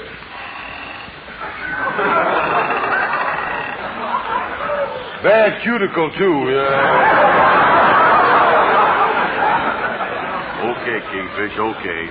I'll see you fellas later. So long. So long, Brother Andy, old pal. So long. Well, Shorty, now take the towel off here. The face massage is over. Is that all there is to it? Oh, yeah. It's the technique more than anything else. Here, take this looking glass. Yeah, give it here. Now, tell me the truth. Don't your face look a lot better? Oh, Oh, yeah, my face look a lot better now. My skin has the smoothest texture. My skin ain't got no more of them wrinkles. My skin is just like a baby. My skin is so smooth. Coon face.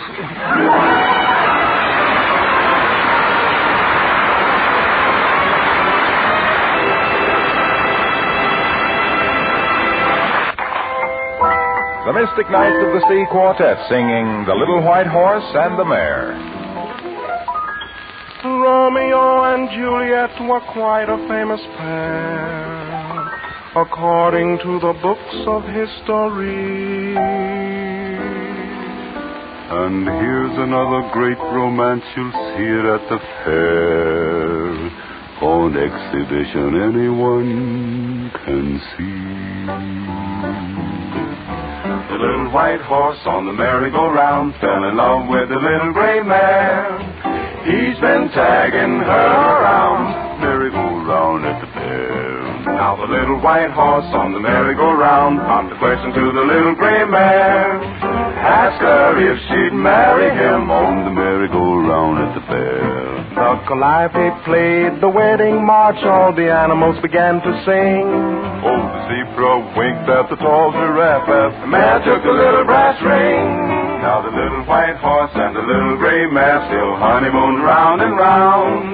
You'll always see them at the fair, for the merry-go-round wouldn't go around without the little white horse and the mare. The calliope played the wedding march, all the animals began to sing. The zebra winked at the tall giraffe as the mare took the little brass ring.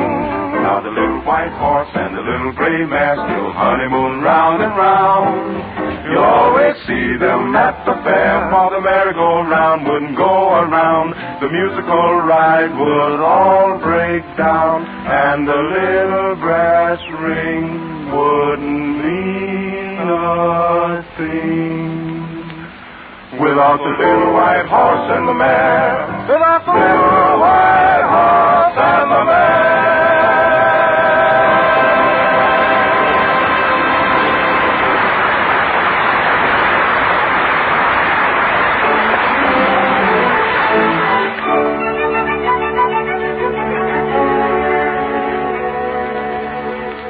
Well, Henry, me and Annie done sent in the baby picture to the contest more than a week ago, and we ought to be getting the $500 prize money any day now. Yes, I see. You feels that the infant is charming enough to grab the first prize, huh? Oh, we can't miss. What a baby. Well, when I look at the picture of that sweet, innocent little baby, it just made me wish for one of my own. Oh, fatherhood, fatherhood. What could be more maternal? Yes. Well, babies are something to be proud of, all right. Oh, you said something there, Henry. I know my folks was proud of me when I was a baby. Well, I'm not too sure about that, Kingfish. Not if what I done here is correct. Oh, what's that? Well, I hear that a short time after you was born, your father went around demanding his cigars back. Oh, wait a minute, hey, look here. Look who coming, Andy. Here's Andy coming here. He all excited looking. Look at him there.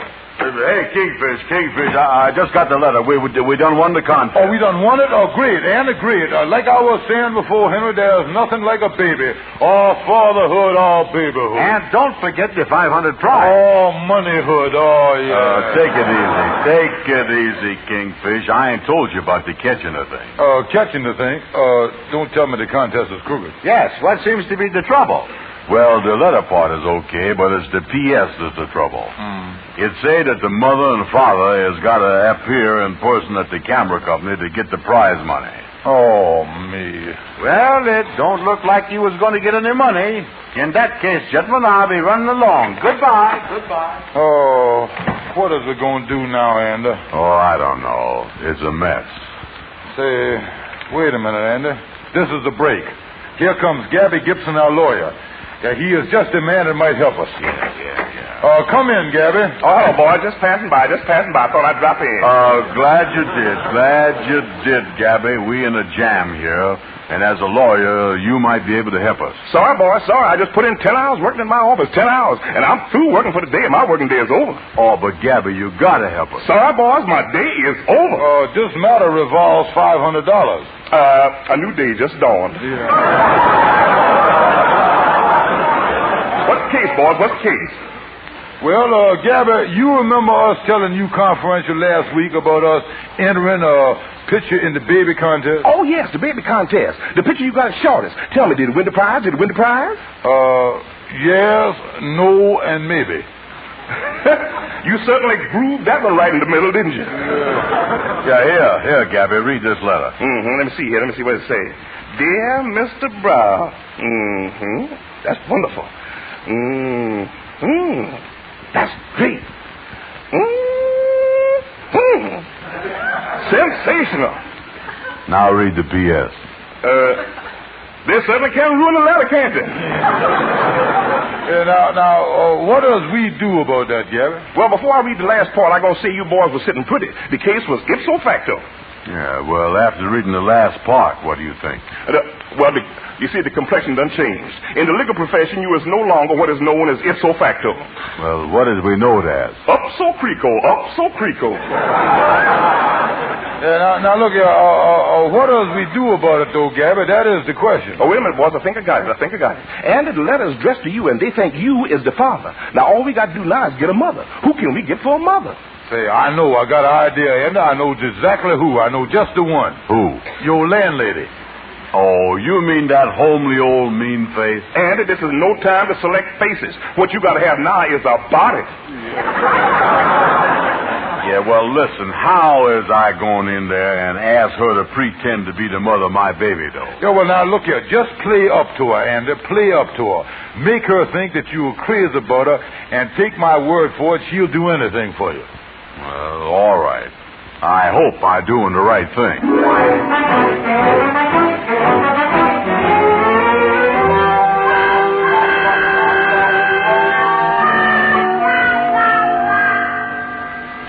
Hello, Miss McDaniel. I just thought I'd drop in. Have you got the room rent? Oh, look, Miss McDaniel, why has we always got to be talking about the room rent? What else you want to talk about? Me and you. Miss McDaniel, I might as well tell you, all I think about is you. From the first moment I done set eyes on you. Let me sit down on the sofa there and whisper sweet nothings in your ear. Listen, if you got any sweet nothing to say to me, don't whisper them. Bark them right out where I can hear 'em.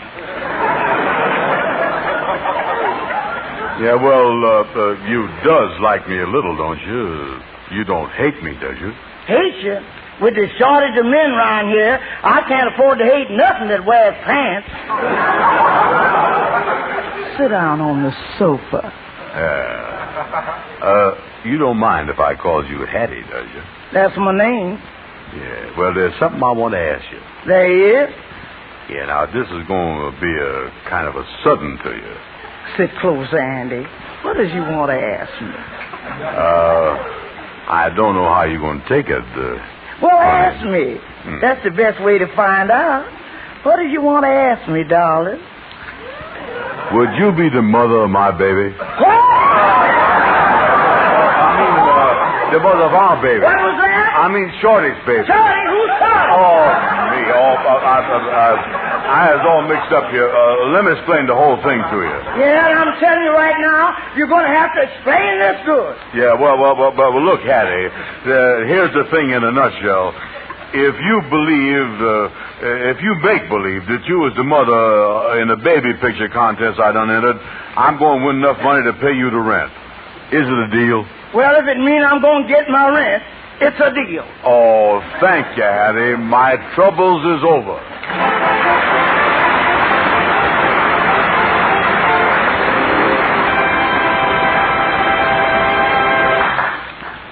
A Rinso whitewash. With ease. A Rinso bright wash. With safety. Is it any wonder that women here, there, everywhere are singing? Rinso white. For a wash that's white as it can be. Rinso bright. B-R-I-G-H-T. Yes, Rinso keeps your colors bright. Without more dirt for a wash so white. Here's great advice, you can't go wrong. Rinso white. Rinso bright. Happy little wash day song. You can't beat a Rinso wash for results. So put Soapy Rich Rinso suds to work on your wash. Just as little as a 10-minute soak, then a few quick finger rubs, and rinse. You'll turn out a wash that's something to sing about.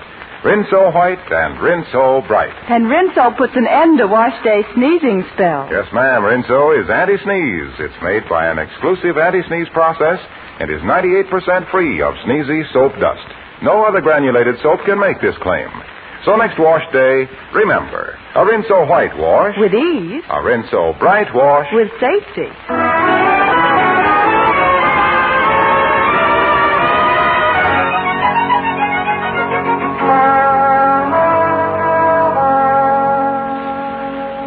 Sure is some office this camera supply company got you, ain't it? Yeah, sure is. I wonder when they're going to call us in. I ain't going to sit here much longer. Yeah, who is this? I take it you're Mr. and Mrs. Brown? That's right. Yeah, that's us. And this is my friend, George Stevens. How you do, sir? How do you do? I'm Hanover Smith, the president of the company. Mr. Brown, I wonder if you'd step into the next office and identify the picture of your baby, or just as a formality. My secretary has it in there. Oh, sure. Be glad to do it. I'll do it right away. Well, Mrs. Brown, I guess you're quite surprised at having your baby win the prize. Yeah, I was even surprised at having the baby. Oh, I think I understand. Born a little early, eh? Oh, yeah, so that's it, Mr. Smith, that's it, exactly. Say, I couldn't quite tell from the picture. What is the baby, a boy or girl? Boy or girl? It's a girl. A little girl. Oh, how nice. Oh, yes, sir. Little girls make great children, all right. Yes, well, I hope this little baby has a big brother or sister to keep her company. Oh, yes. The Browns has got 4 other children, ain't you, Miss Brown? Oh, sure. Wouldn't be without them. Well, that certainly is Well, I just checked the picture and everything's all right. Oh, what a baby that I was the father of. My little Sonny boy. Sonny boy. Sonny boy? Why, Mrs. Brown here just told me the baby was a girl. Oh, yeah. Sonny girl. Take it easy, Daddy. Yes, just a case of me, I got a bad memory, because just with one child, I ought to be able to remember whether it's a boy or a girl. I got to jot that down so I don't forget it again. I'd keep a record of that if it was my child if I was you, Why, Mrs. Brown, didn't you tell me you had 4 other children? That's right. Well, Mr. Brown just said you only had 1 child. He never could count. They're just joking with you, Mr. Smith. Great joke, huh? Oh, I see. Well, you people are certainly fortunate having such a wonderful baby. And what impresses me more is the baby's so healthy looking, especially after being born early. Yeah, well, that being born early didn't hurt the baby a bit. We let her take a nap later in the day. What was that?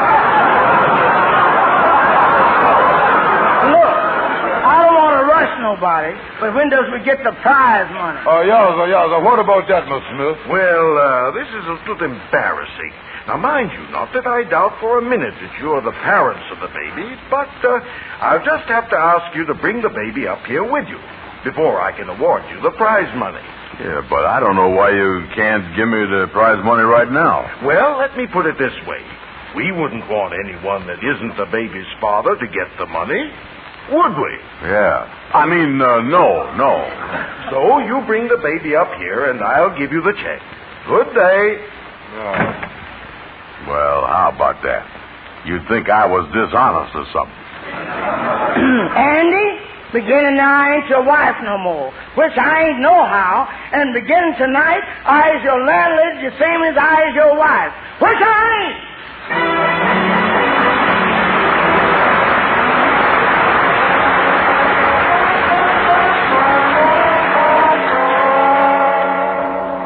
Now, don't get undiscouraged, Andy. We still has one chance that we can get the baby from Shorty. Yeah, but that cameraman is mighty suspicious. We liable to get in trouble account of that baby. Yeah, this is the first time I've ever heard of a child contributing to the delinquency of an adult. Yeah, well, I hope Shorty knows where the baby is. Then we can collect. Yeah, well, we'll soon find out. Here's the barber shop here now. Oh, hiya, fellas. Hello, Shorty. Hello. Shorty, we got some business to discuss with you. Yeah, but I can't loan you no money. No, Shorty. This will make you money. Tell me this. Is that baby picture that you had on the wall anywhere around Harlem? Oh, sure. Oh, good. The baby's around you, huh? Good. Now, tell you what, Shorty. We'll give you $10 if we can borrow the baby for about 1 hour. That's a deal. Give me the $10. Okay. Here it is right here. Now, where is the baby? Right here. That's a picture of me 40 years ago.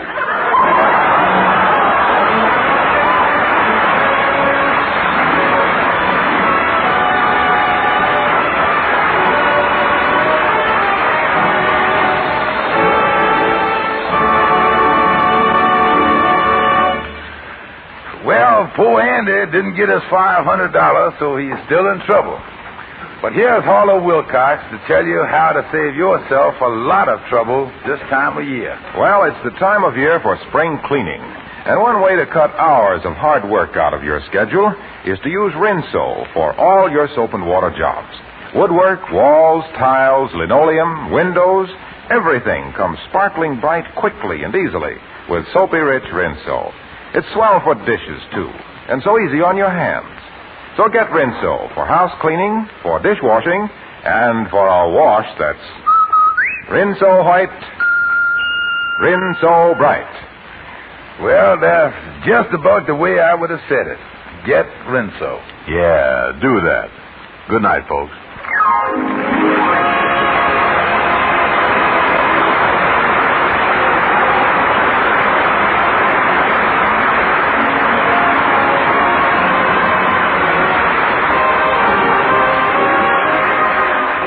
Be sure to be with us next Friday evening at this same time when the makers of Rinso will again present the Amos and Andy Show.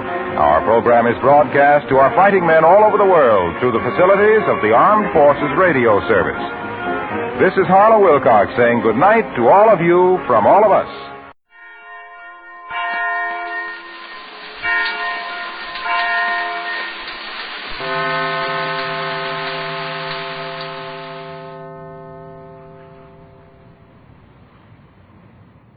Hello? Are you there? Well, we're here.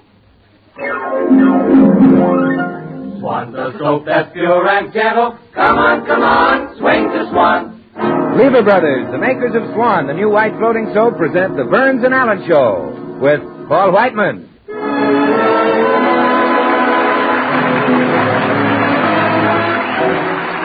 Our singer, Jimmy Cash. Yours truly, Bill Goodwin, the 6 hits and a miss. And George Burns and Gracei Allen. Here they are.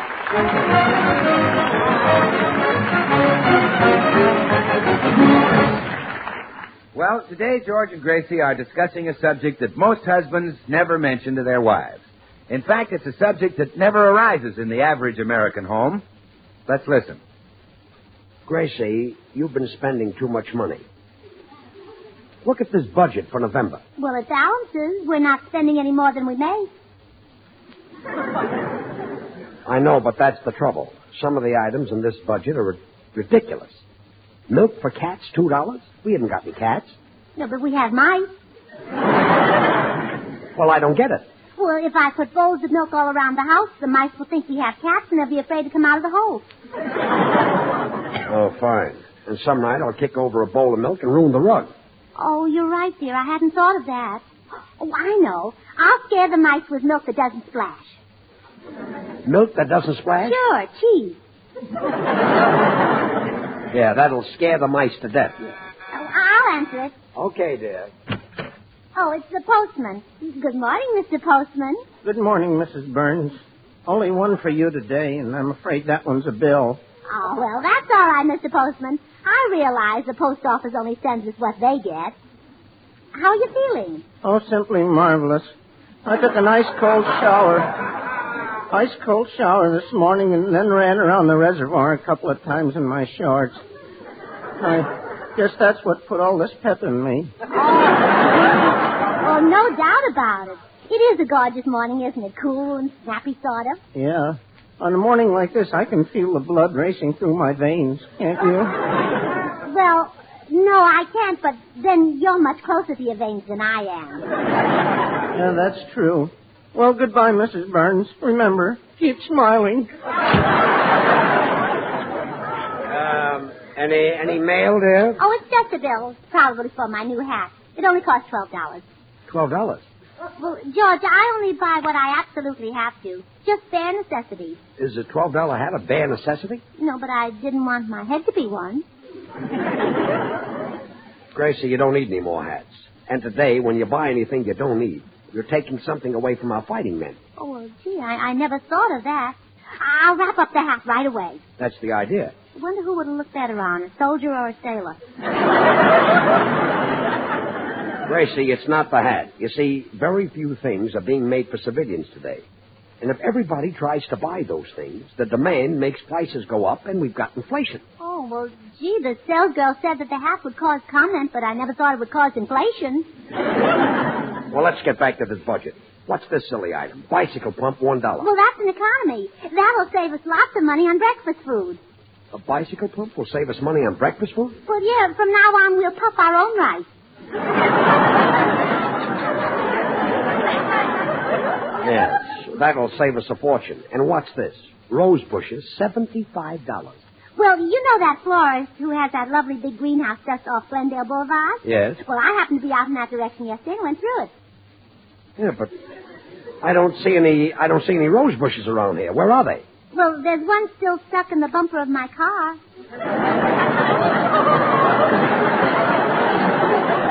You really went through Yeah, it? but I'll save enough money to make up for it. I'm going to buy one of those things that conductors punch tickets with. What's that for? Well, then we won't have to pay the cleaner to take the spots out of your neckties. I see, we just punch them out. Yeah. Look, sweetheart, from now on, we only buy what we absolutely need. The rest of the money goes for war bonds. But we do buy war bonds every month. Yes, but if we cut out these silly things, we can really buy more. And not only that, we get $4 back for every $3 we put in. We help prevent inflation, and we help win the war. Oh, you're right, dear. Everybody should cut down on their spending and put that money into war bonds. That's the idea. So let's throw the silly budget right out of the window. Well, but don't you want to look at the items for our Thanksgiving dinner? We'll cut that, too. Oh. The turkey we had last year should have had a pilot and a bombardier. Well, this year we're only getting a 12-pound turkey, 3 pounds for each of us. Well, I don't follow that arithmetic. Well, Blanche and Harry Morton are going to eat with us. Not again. Those sponges have had Thanksgiving dinner at our house 5 years in a row. They're not sponges, George. They contribute their share. Every year Blanche brings over a jar of her homemade pickled peaches. I know. And every year Harry helps you clean the walls when the jar explodes. Sure, they're absolutely wonderful people. Hi, George. Hello, Gracei. What's cooking? I am. Burnt up about Harry Morton.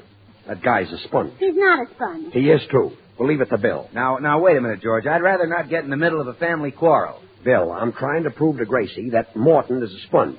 Now, you know him. What do you say? Well, George, of course, there's only one way to tell a sponge. That is, a real sponge. You rub soap on it, and if you get loads and loads of pure baby gentle suds, you've got Swan, the new white floating soap. What's Harry Morton got to do with Swan soap? Well, now, look, George, I don't want to get involved in a family argument. Yeah, but just answer me one question. Have you ever known Morton to reach for a check?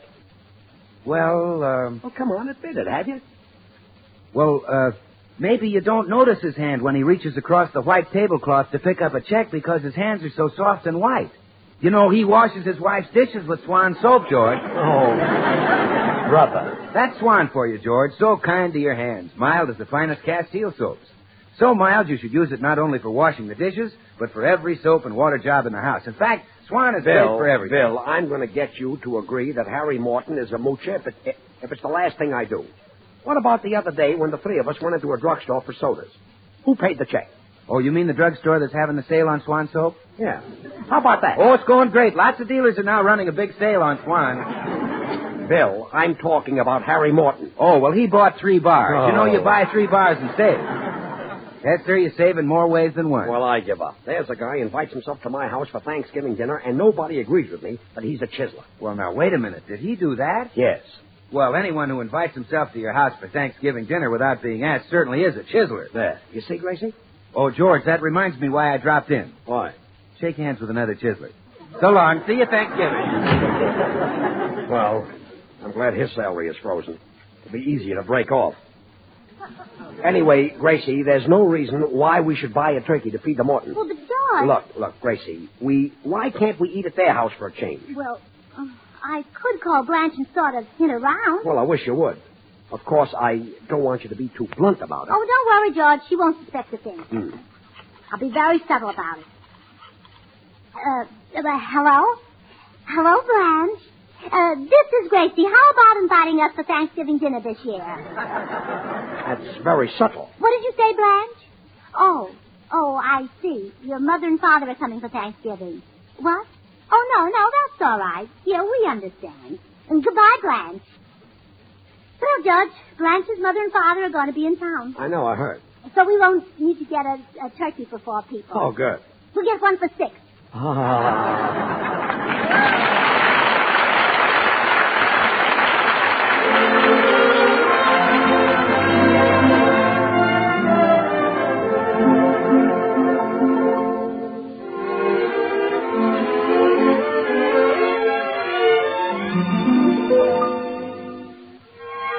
This is Paul Whiteman, and here's Jimmy Cash voicing the hopes of millions of people all over the world.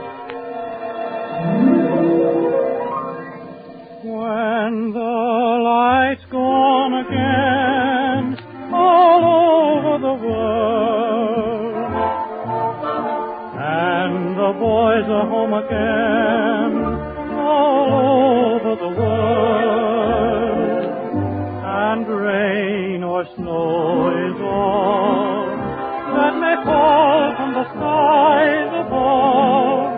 A kiss won't mean goodbye, but hello to love. When the lights go on again all over the world, and the ship will sail again all over the world, then we'll have time for things like wedding rings, and free hearts will sing. When the lights go on again all over the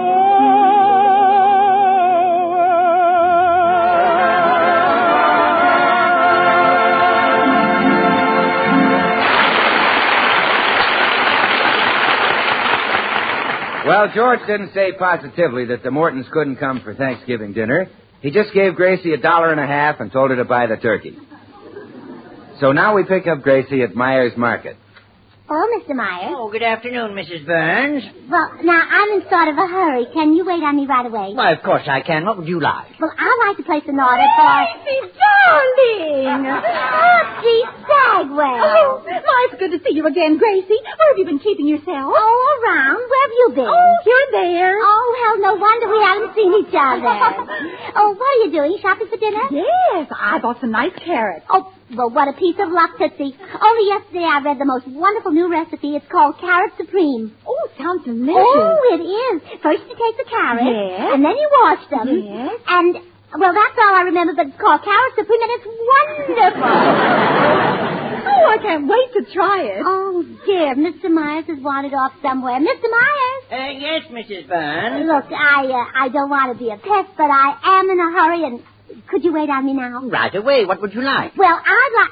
Oh, Tootsie, I noticed you're carrying a hat box. Yes, I got a new hat at Sally's. Well, I got a new hat, too, but George made me send it back.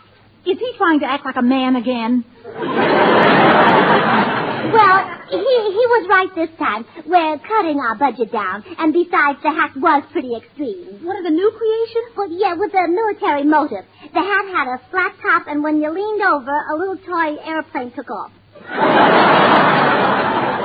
Oh, how adorable. Oh, my goodness, Mr. Myers is gone again. He's much too scatterbrained to run a market.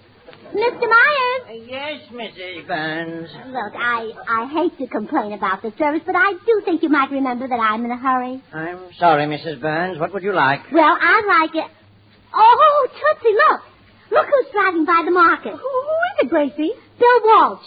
Have you still got a crush on him? Not anymore. After what happened Saturday night, I never want to see him again. Why? What did happen? Oh, I invited him for dinner, and I thought it would be more cozy if I locked all the doors.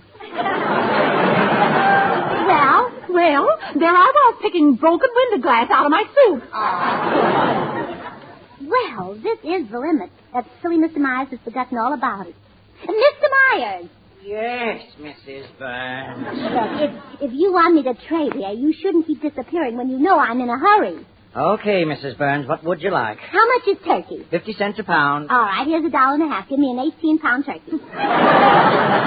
Oh, Mrs. Burns, that isn't enough. Oh, yes, it is. We're only having 6 for dinner. No. $1.50 would only buy that little turkey over there. He only weighs 3 pounds. Why didn't you pluck his feathers out like the others? Well, he might not like it. You see, he's alive. Oh. Say, I've got an idea. I could fatten him up, and then the Mortons could come to dinner, and it'll only cost George $1.50. Mr. Myers, I'll take him. Okay, Mrs. Burns, I'll get it. Gracey, what does George say if you bring a live turkey in the house? Oh, gee, I never thought of that. He'll be mad. He even had a fight with Herman this morning. Did he pick on that sweet little duck? Yeah, George yelled and yelled, but Herman didn't say a word. He just sat there quietly in the nest he'd made of George's shorts. Oh, such a darling. Yes. Oh, I know. I'll sneak the turkey in. Tootsie, would you lend me your hat box to hide it in? Of course I would. I've been dying to show you my new hat anyway. I'll take it out of the box. All right. Here's the turkey, Mrs. Burns. No, not by the neck. You hold him by the feet. Oh, all right. Oh, my, his little feet are chapped. Well, he shouldn't be running around barefooted in November. Oh, Mr. Myers, why does he make that funny noise? Well, all turkeys gobble. Well, then he should eat slower.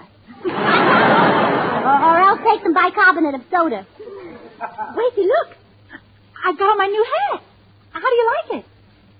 Well, do you want my frank opinion, or would you rather have me tell a little white lie? I'll take the little white lie.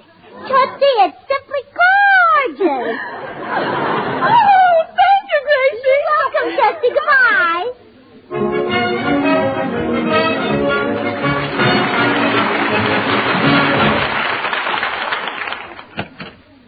Hello, dear. Oh, back so soon. Gracie, did you buy another hat? Uh-uh. And what's in the box? What box? The box you have under your arm. What arm? What arm? Well, you that mean arm. this arm? The one attached to my shoulder? Yes, what's in it? Oh, bones and muscles and arteries. And... Not the arm, the box. Oh, the box. The box. What's in it? Well, a picture? Are you asking me? No, I'm telling you. It's a picture of my cousin Philip. That's what it is, a picture. A talking picture. Oh, Cousin Philip spoke very little English. Gracie, for the last time, what is in that box? Well, all right, I'll tell you. But you've got to promise you won't get mad. Will you get mad? No. How much do you want to bet? Gracie. Well, you told me I could spend $1.50 for a turkey. So I bought a little live one, and we can fatten them up, and that way we have the Mortons over. You bought a live turkey? Well, they're easier to fatten up that way than the other kind. Oh, well, that's fine. I knew we'd wind up feeding those Mortons again. Okay, let's see this turkey that we're going to fatten up. Hey, he isn't very friendly. He looks like he's thinking of biting my nose off. Well, look what you're thinking of doing to him. Yes, I guess so. Oh, it's my darling little Duffy. Oh, Herman, Mama has a surprise for you. Yes, really. Look in this box.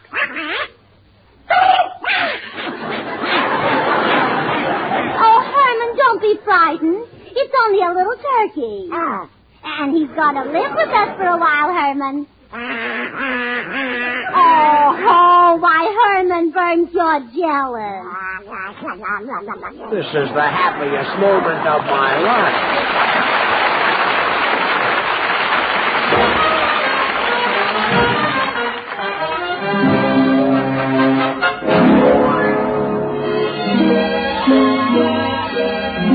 Greeting Berlins, this is the Army. Here's a tune that's coming up fast to be a real winner. The Boys and 6 Hits and a Miss in I'm Getting Tired So I Can Sleep.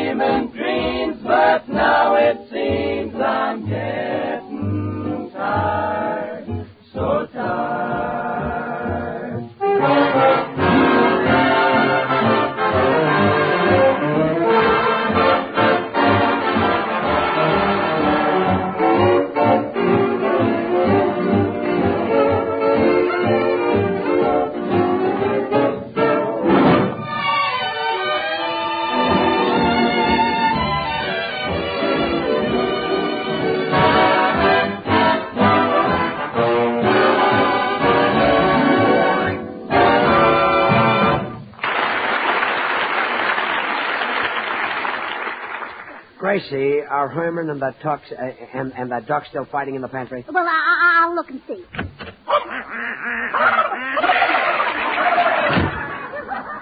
I think they're still fighting. I got the same impression. And unless we do something, the neighbors will be complaining about the noise. Yeah, I wouldn't put it past that snippy Mrs. Marks who lives next door. She's had it in for me ever since I borrowed her vacuum cleaner last week. I don't know why. Well, maybe you kept it too long. Oh, no. I gave it back to her as soon as I finished cleaning the fish. Very unreasonable woman. Hi, people. What brings you back, Chisler? Well, that's what brought me back. I invited myself over here for Thanksgiving dinner, and then I remembered I have a date with a girl for Thanksgiving. Oh, well, that's too bad, Bill. But, Gracei, you love having her. She eats like a horse. Oh, fine. Well, Bill, your Thanksgiving dinner's in the pantry, and he's fighting with that silly duck. Oh, a live turkey? Well, I better go out and break it up. You know, it'd be just like Herman to bite him in the part I like best. Leave it to me, George. Now, wait a minute. Just a minute. Don't you birds realize that you get along better in life if you behave yourself and don't fight? Yes, that's so. Now, you take the case of a little swan I know, Herman. He was a good little bird, and now he's famous. They put his picture on every swan wrapper, and he's very proud, because Swan is the new white floating soap that gives you all that pure, mild lather so fast. So you see, Herman, it pays to be a sweet little bird. Yes, that's so. Oh, shut up. Oh, now, wait a minute. I didn't mean that, Herman. I meant you should be gentle, like Swan soap is gentle. It's as mild as the finest Castile soap, so mild that mothers use it to bathe their babies, so mild that it's perfect for anybody's bath or shower. So, Herman, why don't you be mild and gentle, too, and put your wing around a cute, itsy-bitsy baby turkey?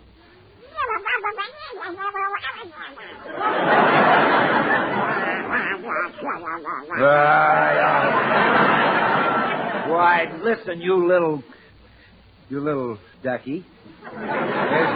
There's plenty of room for both of you. So instead of fighting, why don't you go half and half? You know, like Swan soap. You break it in two, put half in the kitchen for dishes and cleaning, and the other half in the bathroom for your hands and face. Now do you see what I'm talking about, Herman? Well, what do you say to the little turkey? Hey, ow, cut it out, ow. Well, so long, George. So long, Gracei. Oh, what's your hurry, Bill? Why are you limping? Herman bit me in the part he likes best. Goodbye.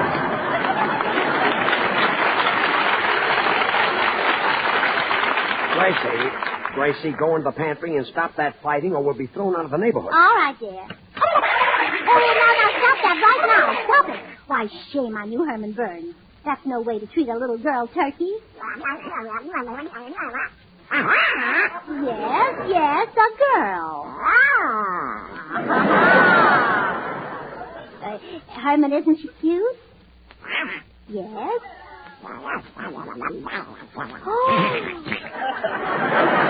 Why, Herman Burns. You know, sometimes I think you're older than you look. George. Gracei. Look, George, Gracei, our man just delivered all these things. What are they anyway? Well, they're for the turkey, George. I bought a little tub for it to swim around in, and I also bought... A tub for the turkey to swim around in? Well, yes, I thought it would be more humane. The turkey can get used to it by degrees, and it won't be such a shock when the time comes. Get used to what by degrees? Well, I'm going to fill the tub with gravy. Oh, that's a brilliant idea. Anything else? Yes, I bought a sun lamp. A sun lamp for the turkey? Yeah. Well, why did you get that? Well, mostly for your sake. For my sake? Yeah, I know you prefer dark meat. Gracei, your ideas about raising a turkey are too advanced. But, George, people shouldn't be afraid to try something new. Suppose Marconi had been afraid to experiment. We'd only have spaghetti. Oh, sure. Gracei, this turkey is costing me a fortune. Look at these price tags. Tough, $5. Sun lamp, $15. I could have bought 3 turkeys with this. This is absolutely ridiculous. Going out and buying. Have you a little turkey and a little duck, as reported by a neighbor? Well, yes. Why? May I refer you to Statute 193 of this county? Possession of 2 or more live fowl shall in this county be deemed ipso facto a poultry farm, and such aforesaid property pertaining thereof shall be governed according to Article 38, Section 17 of the laws of said county. What does that mean? Cough up $10 for a poultry license. Well, that does it. I'm going into that pantry, and the next time you see that turkey, he'll have parsley where his feathers used to be. Oh, but dear. Come on. I'm going to settle this right now. I knew that this thing would cost me a fortune. George, look. Herman and the turkey. Herman's got his wing around it.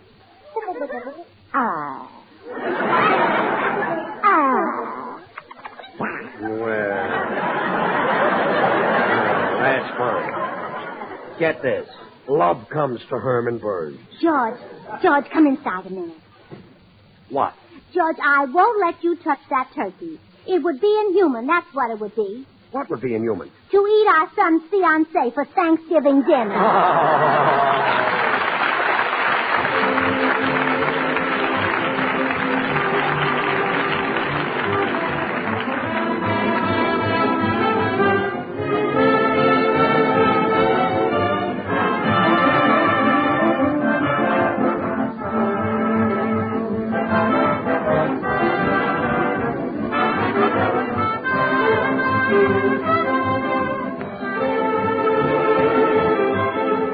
Well, George and Gracei will be right back, so I've got just a second to remind you to stop in where you see the Swan sign that says buy 3 and save.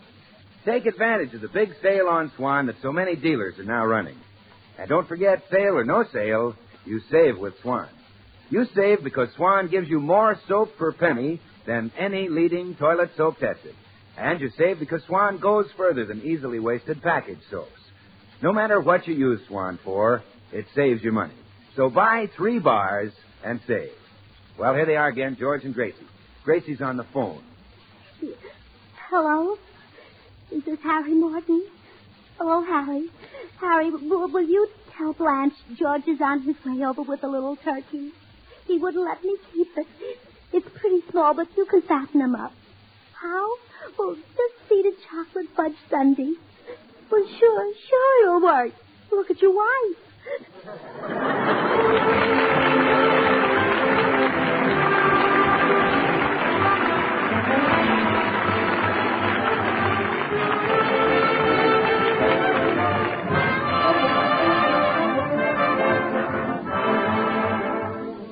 Next week at the same time, Eddie Cantor will be George and Gracie's guest, and there's a rumor that Ida might join the Beverly Hills Uplift Society. So the makers of Swan, the new white floating soap, join George and Gracie in inviting you to tune in. Remember, Swan now brings you two of radio's top shows, George Burns and Gracie Allen, and Tommy Riggs and Betty Lou over another network. And now till next week, this is Bill Goodwin saying, well, hi, Swan. How about you?